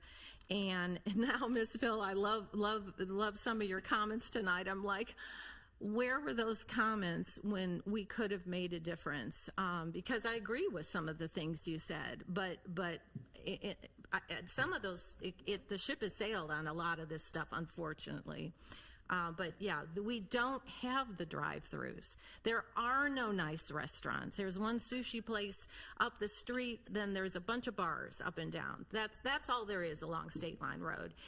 And there are no fancy restaurants. The Bonefish and all that area, half of them are empty, right? So again, they can say all day long that this is what's going to come, and this is what they do. They paint this beautiful picture, and then the picture keeps changing on us. And so I go back to what Mayor Dunn urged us to do, was to keep their feet to the fire. And here we are again with a number of changes. And with that, I sign off. Thank you. Anything else, Ms. Kane? No, maybe. I don't know. Thank you. Ms. Harrison. Thank Thank you. you. For those that weren't here 2 years ago for the 16-plus dramatic hours of meetings, Mr. Odo implored us to kind of flip the numbers around and allow his mixed use to be residential over here and the retail commercial over here. So we can't start intertwining and saying, well, we wish there wasn't residential over here, because this is where he's got all of his commercial. 2 years ago, I begged him to put a coffee shop in over near Pawnee. I would love to walk across Gezer Park, one of the most visited parks in this part of the city, and have an ice cream store or a coffee shop across the street. Nope, couldn't seem to get it. All the retail seems to need to be over here. You've got thousands and thousands of people going to live on the other side of the church, but they don't have a coffee shop, they don't have an ice cream store, they don't have a donut shop. They've got to go up and around the church to get to this one coffee shop all the way over on State Line, as far away as possible from all of the apartments on the other side. So I don't understand development. This is one of the things I never understand, the brownstones in the middle of a parking lot. I agree with Ms. Phil. Who wants to live in the middle of a parking lot? Put those up along 133rd Street. Give the people of the enclave the vision of having residential across the street from their residential. That'll make some people happy. But I'm sure nobody thinks that they have the power to ask for that. But I'd be curious to know who's going to buy a brownstone in the middle of a parking lot. The 55 and older, I believe it or not, I think that's a terrific addition. I think that very few 50-year-old people are going to want to live in the apartment zoo down the street, because if you're 50 or 5 or older, you don't want a 20-something-year-old with good speakers living in the apartment above you or below you. That ship sailed when I went to KU and left KU. So I want quiet. So I think you should build 20 more 55 and older apartments on the other side of the church. I think that's what'll sell. But that's, again, I'm not a developer. Maybe you'll decide that for yourself. But I would love to see some retail over there. I don't think it's ever going to happen. But I'm thrilled that this 55 and older is over here kind of all by itself. I think it will spur on some development over here. But I continue to be frustrated by the fact that our residents didn't feel heard and didn't feel listened to. And I see a sea of parking, but I also don't feel like if all of these are restaurants, there's going to be enough parking. Nobody ever seems to think about the staff that work at the restaurant for 8-hour shifts. I don't know where they're supposed to park. Because when I go to a restaurant and meet my girlfriends for lunch, there's 4 of us, drive up in 4 different cars. 4 people, 4 cars. So that blows the formula of 1.2 cars per table or whatever, 2.2 cars per table out of the water. But again, we see the problem at Trader Joe's, and they want to have a small grocery store over here. We hear parking complaints all the time by Sullivan's and Trader Joe's and Crate and Barrel and over there. All those restaurants that came in, and there's not enough parking because nobody ever thinks about all the staff that are parked there for 8 hours. So I think we're going to have concerns. I don't know what happens in 2 years if there's not enough parking. I have heard from residents who live at Odo communities in Lenexa who say there's not enough parking because of the Red Door and the Chick-fil-A and all the restaurants and coffee shops, that there's just not enough parking. They're calling us. They're finding our phone numbers and calling us to tell us, to warn us. And so I know that the standard must be this number, this magic number of 1.2 car slots per table or whatever it is. but I still think it's not going to be enough. I think that in a year, we're going to wish we could take a few of these yellow buildings out and make them parking lots or parking garages or something. But I don't know what we're going to do when we're getting the complaints that there's not enough parking for the residents plus all the retail that we hope is full. I have concerns. Thank you, Ms. Harrison. Ms. Larson. First, I need to put on the record a conversation I had. The Wilshire Homes Association president, Jason Reef, hopefully I'm pronouncing his name correctly. He emailed the governing body saying that Wilshire Place was supportive of the plans, and he signed it just Jason. So I emailed him back and asked if he had authority to speak for Wilshire Place, and then he asked for a conversation, which was very brief, and he was wanting more details about the plans, and I just directed him to the city's website that the plans would be public on Friday. That was the extent of that. I have a question for the landscape architect. So if he's still around, I was looking at the stack stone retaining wall along 135th Street, and it's noted that the wall would be tiered with a maximum height of 6 feet per step and an overall height of 16 feet. And I was just wondering what the plan is for landscape along that retaining wall, because it looks like from the drawings that it's pretty much, it's about 2/3 of the phase 5 and 6 along 135th Street. Yeah, thank you, Commissioner. Jeff Skidmore, Schlegel and Associates, 14920 West 107th Street, Lenexa, Kansas. It is a terraced wall, 6 foot, typically a 6 foot setback and another 6 foot wall. So in between those spaces of the walls, there will be additional landscaping, low shrubbery that'll keep that height down so a little it's bit a as well. Stair step. Correct. Okay. That's And so what we you'll have planned have for that area. landscaping and plantings In between the walls as you work your way to up. make that look nice. Correct. Okay. Yeah. Thank you for that. I was just envisioning a cement wall. So thank you for that additional detail there. I think everyone was here when we heard that the Village Cooperative across the street is putting in the EV hookups for every indoor parking space. It's my hope that whatever company has come forward with the letter of intent for our 55 and up community in East Village would consider doing the same. I understand that's probably out of the ODO's scope, but I would encourage them to do the same as what is being done across the street. And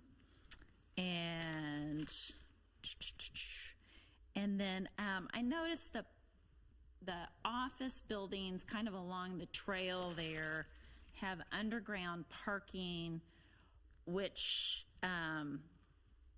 I thought was a little unusual, just because we've had extensive discussions about the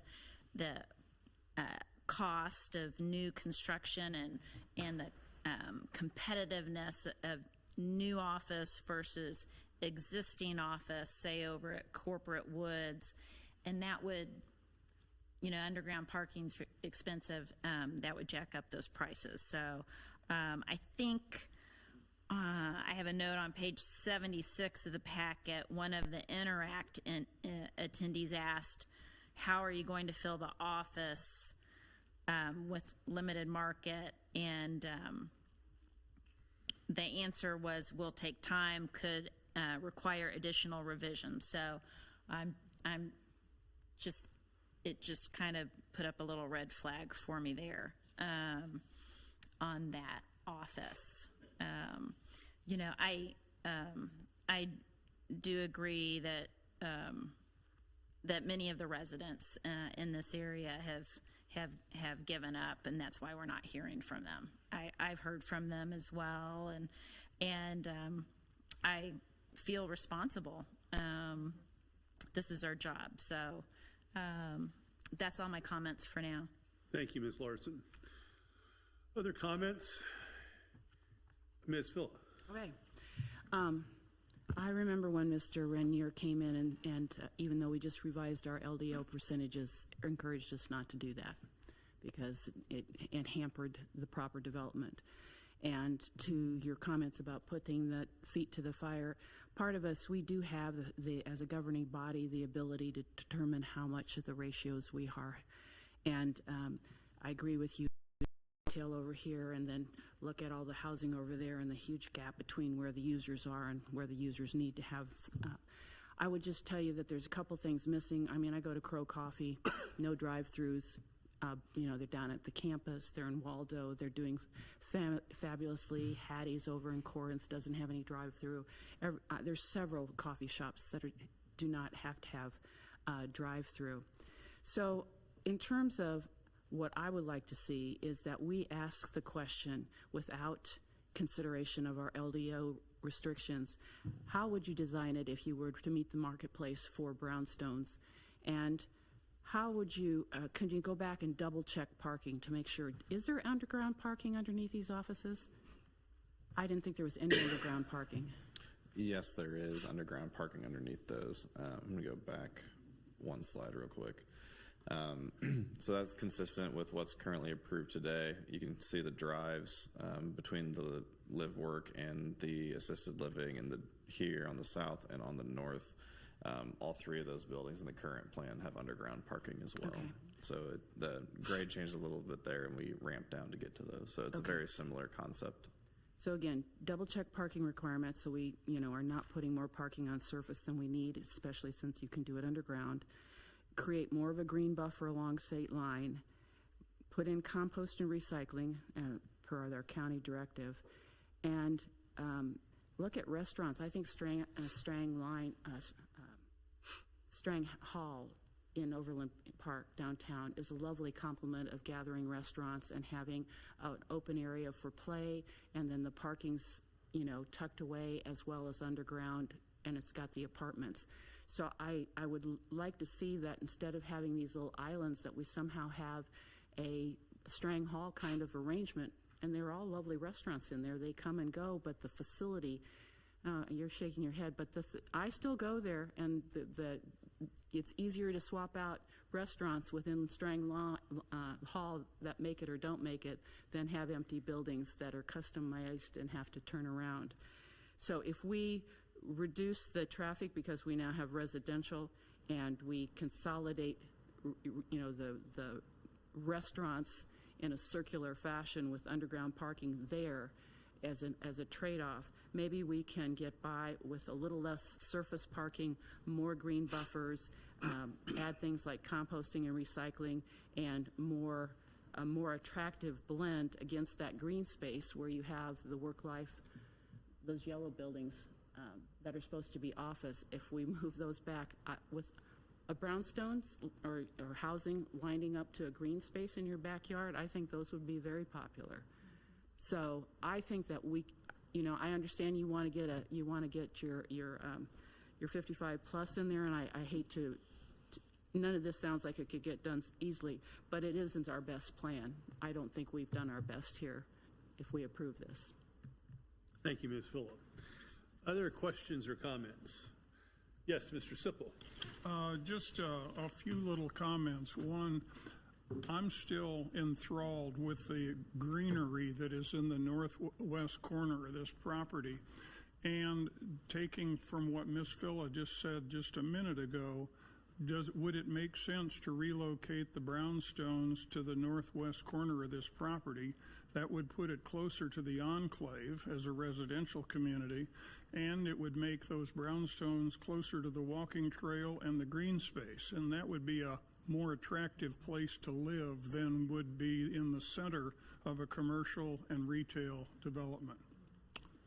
That's one comment. The other comment is I'm hoping that Odo Development puts 1 or 2 or 3 park benches along the trail that goes on the west side of this property, so people that use the walking trail can take a moment of peace and enjoy the birds and the flowers and the trees. So those are my only comments. Thank you, Mr. Sipple. Any other questions for the applicant? Well, if not, I will ask the question. I mean, this is a preliminary plan, certainly appropriate for comments from the public. We've had lots of speculation from lots of people about what the public thinks and what they don't think. But I guess I'm curious, are there folks in the audience tonight who wish to be heard on this project? Yes, sir. Thank you for your patience in waiting tonight. Please step forward. Welcome to the City Council. I know it's been a long night for you. If you could introduce yourself, we're interested in what you have to say. Yeah, thank you. My name's Rick Robinson. I live in the 2216 West 131st Street, Leawood. Live in the Enclave. Was the HOA president for 2 years. Term ended in December.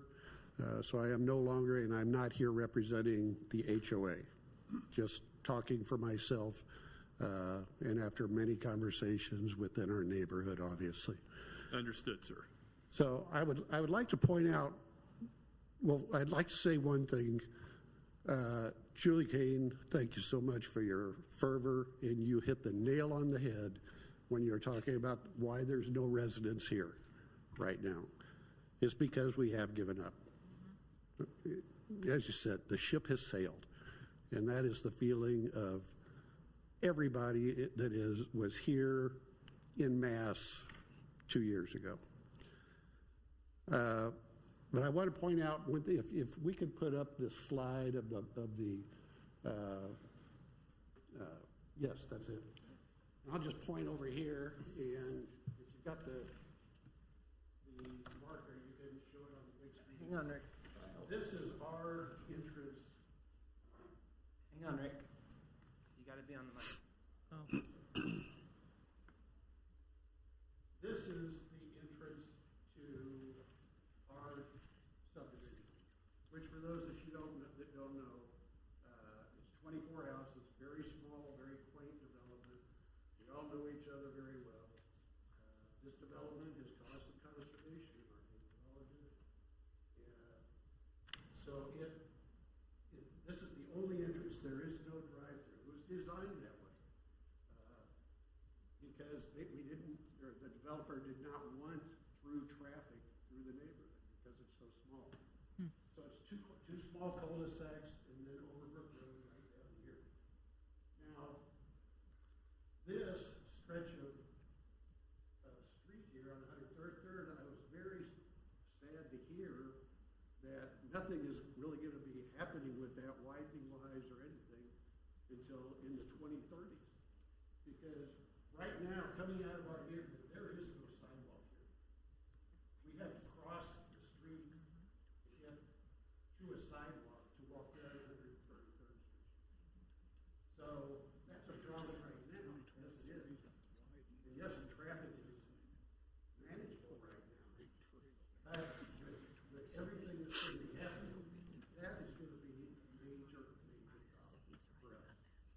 And I would like to ask Rick Odo, or the traffic guy,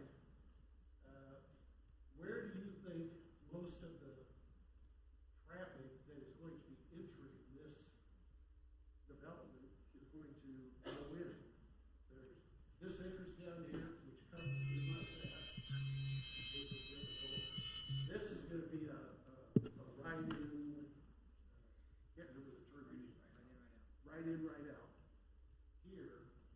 So, and this right here is the entrance to this building. Plaza, the little strip mall that has a lot of vacancies in it. That is also, if it does get some tenants, is also going to be another traffic issue. And I'm just saying, this stretch here is going to be a mess for us. Coming out of the outside. And so I would ask the city, you all, I would ask you all to think about, put yourself in our space, in our house. You live in our neighborhood, and what you'd think about this. I'd also like to ask the city to think about 133rd overall, if there are not plans to widen that until 2030 or beyond, that's going to be an issue, because there is a lot of folks coming into this area. So that I didn't sign up to speak. I wasn't planning on speaking, but this vote has been close all along, and that's fine. Mayor Elkins, I'll never forget when on the Planning Commission when you said when you broke the tie there that it was a very tough decision. You didn't like a lot about it. It's been close all along, and I think one of you, I can't remember which one, said we haven't. Is this what we want here? Because it's a critical area. It is the entry point from Missouri on the south end of Leawood into Leawood, Kansas. So I will leave it at that. Thank you. Thank you, Mr. Robinson. Appreciate your comments. Is there anyone else in the audience that wishes to be heard on this project? Mr. Hall and Mr. Reuter, you want to finish with your final comments?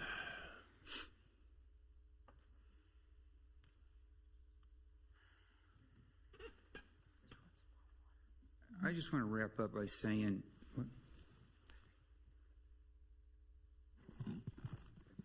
yes, Mr. Odo. Okay, so I do believe that the traffic counts have been taken accounted for. We are going to be widening or state line to take care of it. The city's taking care of widening. The only thing they're doing on 133rd is just putting in the, I believe it's a biking trail, right?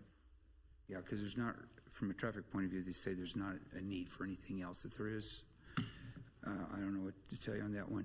All I can tell you is that the plan you see before you, when you compare what we have approved versus what we're proposing, we feel, staff feels, and Planning Commission feels this is a better plan than what you have in front of you.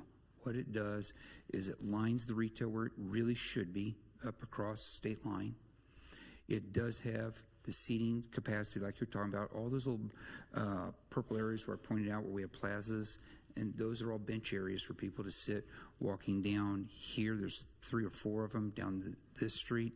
Also, there's several of them in the walking trail that people want. We'll have them through there as well. So we feel this is a better plan overall. And the real ask is for one additional coffee shop. Yes, there's coffee shops out there that don't have don't have drive-thrus, but they're all in third tier for the most part, third tier cheaper places. The newer ones, to get what we're putting in here, all the new ones at the high-end places need the drive-through. So I ask if we go ahead with this. This is a very common plan for people or for things to be changed. We have an idea of what we think we want. We're trying to meet staff's what they want. Then we put it out to the market and say, well, okay, but we'll work with it if you can do this and that. So we did all those thises and that's, and this is what we have here better. And there's a chance that we might come back again with something for over here with all in the office area as well. But tonight, I really need the approval so I can get started on because the streets all are the same. I need to get started on those streets so that I can bring in more retail. And yes, we're going to have retail over on Pawnee. We've got over 20,000 square feet of retail over on Pawnee, but that'll be a different phase. You asked me 2 years ago, people said, I'm afraid you're never going to build this. And here I am. I'm here to build it. I just need a little help here because we've made some minor changes. We feel these are all better changes for the good. So please approve tonight. Thank you. Thank you, Mr. Odo. With that, I will open up the floor to additional comments. We've had a lot of comments kind of during the questioning phase, but I will open up the floor to additional comments. Mr. Sipple. Question for Mr. Klein. This is a preliminary plan for phases 5 and 6. So if Mr. Odo gets some nibbles on some potential tenants and doesn't on others, how much adjusting can be done by the developer on this floor plan or on this site plan? He basically has to stay within substantial compliance. So currently this is a preliminary plan. He has a preliminary plan that's in existence. That's the one that's on the left. And then the one that they're proposing is on the right. And so if he got this plan approved, then he would bring things in. If he increased the floor area by more than 5%, he'd have to go back to a preliminary. If he increased the height of the buildings, he'd have to go back to a preliminary. If he decreased the amount of open space, he'd have to go by more than 5%, he'd have to go back to the preliminary to go through, so you have the notification and everything. The same as far as with the one that's on the left. Say the one tonight doesn't get approved, you're back to the one that's on the left. And so in order to change any of that more than 5%, then he's back to a preliminary, which is the reason why he's back to you right now, because the changes were more than what is allowed under substantial compliance. So that's the reason why it went back to a preliminary. That's the reason why there was notification. That's the substantial compliance that he'd have to meet. Well, as I understand it, Mr. Odo is trying to get a very attractive site to attract as many potential customers as possible. And he's not going to click on everything. He's not going to bat 1,000 on this. And so the chances are he's going to come back with, if this is approved this evening, he's going to come back with some adjustments, either in square footage or moving the chess pieces around on the chessboard or whatever. So, okay. And if he changes the uses all around, then again, he'd be back to a preliminary. The special use permits for the drive-throughs require a preliminary plan as well. So, you know, he'd be bringing that through as one set for it, which you've seen before, as far as having the preliminary and the special use permit kind of go together, and then sometimes the final is part of that as well. Thank you for your comments, Mr. Klein. Ms. Phillip. So to ask this, if we approve this tonight and we wanted to move to more residential, which requires another process, and that would then require coming back to get that, can you explain how that could work to everyone's benefit? If this plan got approved and he wanted to go forward, say with a final plan to put in the street network or something, and then he wanted to come back with more residential in different areas, well, then he's back to a preliminary. So he has the streets in at that point, but he has a preliminary plan that he has to go back to in order to do that. So you can't split it up and say, this part's done, but fix the rest? Yeah, as far as it probably, if that was the case, it'd probably be better to remand it back down to the Planning Commission if he wants to make changes for more residential or something like that, and then it would come back up, and the Planning Commission governing body would have the ability to take a look at that. But if this gets approved or doesn't get approved, you know, he'd be back to a preliminary, you know, if he made those changes. Additional discussion. Mr. Sunkel. Yeah, I want to make a remark to the gentleman from the public. We do have 3 new council members here. This is a different council. I would advise citizens never to give up. I understand it can be painful, but I know that there were things worked out in some of the other phases with Mr. Odo, and don't ever give up. Just keep coming back. We have a new body here. I'm very concerned about the comments of the council members in that area who know that area well and know the people well. And that does concern me a lot. And looking at this, I like the new plan much better than the old plan. I think it's more workable. The drive-throughs don't concern me a terrible amount because they aren't right on state line. You're not going to back up traffic on state line there. Depending on what it actually is. I mean, frankly, I would probably not drive into that coffee shop. If I were going up state line, I would just go to the Starbucks that isn't that far away. So I don't think it's, I mean, I understand that coffee shops have to have drive-throughs pretty much. I mean, I live right near Hattie's and they don't, but most of them do. So, I mean, this is a tough issue. The council struggled with it all the way through, and we may struggle with it again tonight.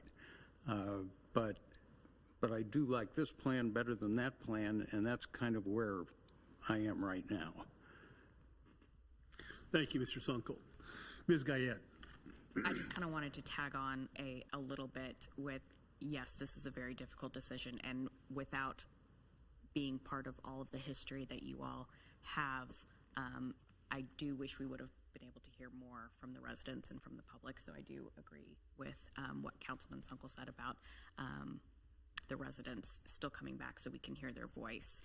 While this is a very contentious from the history development, what we're voting on tonight is whether we think that this new plan is better than what is existing.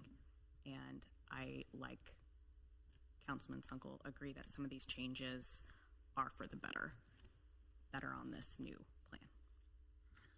Thank you, Ms. Guyette. Other comments? If not, is there a motion to be had? Ms. Phillip? Could I ask for an informal vote to see if there's agreement that we would like to move toward more brownstones, if that's in replacing office, if that makes that more, even a better third iteration? Because I know that requires another round of how do we do our LDO, so I know that requires more work. So I would want to know whether anyone thinks on the governing board that is a worthwhile exercise, and if Mr. Odo seemed to indicate that he would rather be building more brownstones than office space because he's not getting any takers for office. Is that correct? To be frank, I need this to go through so I can get the streets in this year. I'm happy to work on phase, because what you're seeing, the red part here, all the way down this side, and from where the senior living is, south, is all phase 6. I really want phase 6 approved tonight. I'm happy to work with phase 5 in any way you want, which is where all the yellow is and the brownstones. 100% work with you. But I need to get the streets in, and we do have a plan on what you're talking about. So, but I really need some faith here that I need phase 5 approved so I can come in with a final immediately behind this, get started with this, and then work with you guys on more residential on that side. But basically twin villas over there in that corner.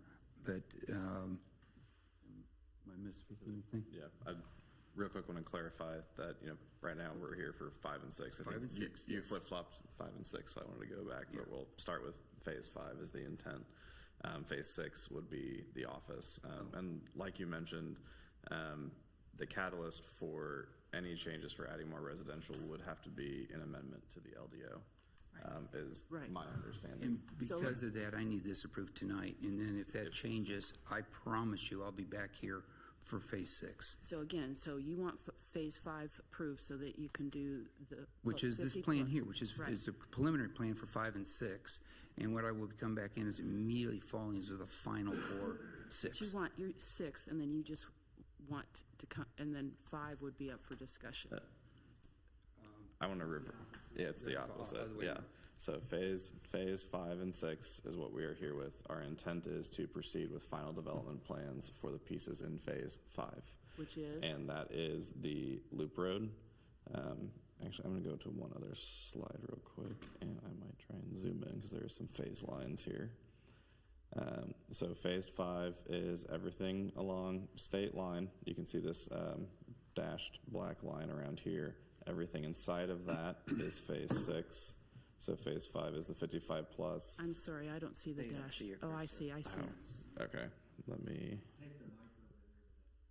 Yep, hold on. Okay, let's do this. All right, so it's easier to outline phase 6 because it's square. Okay. So phase 6 is everything inside of this box here, and then this building on the northwest here.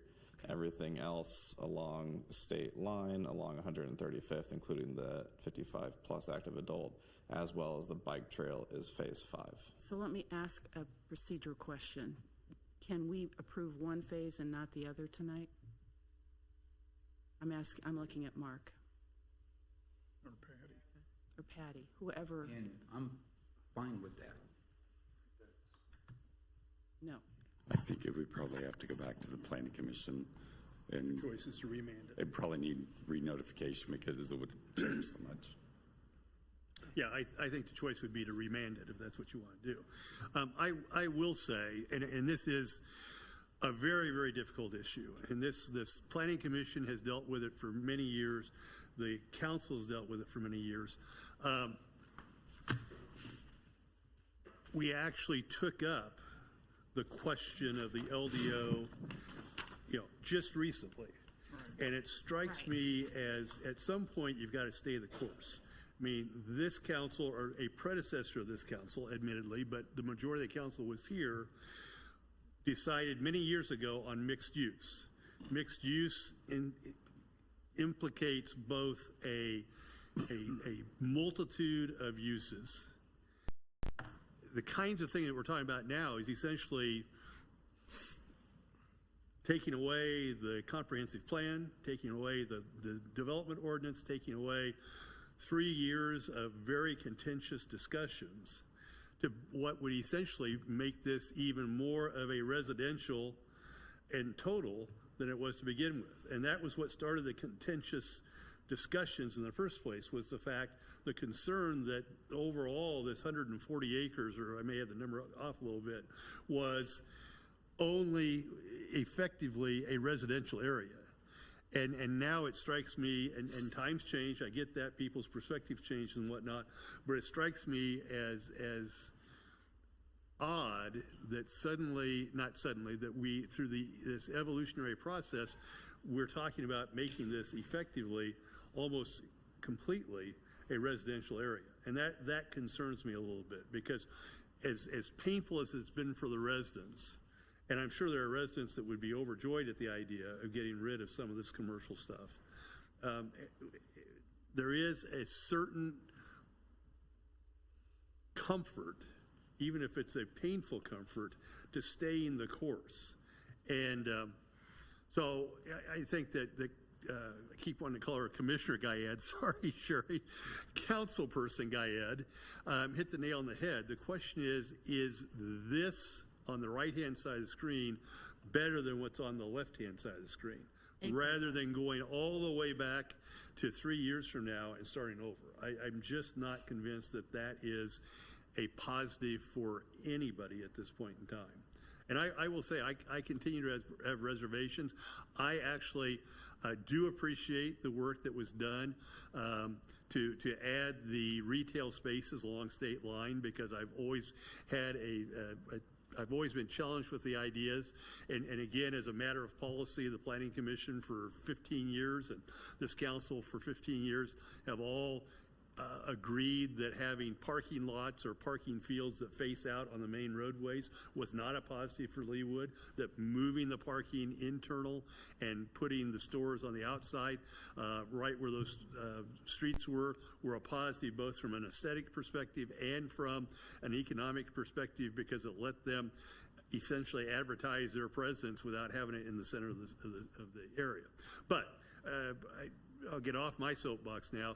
The answer, I think, to your question, Councilperson Phillip, is that if we do want to go back and rehash this, the option is really to remand it back to the Planning Commission, back to the developer, and back to the planning staff to take another run at it. Ms. Larson. Yeah, I agree with your analysis. We just decided percentages for our LDO. And we have to look at the big picture, not just one development. And we just decided that now is not the time to change those percentages. And I also agree with Councilwoman Guyad. I have consistently voted no on this project I have been critical of it. I am uncomfortable with it, but strictly for tonight, what I'm looking at as the decision is the new proposal for the preliminary plan better than what was approved. I voted against what was approved previously, but I do see this as an improvement. And so I'm inclined to vote yes because this is an improvement over what we had before. I think the 55 and up apartments are an improvement, and I agree with the other comments about having the retail on State Line and 135th. But I also continue to be concerned about our residents feeling heard and having input into our plans. And I was never a fan of having the horizontal mixed use as opposed to the vertical mixed use. In my mind, this is not how it was supposed to be done. And but that ship has sailed. I respect that I was on the losing side of that, but for tonight, I'm looking this purely as an improvement over what we had. So, and we already had the 2 double lane drive-throughs. So there's no going back on that. I like the coffee shop. The bank's not a big deal. The 55 and up, I think that's a big improvement. I do want to make sure that the developer is on board with all the stipulations. I noticed a stipulation, I think it's 10, about before final plan, having more plantings and boxes and making it more walker-friendly and beautiful, and I'm totally on board with that. So those are my comments. Mr. Allen, I think you mentioned earlier you had no objections to the stipulations, Yes, true? we do. You do have objections, or you agree to them? I'm sorry, we agree with the stipulations. Okay, thank you. Appreciate that. Yes, Ms. Kane. I just feel obligated to say the residents were, the problem with the definitions is residential includes apartments. That's the problem. So it wasn't that, and I understand what you're saying and I respect what you're saying about the percentages, but it wasn't the fact that it was residential, it was the fact that it was apartments. And it's a giant sea of apartments that is unprecedented in our city. That's what the residents were opposing, not the concept, and no ownership. That's what they opposed. They opposed, and they're still opposing it. So if the brownstones, and I don't even remember, and my brain is fried now at 10:30. If the brownstones are rentals also, I can't even remember, but if the solution was more rentals in that corner, that's not going to appease the residents. If it's yet more rentals on top of the sea of rentals that ultimately got approved. So that I don't, whereas I appreciate this conversation, I appreciate, some of the comments being made, but if it meant more apartments, which is the Odo way, then I wouldn't agree with more rentals in any way, shape, or form, brownstone or otherwise. If it was the twin villas that were purchasable and they were going to be across from the Enclave, and this gentleman, they're not widening 133rd, sir. They're adding a bike lane. It's not going to be all of a sudden a 3-lane road, 4-lane road. It's not, ever. Because there's no room there. So the only improvement that, unless I'm missing something, the only improvement that's going to be along there is the addition of a bike lane, possibly. It's not going to be how do you say that word? Wider than adding a bike lane. So again, thank you for and you're right, I was on the losing side of this argument too. So, but it was not the fact that it was residential. It was the fact that it was rentals. Yes, Apartments. that's correct. That was the argument.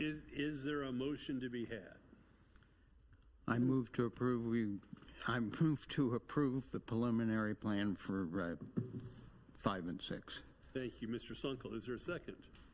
Second. Thank you, Ms. Guyette. Is there additional discussion over the motion? If not, because this is an ordinance that calls for a roll call vote, would the clerk please call the roll? Councilmember Phila, Aye. Councilmember Sunkel, Aye. Councilmember Larson, Aye. Councilmember Guyed, Aye. Councilmember Sippel, Aye. Councilmember Harrison, Nay. Councilmember Kane, Nay. Councilmember Castor. Aye. My count is that the ayes are 6 and the nays are 2, and the motion passes. So this case is approved.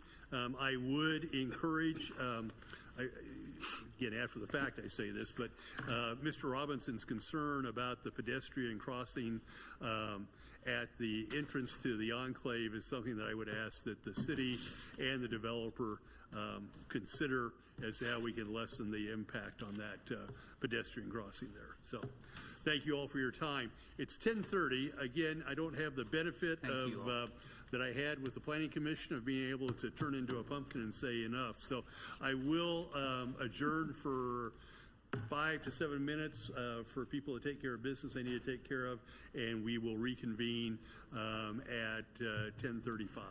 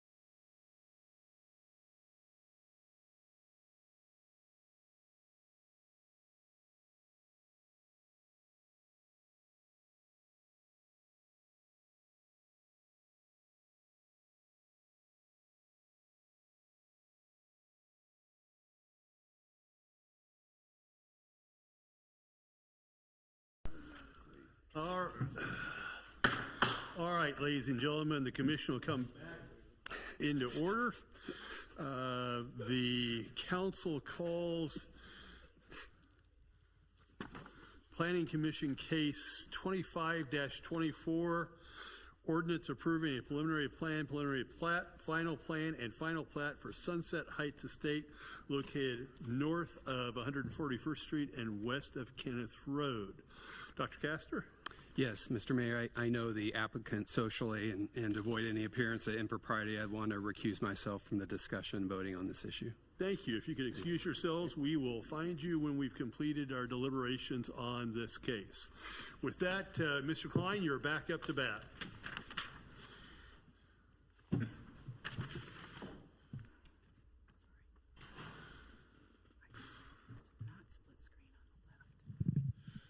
Okay, Mayor and members of the governing body, this application is with regard to a plat for a single-family house that's located on the west side of Kenneth Road. Back in 2014, there was an application that came forward for rezoning it to R1, which the rezoning was done. Also a preliminary plan, preliminary plat, final plan, and final plat. However, the plat never came in to be recorded. Part of the issue is as far as the undergrounding of power lines. So currently right now, if you look at the overhead, this is Kenneth Road that's located over here. Overhead power lines are located on the east side of Kenneth Road. And then they cross over overhead across Kenneth Road over to the west to this pole that's located right along Kenneth Road on the west side. And then there's a second pole that actually is further to the west. And at that point, it undergrounds to the applicant's house that's located there. And so currently right now, stipulation 3 states that the power line shall be placed underground at the time of final plat. The applicant would like to discuss as far as the possibility of delaying that requirement kind of further down the road.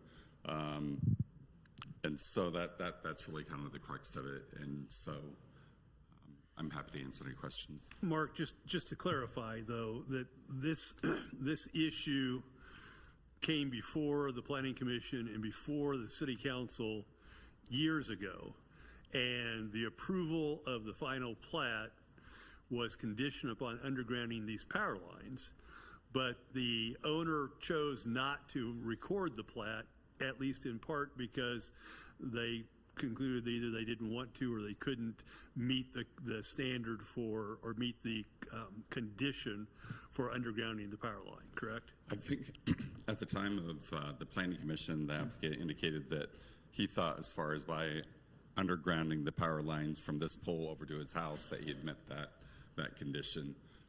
But the plat has not been recorded. And so really to get that plat recorded, that does have that stipulation on it with regard to undergrounding. And what we're talking about is as far as going overhead across Kenneth Road to this first pole and then dropping it at that point. So this whole red line here to be placed underground, and then it's already underground to his house. Ms. Phillip. So why is he opposed to it? Is it the he has to pay the expense, or is it the destruction to the trees or whatever? I think the applicant can say, but I think it's probably the expense. And the expense, since it's a single family house. Yeah. And the expense is what? Actually, the applicant might know better as far as what the actual amount is. Ms. Harrison. Thank you. Mark, if I've been recently told that I'm a little bit skeptical, and I think that is a healthy attitude in this particular line of work. If this particular homeowner doesn't have to bury the power lines now, and if this particular homeowner, let's say like a particular homeowner on Mission Road who's recently decided to sell off their front yard and build 9 houses, decides to raise this and put 9 houses or 10 houses here because it lines up to about 9 lots from front to back, would they be required to do it at that time, or is it now or never? No, actually, if it came forward and it was subdivided, it'd be required to be placed underground at that time. which we typically see with the subdivision. Probably the part that's a little bit unusual about this one is it was just one single-family house on a very long lot. And so, but it is a requirement in the Leawood Development Ordinance to require the undergrounding of the power lines. In talking with legal, they indicated that the governing body really doesn't have the ability to waive the requirement completely, but there can be a change to the stipulation that would actually maybe make it contingent on some future act, such as it redeveloping. Or the sale of the property? Or it could be the sale of the property. I think kind of what we're thinking is as far as if it was contingent upon, there's some legal nonconforming structures that are on the property. And so if you change a legal nonconforming structure more than 50%, then it has to come into conformance.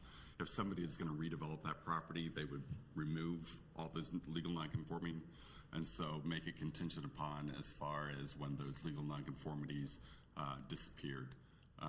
And then that would be the trigger for it to be placed underground. Ms. King. I spoke to Mr. Klein at length today about this and other issues before us tonight. And so, correct me if I misunderstood what you said, but we've never in the city of Leawood required a single owner to bear the responsibility of undergrounding 160 feet of lines. So from the estimates that Mr. Scoville gave, it would be somewhere between $80,000 and $160,000. The way the land is configured, if someday down the road, Mr. Taylor, who is a developer, but if he were to want to develop it, from what I understand, what Mark explained to me, is they would have to tear down the existing house. They could potentially move a street way over to either the north or the south, and then do a row of houses. Giant if down the road. I have no idea if that's but that's the only way it could happen. And we could write the stipulation from what Patty has said, where if at some future date that it is, the desire of this homeowner or any homeowner to subdivide that lot, it could kick in at that point in time. But we've never, Mark has made it clear, because I asked the question, we've never asked a single homeowner to bear that kind of responsibility. So in my opinion, we shouldn't do it now. And again, if we can't take away because it's part of the LDO, the only thing we can do is delay it with a stipulation upon the future development, that kind of thing. That's what I would urge this council to do. That's my personal opinion here. I guess the one clarification there, though, Ms. Kane, is that, in fact, we have done it once, and we did it in this case. I mean, we have already approved a plat that required that undergrounding. Now, what you say is all very true beyond that, but the fact of the matter is we have done it at least once, and that was several years ago in this case. It's in the LDO to require it, but there's not been a single resident that Mr. Klein or I'm aware of that has actually done it. Yes, it's part of the LDO. I'm not beyond denying that, though, that. this plat was approved by this council several years ago with that condition in it, correct, Mr. Klein? Correct. Okay. Yeah. When was that again? 2014. But again, it is very clearly a one-off and very clearly an exceptional expense for a single landowner. I'm not quarreling with that. I just wanted to clarify that we're not starting completely from scratch here. So, Ms. Fulla. What is the risk of kicking the can down the road? And they haven't had an approved plat now. Why do they need to finalize it now? Probably the risk as far as requiring that requirement down the road triggered by something else. It's just that, if it stayed a single family house, then they wouldn't be undergrounded from that point as far as on the west side of Kenneth Road over to that second pole and to his house. So let me ask the question, what triggered this to come up? Actually, the applicant came in to file an application, and then we started researching back An and found application? out that it actually had already gone through the process in 2014 with the stipulation that you had the undergrounding of the power lines. So he was coming in for an application for a final plat? Yeah, And correct. so what happens if he doesn't have a final plat? If he doesn't have a final plat, there's really, he's allowed to have the single-family house that's currently there. That probably the part that falls on the disconnect is that it was a rezoning, which requires a preliminary plan and a final plan and a preliminary plat and final plat. They all kind of go hand in hand. And so in 2014, all those were together like they were supposed to be. Now, the rezoning did go down, and zoning doesn't sunset, so the zoning stayed in place, and he had the R1 zoning, but none of the rest of it actually got approved or recorded. It got approved, but it just didn't get recorded. Is there any harm to it not being approved? And we kick the can down until some other action comes along, as you said, of subdividing it? I mean, I'm sure that Johnson County Tax and everybody else will still find him and, you know, right? Demand their money. Yeah. I don't know any other way to, do we have any other options of solving it other than kicking the can down the road? So Mark, does staff have a proposal, either legal or planning, a proposal for what the stipulation might look like? It seems fairly vague what you've told us so far. I think I had one, but listening to you all, I might have changed it a little bit, so on the fly here. That the owner applicant will execute a document, a recordable document, agreeing to underground all power lines at such time as more than one single-family home is approved to be constructed on the lot. Actually, I don't like that. I think I like my first one better, which is at such time as the remaining non-conforming structures on the lot are no longer in use. In use? In use or removed? Well, I'm thinking that you'll want, if they come in for this, they might not have torn those structures down yet. So,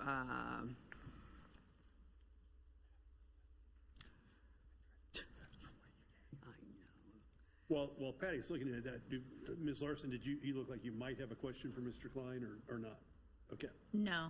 I would say that I think that Councilmember Kane's solution makes sense to me. If we've not ever, I don't know how this got passed in 2014, but if we've, in all fairness, if we've never made anyone else do this, then it seems inappropriate to make this homeowner bury the power line. okay. So this is, Mark brought me back to my original language, which was owner applicant would enter into a recordable agreement showing that the owner will be responsible for undergrounding the power lines at such time as all legally non-conforming structures in existence,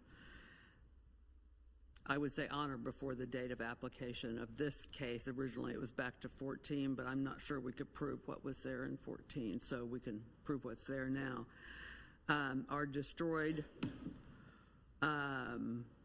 or otherwise lose their lawful non-conforming status under the LDO.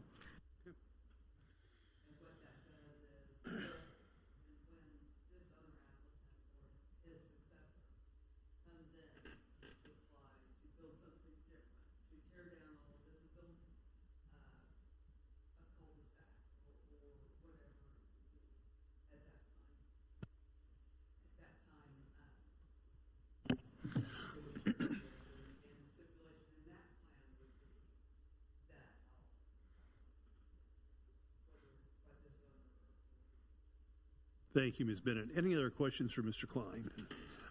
Ms. King? Is the home a legal nonconforming? Does that include, the structures include the home as legal nonconforming, or it's the barn and the shed? It's the barn and the shed that are detached from the house. So I guess I'm not understanding then what you're saying. I mean, I'm understanding kicking the road, down the road, but if the home is legal and conforming, it's got a big addition on it from what I understand. If that's, so if you were to tear down, and I have no idea what's on there, but if it's a barn, a dilapidated barn or shed, or it seems to me there's three things or something like that. So if he were to raise that, then that, by what she just read, that's when it would kick in this surcharge. Technically, I think that'd be right. Which is contrary to what I was thinking. Not again, I'm just one person that's losing all over the place tonight, mind you. But no, but you are making a very good point, and I think I would need to add in there the existing residential structure and the non-conforming. I think that's a really good point. Well, and then in that case, then even I would be okay with that, because that means, like you said, he would wipe it all out and either build some new home or, so that would either be fine, or in my mind, if it were to be leveled and then developed out, either one or the other. Thank you. Any other questions for Mr. Klein? Is the applicant here and wish to be heard? Right there. Yes, sir. If you could step forward and introduce yourself. And again, I'm always a little reluctant on drafting on the fly, especially if you don't, with a legally enforceable document, if you don't have counsel with you. But that's your decision. But please, if you could state your name, and I think I know your address, but welcome to, and we appreciate your waiting so long to be heard tonight. Thanks, Mark, for your presentation. Daniel Taylor. I live at 13920 Kenneth Road, the property in question.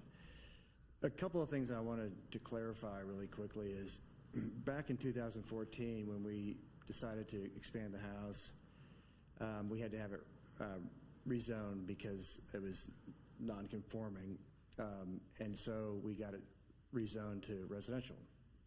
And yes, one of the stipulations was we had to bury the power line. Our interpretation was that we had to bury the power line from our house to the pole, and that's exactly what we did. One of the stipulations said that they wouldn't give us a CO until the power line was buried. We got the CO. We assumed that we were all good. Fast forward to 2021, we decided we're going to build a pool. And at that point, we were like, oh my gosh, our house is still showing up as ag, which the staff is working on, and the final plat didn't get recorded, and we have no idea why. I talked to Phelps Engineering about it, and we looked at each other. We're apoplectic. We don't know why it didn't get filed. So I said, okay, well we got to get this thing filed. This is crazy, right? And so I built the pool and got the CO and got it all signed off. So again, we figured everything was good until we submitted for the application again for the final, and that's when Mark said, "Hey, you've got to bury that power line." We're like, "Well, as far as we understood it, we've done that." So here we are. So I wasn't holding up the final plat because I didn't want to pay the money.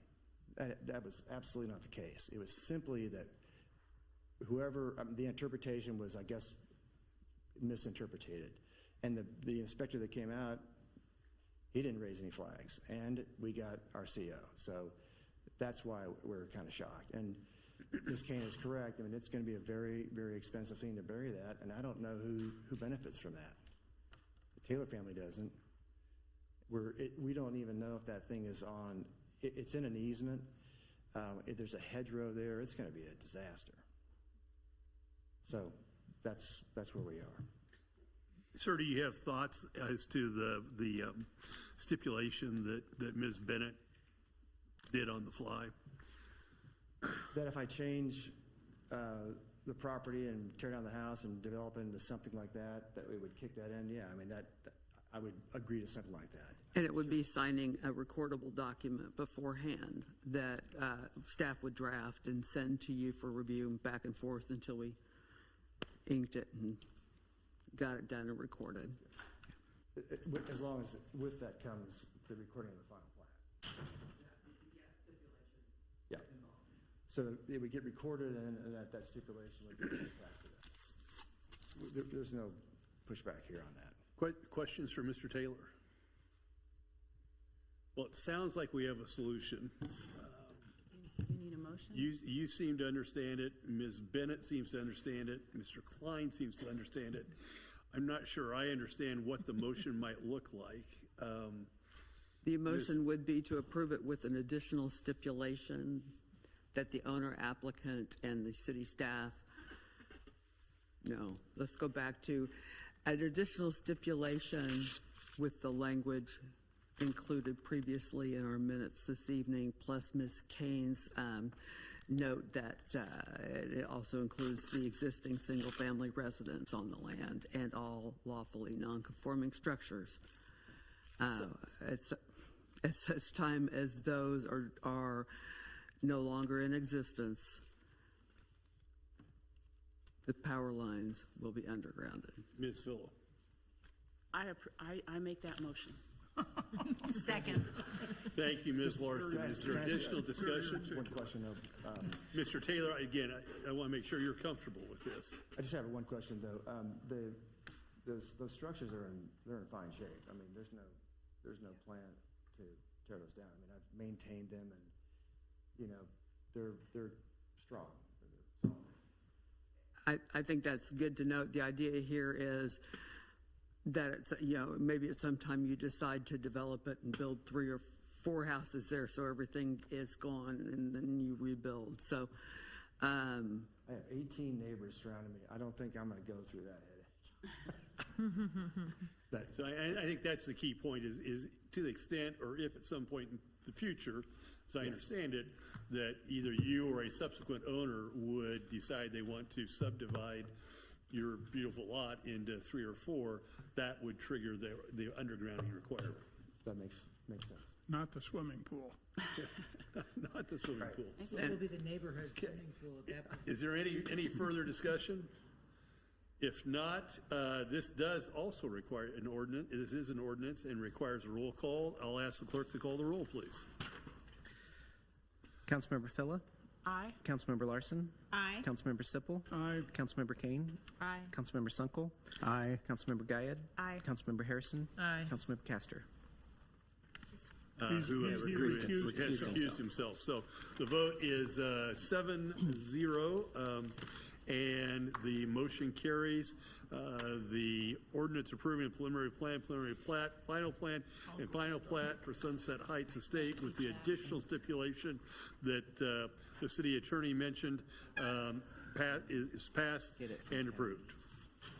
And if someone could find Mr. or Dr. Castor. He's already gone. Chuck is gone. Mr. Taylor, again, thank you for your patience through this whole thing. Welcome back, Dr. Castor. The council now calls Planning Commission case number 2724, resolution approving a final plan for 8900 State Line Road, Johnson County wastewater pump station located south of 89th Street and west of State Line Road. Mr. Klein.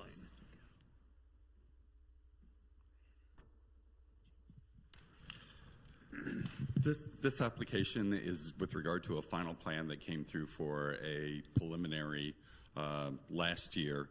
And essentially, if you look at the overhead, the applicant, Johnson County Wastewater, is proposing to have a pump station kind of located in the southwest corner of the parking lot of the building that's office building that's at 8900 State Line Road.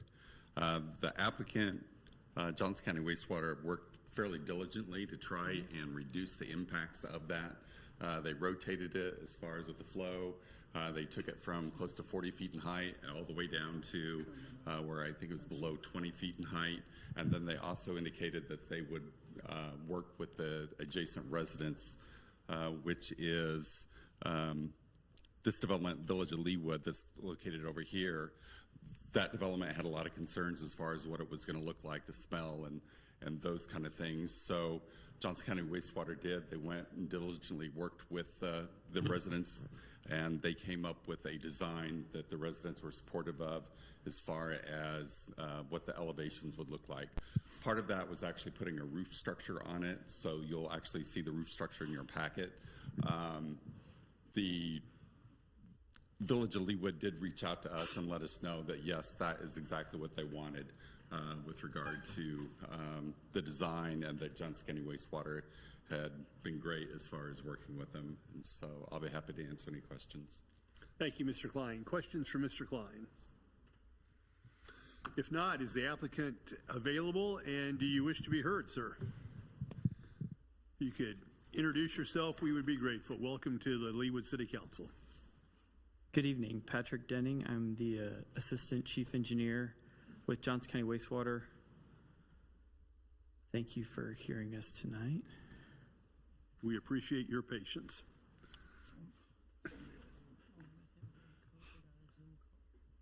Did we? Sorry, there's a lot of stuff up here, so let me get this pulled up real fast.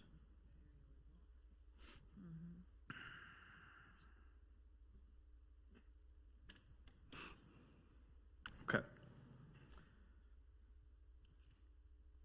So I just have a brief presentation tonight. I'll try to keep it moving along. I realize the time.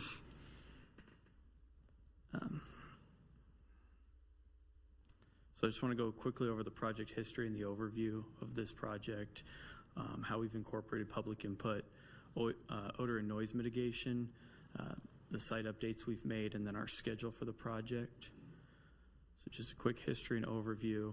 What we're talking about tonight are 2 wastewater pump stations and a common force main that will take wastewater that currently flows to Kansas City, Missouri for treatment. We pay them to treat that flow and send it back to our Tomahawk wastewater facility. So there's 2 pump stations we're talking about tonight. The first one is located at 8900 State Line. The second one we'll talk about later is on 104th Street. If you can see on the figure on the right, the pump station in question here serves the entire area that is green and red on this map, so a lot of the upper Leawood area. We are with the force main, which we're not talking about as much tonight. We're talking about the pump stations, but the force main is going down State Line Road in one of the lanes of traffic, and we are working with the city to rehabilitate the other lane at the same time. So we'll have a kind of a joint project together so that we leave State Line in a good condition. The main driver of this project is that Johnson County Wastewater can treat flows much more cost effectively than Kansas City, Missouri. So this project, while it's large, has a payback period of about 7 years. And over 20 years, we saved Johnson County ratepayers over $100 million. Because we're 2 governmental entities, Johnson County Wastewater being a department of Johnson County government, we have entered into with the city council an intergovernmental agreement. That's to work together to resolve issues and to allow us to participate in the process. I just want you to know that we will be coming back later for a future addendum to that agreement. There's a couple items in that agreement that we still need to work through and we're finalizing now. One is that there's easements through the city park that will be needed for the force main, and we've worked with the city park staff. They've been really great in helping us find the least intrusive route through the park. Access to another city park by the Village of Leawood for the purpose of planting trees. I'll show you that in a second. And then we have to define the city's project, right? So we have to state very clearly what Johnson County Wastewater's pavement project is and what the city's is, and define that project. So that'll be part of that future addendum as well as memorializing agreed to stipulations that come out of this meeting. So a big, some of you may remember if you were on city councils or planning commissions at the time, there was a lot of discussion about where this pump station should be sited on this facility. And we had originally presented something that was more further to the west, that was more in the tree line. The residents really wanted that vegetation preserved. The issue we were having at the time was that we needed the flood modeling to show that we were going to achieve a no rise in this area. And so working with the city council and the city's engineer and our engineer, we found this new site that you're seeing here, and we haven't moved it since. This site was acceptable to the residents of the village of Leawood and the property owner at the site. It achieved a no rise, and many fewer trees would be removed with this location. So based on that, from the preliminary development plan approval, we were able to negotiate easements with the property owner at 8900 State Line. So we now have those easements for this facility. Again, the timeline, we had several public meetings. It passed Planning Commission in the summer of 2022. We came to the City Council, and City Council said, well, I think you guys can do better. I think you should work with the Village of Leawood. I think you should work with the property owner and their consultants and go back and try to find a better site, which we ultimately found. And so the take home from that is that this has made it a better project, that engaging the public and trying to really work it has made it a better project that people can get behind. And credit, of course, goes to you all in City Council for making us look again. It goes to the residents. You can have all the public meetings you want, but if nobody attends or doesn't say anything, it doesn't go well, right? So their ability to give us input, and obviously the property owner at 8900 State Line as well.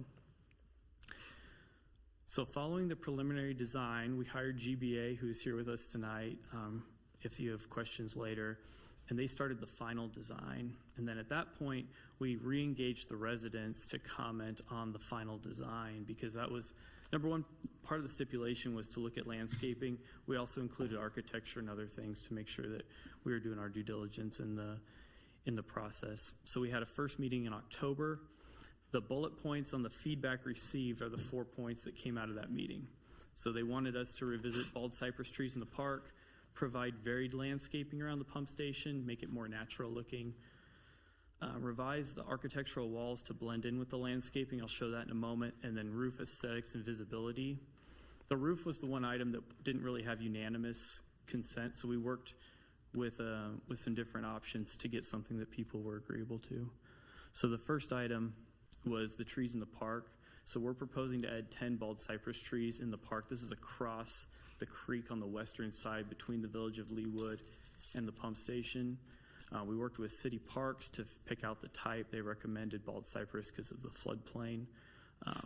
What we're asking in the future agreement is that we be given access to the park for the purpose of planting the trees.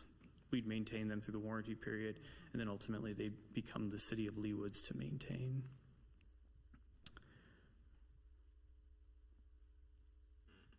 We also provided a varied landscaping plan. I'll show some renderings in a minute that make more sense than this, but we have varied landscaping around the pump station. We also have landscaping up closer to 8900 or to State Line Road around some utility boxes as well. This was the original concept that got approved in the PDP by City Council on October of 2022. This is, as Mark mentioned, this is actually a revision. At the Interact meeting, we had a 2-story building. We revised it to a 1-story. And then this is the flood wall. The wall around it is a flood wall because of where we're located. So now that we've gone through the final design process, this is what the facility looks like now. So there's varied brick colors. We've added a front door and a stoop. It's a flood door because some of the feedback was to make it look more like a commercial building. And we've added a roof structure as well, which was one of the stipulations from the PDP to consider a roof structure.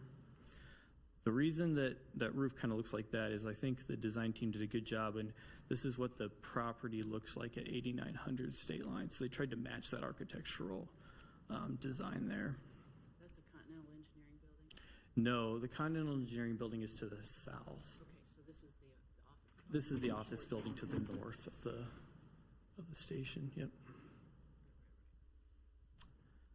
So again, we have variable brick, we had a front and entry door, and there's a brick veneer on the front side, the 8900 facing side. On the back side, we have a different architectural deal, and the reason for that is what the residents wanted of the village of Leawood was they wanted something that would just kind of blend into the shadows and kind of get lost in the vegetation. So they wanted something dark and that would kind of cast shadows.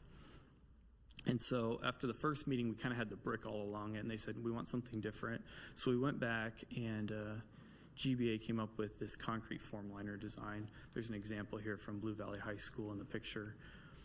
This was acceptable. This was agreeable to other residents, and they liked the color, and there were different textures they could pick out, and this is the one they selected in that meeting. So we were also able to move the door from that side to the southwest, I guess, or southeast, which then also removes that light from that side that faces the village of Leawood. Odor and noise mitigation. So we have dual odor control systems here. We have a chemical system, and we also have a vapor phase activated carbon media system. So two different ways to control odors at this station. This is a pumping station. We have several pumping stations in our system that have no odor control, but this will have two different types. And as far as noise, the pumps are all below grade, down below in the wastewater. They don't make noise. You won't hear them at the property line at all. We do have a mini split air conditioner on this property. You got to keep the electrical equipment cool, so there is a mini split. And then the odor control fan is in an enclosure, so we'll be able to meet the noise ordinance as required by the city. How's that going to affect people on the trail? So, Deb, can you be sure to talk into your mic? Sorry.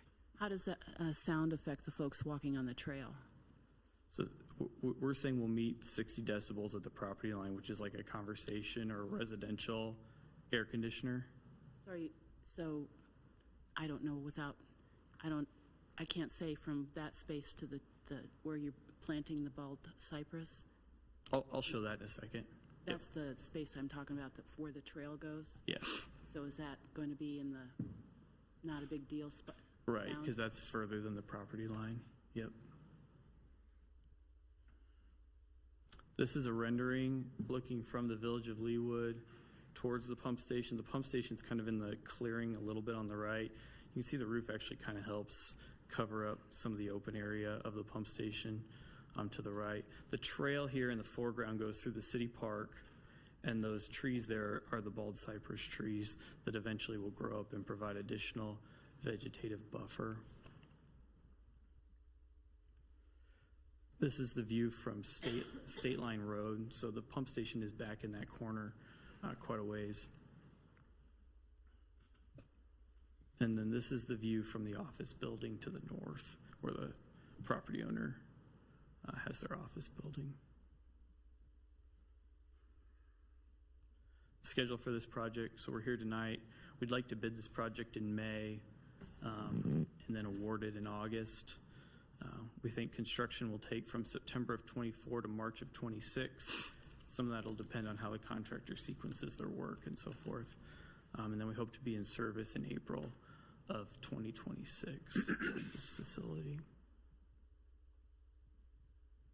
So I know I went fast, but happy to answer any questions. Mr. Sipple. Thank you, Mr. Mayor.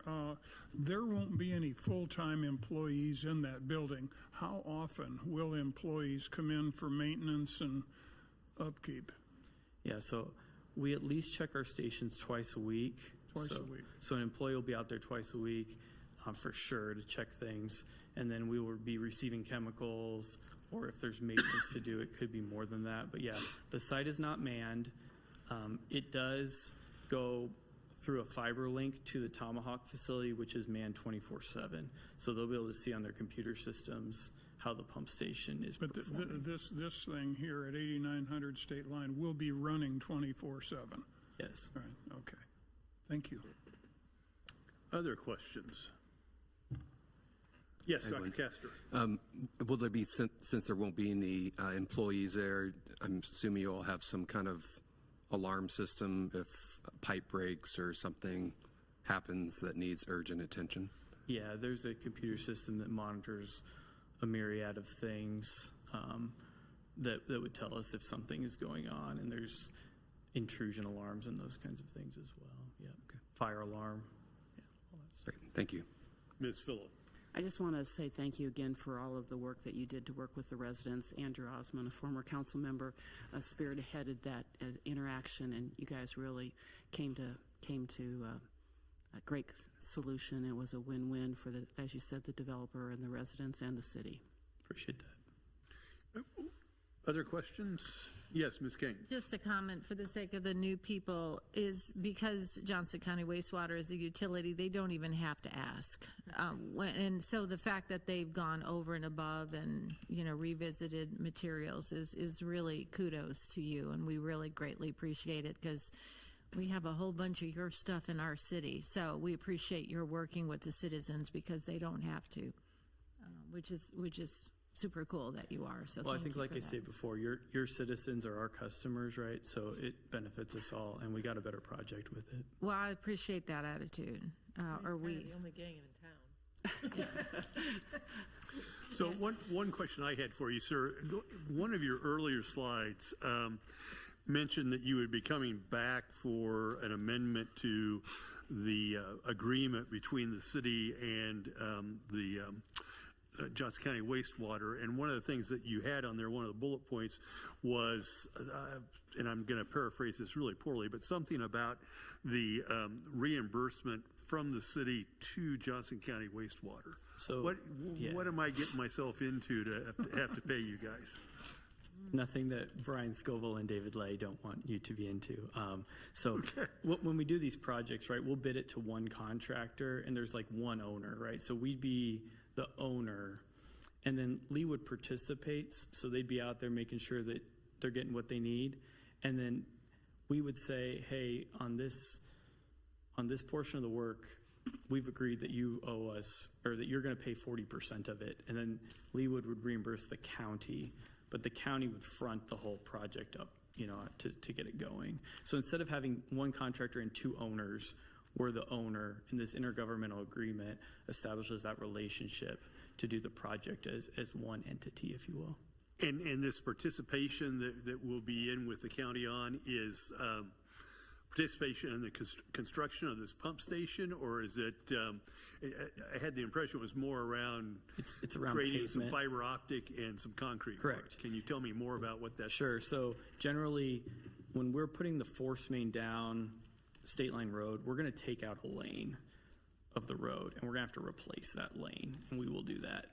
The city says that State Line is in such a condition, it would be best to do both lanes now, especially given that there's going to be detours and a lot of disruption to the area. And so to make it one project where we can leave the public with a be there once instead of Leawood coming back maybe 2 or 3 years later and doing the other lane. We just want to do this together. The fiber optic, we need the fiber optics for the computer system and monitoring, and the city can use the fiber optics also for traffic signals and things, and so we're just sharing in that cost because we both need to get that fiber optic from about where it is at the Leawood Aquatic Center now north up State Line. So we're just sharing in that cost. And I guess do I assume correctly that state line for that, where that force main is going to be, is all on the Kansas side, or is there a third party where we have to deal with the city of Kansas City, Missouri as well? So we've engaged the city of Kansas City, Missouri. They are not in the project per se, but they will be the detour. So when we move traffic over, we're in Kansas City, Missouri. So we've worked with them. We'll be paying fees to them to do the detour, and then at the end of the job, they've requested that we'd microsurface their side as well, so that to recover from any damage from the higher usage during the project. Will we be participating in that cost as well? That's not clear yet, but it'll be outlined in the agreement when we bring it forward. We're still working on those details. Yes, Ms. Phillip. Just in case people are trying to having problem visualizing, it was always important for me to understand that at Target, the trees on the west side of State Line are there because they had to come through planning, and that's Leawood. So if Richard Coleman hadn't required those plants over there and the waterway, those are all amenities that we required because it is Leawood. So that will help you understand. That's why he's talking about we own both sides of the State Line are in Leawood. And I love it, the fact that you're only going to do that once. Nobody wants to do that 5 years apart, or 1 year apart, or 10 years apart, if you can do it together. Any other questions for the applicant? If not, thank you, Second. Ms. Harrison. Thank you, Ms. Larson. Additional discussion?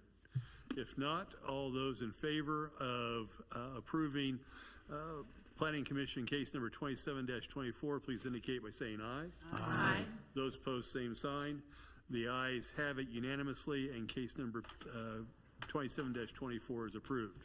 With that, we will call Planning Commission case 26-24, resolution approving a final plat and final plan for 10346 State Line Road, Johnson County Wastewater Pump Station located north of 104th Street and west of State Line Road. Mr. Klein. Mr. Mayor and members of the governing body, this application is for another pump station that's located at the, I guess it would be the northwest corner of 104th and State Line Road. Essentially, it was where the Larson building was, and the Larson building now has been raised. The county did buy the property for the purpose of putting this pump station there, and so they plan on building the pump station there. It is within the floodplain, so they'll have to lift out some of the equipment, but essentially it'll look like a building, and it'll have a fence that goes around it with a lot of landscaping to kind of buffer it from the adjacent public rights of way. Questions for Mr. Klein? Questions. Thank you. I'll invite the applicant to step forward again. I suspect this discussion will be similar, and again, we're grateful for the extent to which Johnson County Wastewater worked with our citizens on both of these projects. All right. Patrick Denning. And for the record, if you wouldn't mind introducing yourself one more time, I'd be grateful. Okay. Patrick Denning, Johnson County Wastewater.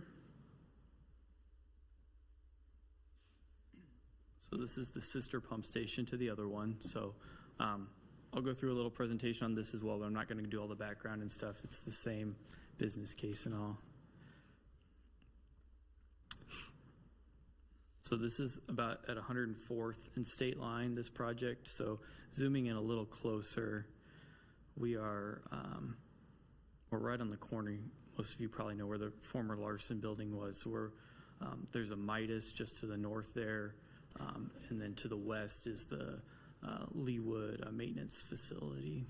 So it's kind of like a light industrial area.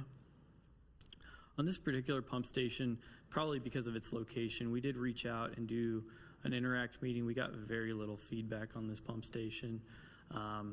We've continued to maintain the website, but without much feedback or interaction from the community, we haven't done the amount of public outreach that we did on 8900 State Line. So site updates, there's been a few changes that we've made since the preliminary development plan. Most of them are just involving underground structures. So it looks different underground, but it doesn't look a lot different above ground. We did switch the transformer from one side to the other. We also had a wall in front of it beforehand between the pump station and 104th Street, and we revised that to a fence with landscaping. There's a couple reasons for that. One of them was input from our sheriff's department, who doesn't like walls because you can't see what's on the other side of them. So I'll show that in a second. Here's the landscaping plan. I can't read that either. It's a lot of trees, and we can show that in the rendering here in just a moment.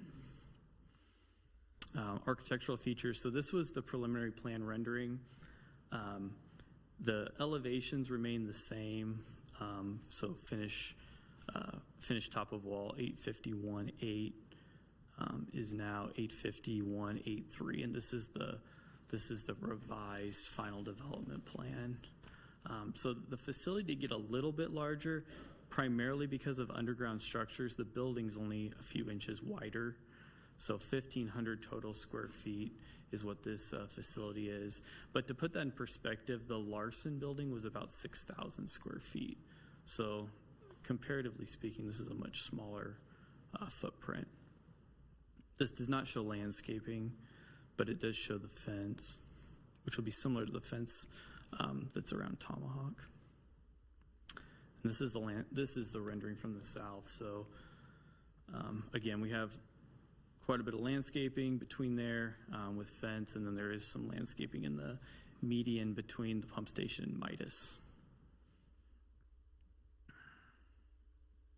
Noise and odor mitigation, we have the same odor control system set up here, so it's a dual phase odor control system. We have the same noise suppression equipment here, and then so we'll be able to meet the Leawood ordinance on the noise as well.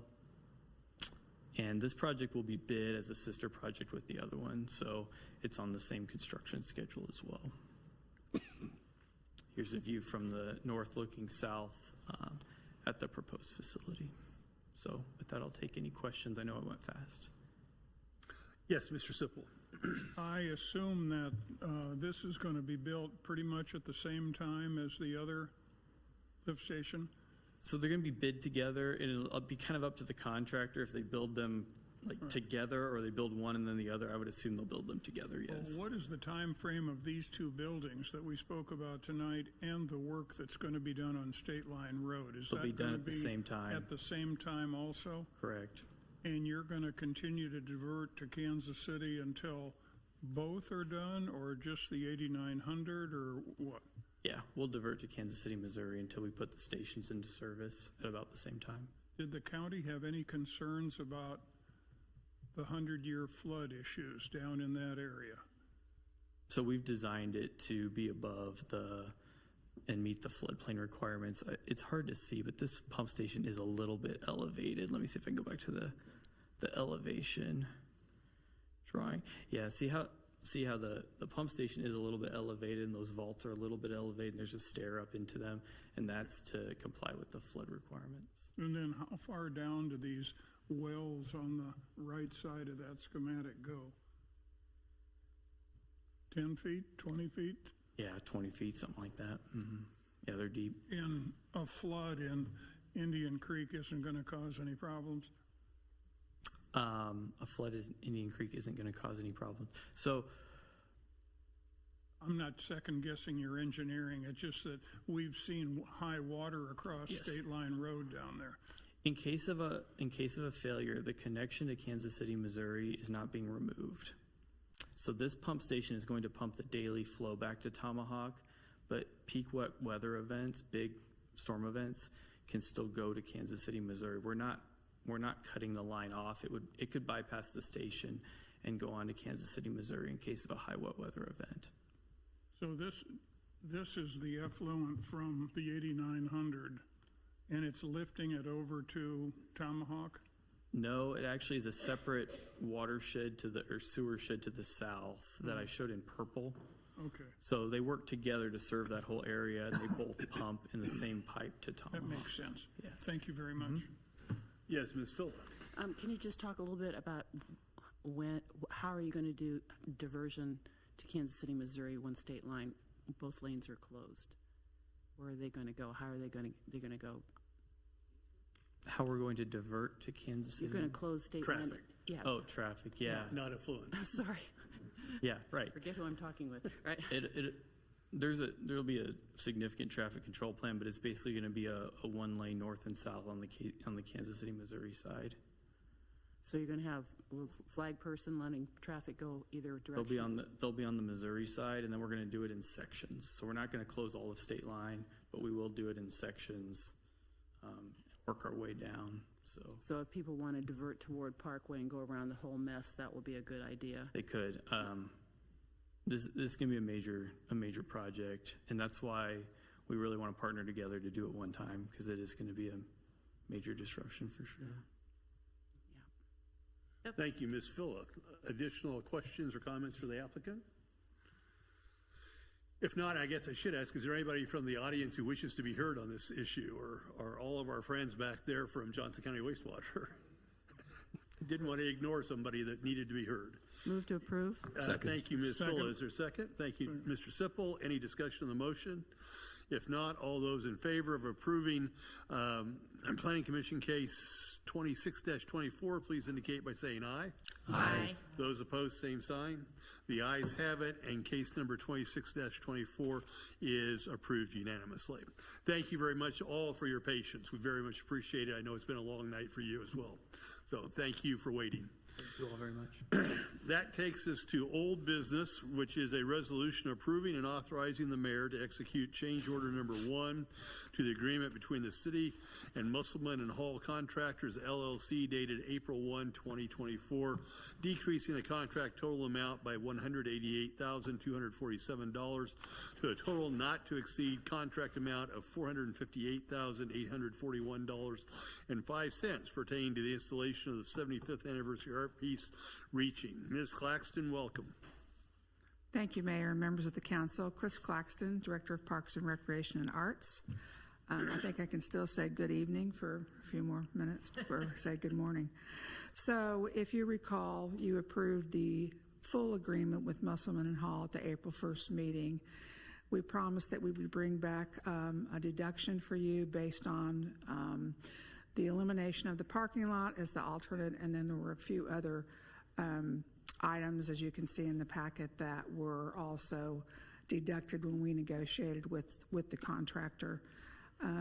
Only thing I would mention about those deductions is that if you look at the one for the hydromulch and seed and fertilizer, the deduct with the contractor is $12,600. However, part of the project will be about $8,700. That's today's estimate to go back in and sod that area, and that will come out of the project, but that will be done through our staff with a contractor. So just wanted to make sure I pointed that out. But the deduct still remains at the $188,247, and I'll stand for any questions that you have. And Ms. Claxton, in your memorandum, the last bullet point had the $1,200 not in line with the rest. I assume that was, in fact, a deduction just like everything else. Correct. I think it just may have got kicked over in the transition, but it is included in that total. That's correct. Okay, thank you. Ms. Phillip. So I did want to ask about the benches. The plan was to have benches for people to sit around, to rest. So we have the Casota stone benches. They're 2 big limestone benches. They're just like the ones we had at the pool. In fact, these were left over. They weren't used. So we've been storing them down at the maintenance shop in the A building down there, and we're going to be using them in that area.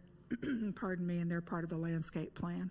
So you're going to have the benches. You just had them down in the basement, so to speak. Yes, and that's not to say there may not be some other additional benches that may be available, but that's what's included in the plan, yes. Thank you. Other questions for Ms. Claxton?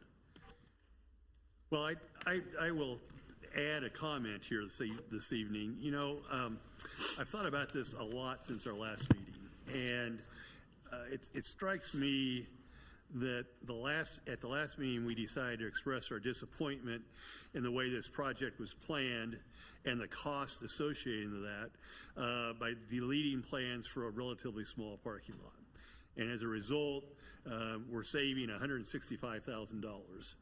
And there's no question that $165,000 is a lot of money. But having said that, I wanted to revisit one more time the fact that this art piece was not designed as a walk-by or drive-by piece of art like so many of our other pieces along Tomahawk Creek Parkway or even along Row. It was designed as a piece to be experienced by the public firsthand and literally in the art piece. And in fact, those of you who were here on the council earlier on in the process approved modifications to the design of the art piece itself to make it more accessible to those whose mobility is challenged. And here we are, we're saving $165,000, which, you know, again, you can make statistics do anything you want, especially at 11:35 at night. But that reduction equates to less than $5 per Leawood resident. In fact, if I did the math right, it's $4.80. And who really is bearing the brunt of our dissatisfaction with the way that this project was planned? And I know that there's plenty of dissatisfaction. I'm included in that group. But does it really make sense to make a point of reducing the amount we expend on this project at the expense of those of our citizens that are mobility challenged? And I just don't think that that's the right thing to do. And I understand the excessive cost and all the pain that we've gone through here, but I think that installing this piece of art and then not making it easily available to those that are mobility challenged is just not the right way to go about this. So I would ask that you all reconsider the decision that we made a couple of weeks ago. We can modify the directive to staff on this modification to make it. I did the math someplace on this piece of paper, but to change the modification to reinstate the $165,000 and go ahead with the other modifications. But that's my thought. Again, I feel like this point that we're making about the cost is at the expense of some of our citizens that won't have the same opportunity to experience the art that those of us that may be able-bodied, that can jog or bike or whatever the case may be. And I think that is truly unfortunate. So that's my thought on it. Again, as with Ms. Kane, I've won some tonight, I've lost some tonight, but I did feel compelled to make that point that I think that we're leaving out some important parts of our population and their ability to enjoy this piece of art. Ms. Kane. I didn't have the privilege of being here a week ago or 2 weeks ago when this was discussed. So where did it end up? How are we going to fund this 458 with or without this 188 in there? I wasn't here, so I must say I kind of lost track. So all of the money for the project, as it stands, would come out of the Special Park Fund, rather than, there was a lot of discussion about paying back certain funds, borrowing from, paying back, and so it was just decided to take it all out of Special Park Fund. And part of that reason was to not deplete the Public Art CIP fund, which would have restricted them potentially from doing anything within the next possible 4 to 5 years. And I think there was some concern from other council members about that, if I recall that conversation. Mr. Cobby, do you want to elaborate at all on that? She said it. I was just here for questions. We appreciate your still being here. Well, I too. Can I make sure that I've got Ms. Kane with the floor right now, so we'll come back to you, Ms. Phillip. Go ahead, Ms. Kane. Thank you. So I too, this got to be a runaway train, unfortunately, for various reasons. But if I understand correctly, being on Arts and City Parks and Rec is, we were going to have to reduce or do things differently with our trail improvements. There was some money that was taken away from trails, and we've got a deficit on Tomahawk Creek Parkway, and we have, that playground, and we were having to diminish our shelters. That was my big bone of contention, is we were having to take away from critical projects to fund this, and the only thing we could do, we can't undo ordering the piece, but we had some potential power with this parking lot. But if it means we take away other places, that's where that was the debate for my brain. And Mr. Cobby can weigh in on this as well, but my understanding was that with some work that Ms. Claxton, Mr. Cobby, myself, and Ms. Stoddard worked on, we found a way to fund it either with or without the $165,000, without adversely impacting the trail maintenance and without adversely impacting any of the other projects that are currently in the CIP for parks. Well, I appreciate that information, because that was super important to the Parks and Rec Committee and super important to me. And then one thing, I don't know if you talked about again 2 weeks ago, I'm sorry, that was my son's wedding, so I was gone that week. But we have with the World Cup coming, did you talk about this at all? There's going to be a lot of we heard in Parks and Rec. There's going to be a lot of excitement in this town, and part of it is centered around finding all these side things for the residents or the people coming in for the World Cup. And one of them is having to do with the arts. And did you know we have the only soccer-related piece of art in the metro? So when I talked to Melissa, thank you. I knew it was an M. Sorry, it's 20 to 12. But Melissa, she was super jazzed about it, you know. And let's get it. Let's get this piece in. Let's really push our other art. Let's get the Kansas City Curtain, the World Cup people in front of our piece of art. So I do think we have an opportunity here. So personally, I feel like if it's not going to ding other Parks and Rec projects with the assurance of that, then I kind of almost feel like let's just get it done right, and move forward, because we've been you know, kicking this can a long time, and that's kind of where I feel at this point in time, is let's just get it done. Let's get it done correctly, and let's move forward. And that's where I'm standing right now. Thank you. Ms. Fuller, I interrupted you. I'm sorry. No, it got settled that the finding of and replenishing the Special Parks Fund really was important to all of us. So I agree with you. Ms. Larson. Everybody needs a party pooper, and that will be me for this particular discussion. This piece of art cost $200,000. We spent $76,000 on geotech to get the site approved and ready, and now $458,000 for the installation.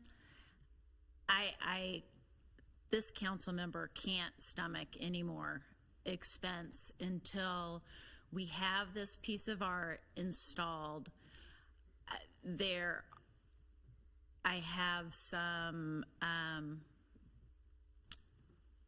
hope, unfounded reservations that, you know, we've got 4 trips, bringing this art piece to Leawood, the installation, everything that's involved with it. As we know, things usually end up costing more than what you expect them to cost. I cannot vote for the parking lot at this time. Thank you, Ms. Larson. Other questions or comments? Yes, Mr. Sunkel. So my objection was about the money, but more importantly about putting in more hardscape in a place where it may not be used. And I know the artist intended this to be interactive, and in Gezer Park, I think it really would have been, because there are people already going to the park. I have trouble picturing in my mind people driving to this particular spot and getting out and spending time with this piece of art. I'm happy to be proved wrong, and I think the way we can tell is by seeing if people actually do visit, people who are going by on the trail. If they deviate and come over and are enticed by the piece of art, then I think that would be an indication that and I want to make it accessible. If it truly is an attraction people want to walk through and be a part of, I absolutely want to make that accessible for people. I would like to do it with a pervious surface rather than concrete or asphalt, but I'm happy to do that, and I'm happy to spend the public money on that, because I think accessibility is important. But I talked to Ms. Stoddard about maybe putting up a video camera just to watch it, and we could watch over a period of weeks how many people actually do interact with it. And frankly, I will go up to it.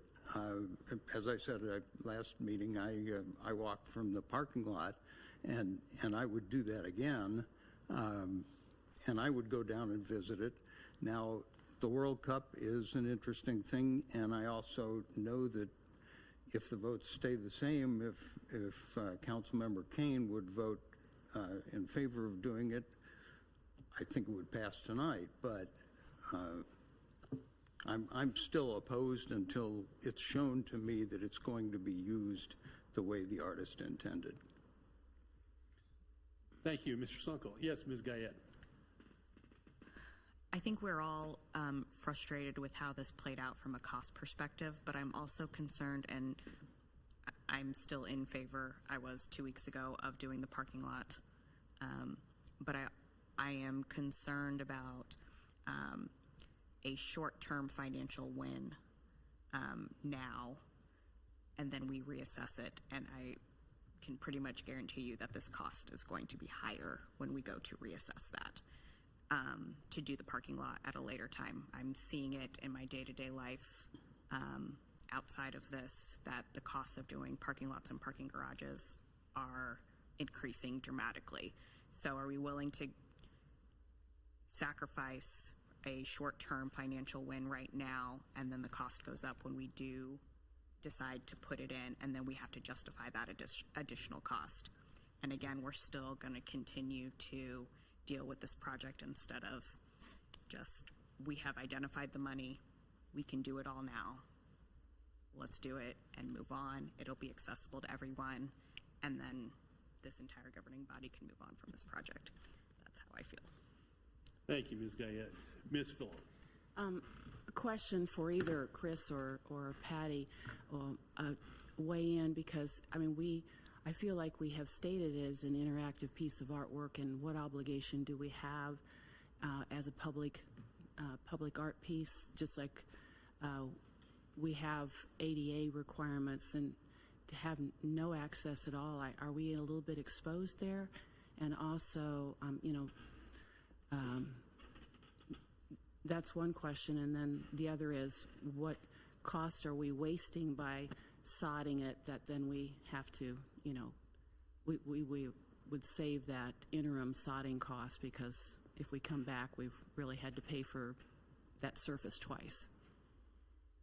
Without going into ADA requirements, I can say this council, with or without the ADA, has always made sure that everything is as accessible as possible when need be.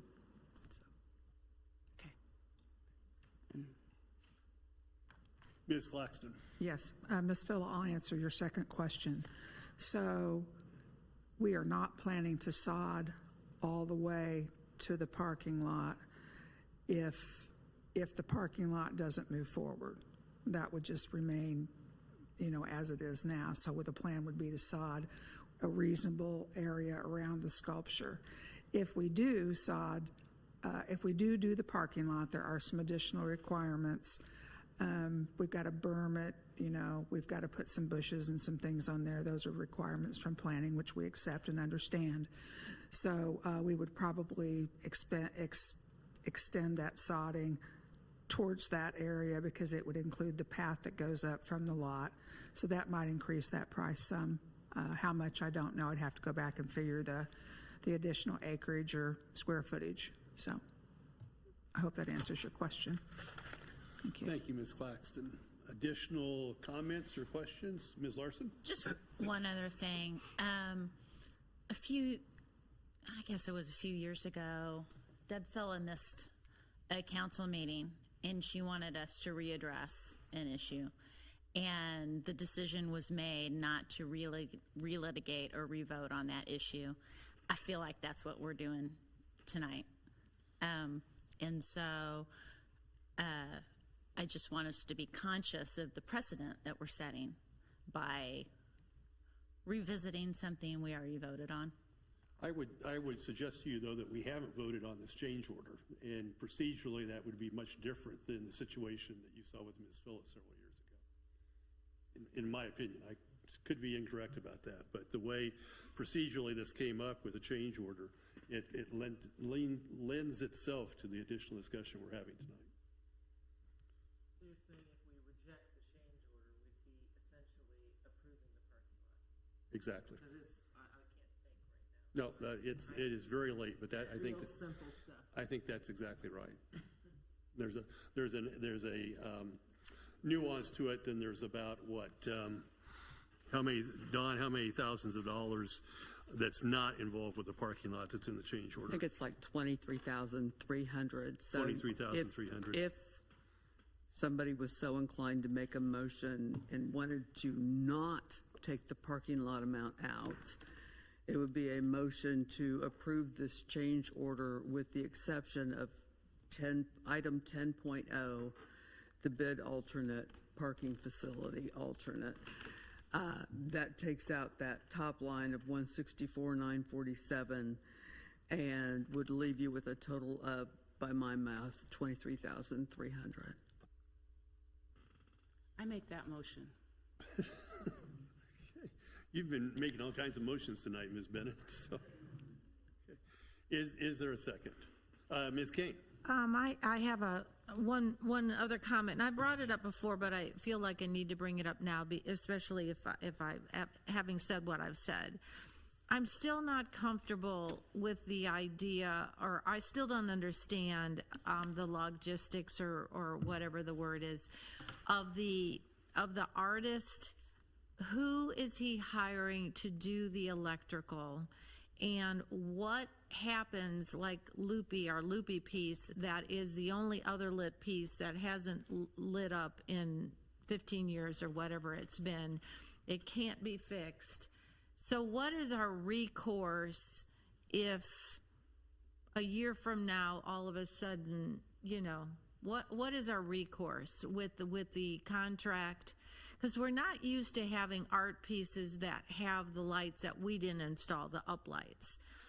But we're going to have 75 arms that are 29 feet tall, and the artist is responsible for, I guess, hiring the licensed electrician to, everything else requires a permit, so won't that require a licensed electrician? And what's our recourse if 6 months from now, or a year from now, or 2 years from now, or 5 years from now, it doesn't work? Then where does the money come from? Is that, again, where is that coming from? The $5 to $7? Is that coming from the $200,000 that's still sitting in arts? Where does the city bear that burden? That may well depend on how long. Not in 5 years, I assume all statutes of limitation are gone, and the warranty would have run. Normally, whoever does the electric, I would assume would give you at least a 1 year, if not a 2 year warranty on the parts of the electric that should pass to us. As far as, an art piece is a little bit different than when you ask somebody to build you a car, or when you ask somebody to build you a building, for that matter. It's very subjective and doesn't normally come with the bonds that you get with a construction project or something like that. So it is, it would be a question on if everything breaks down in 3 years, it would probably be on the city. If everything breaks down in 1 year, it would probably be on the electrician and or the artist. So just to follow up to that, the Max Electric is the subcontractor doing the electrical for Musselman and Hall.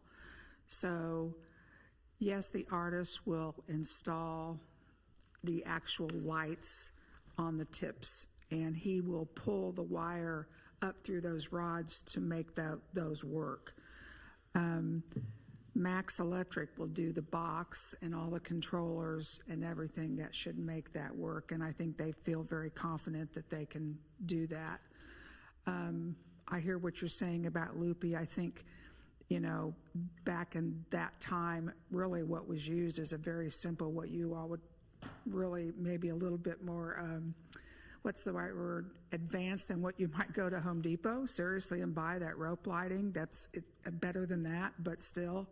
And so I think we're looking at a completely different system. And of that dollar amount, I think, based on my latest conversation, somewhere between $140,000 and $160,000 of that 400 plus number is lighting.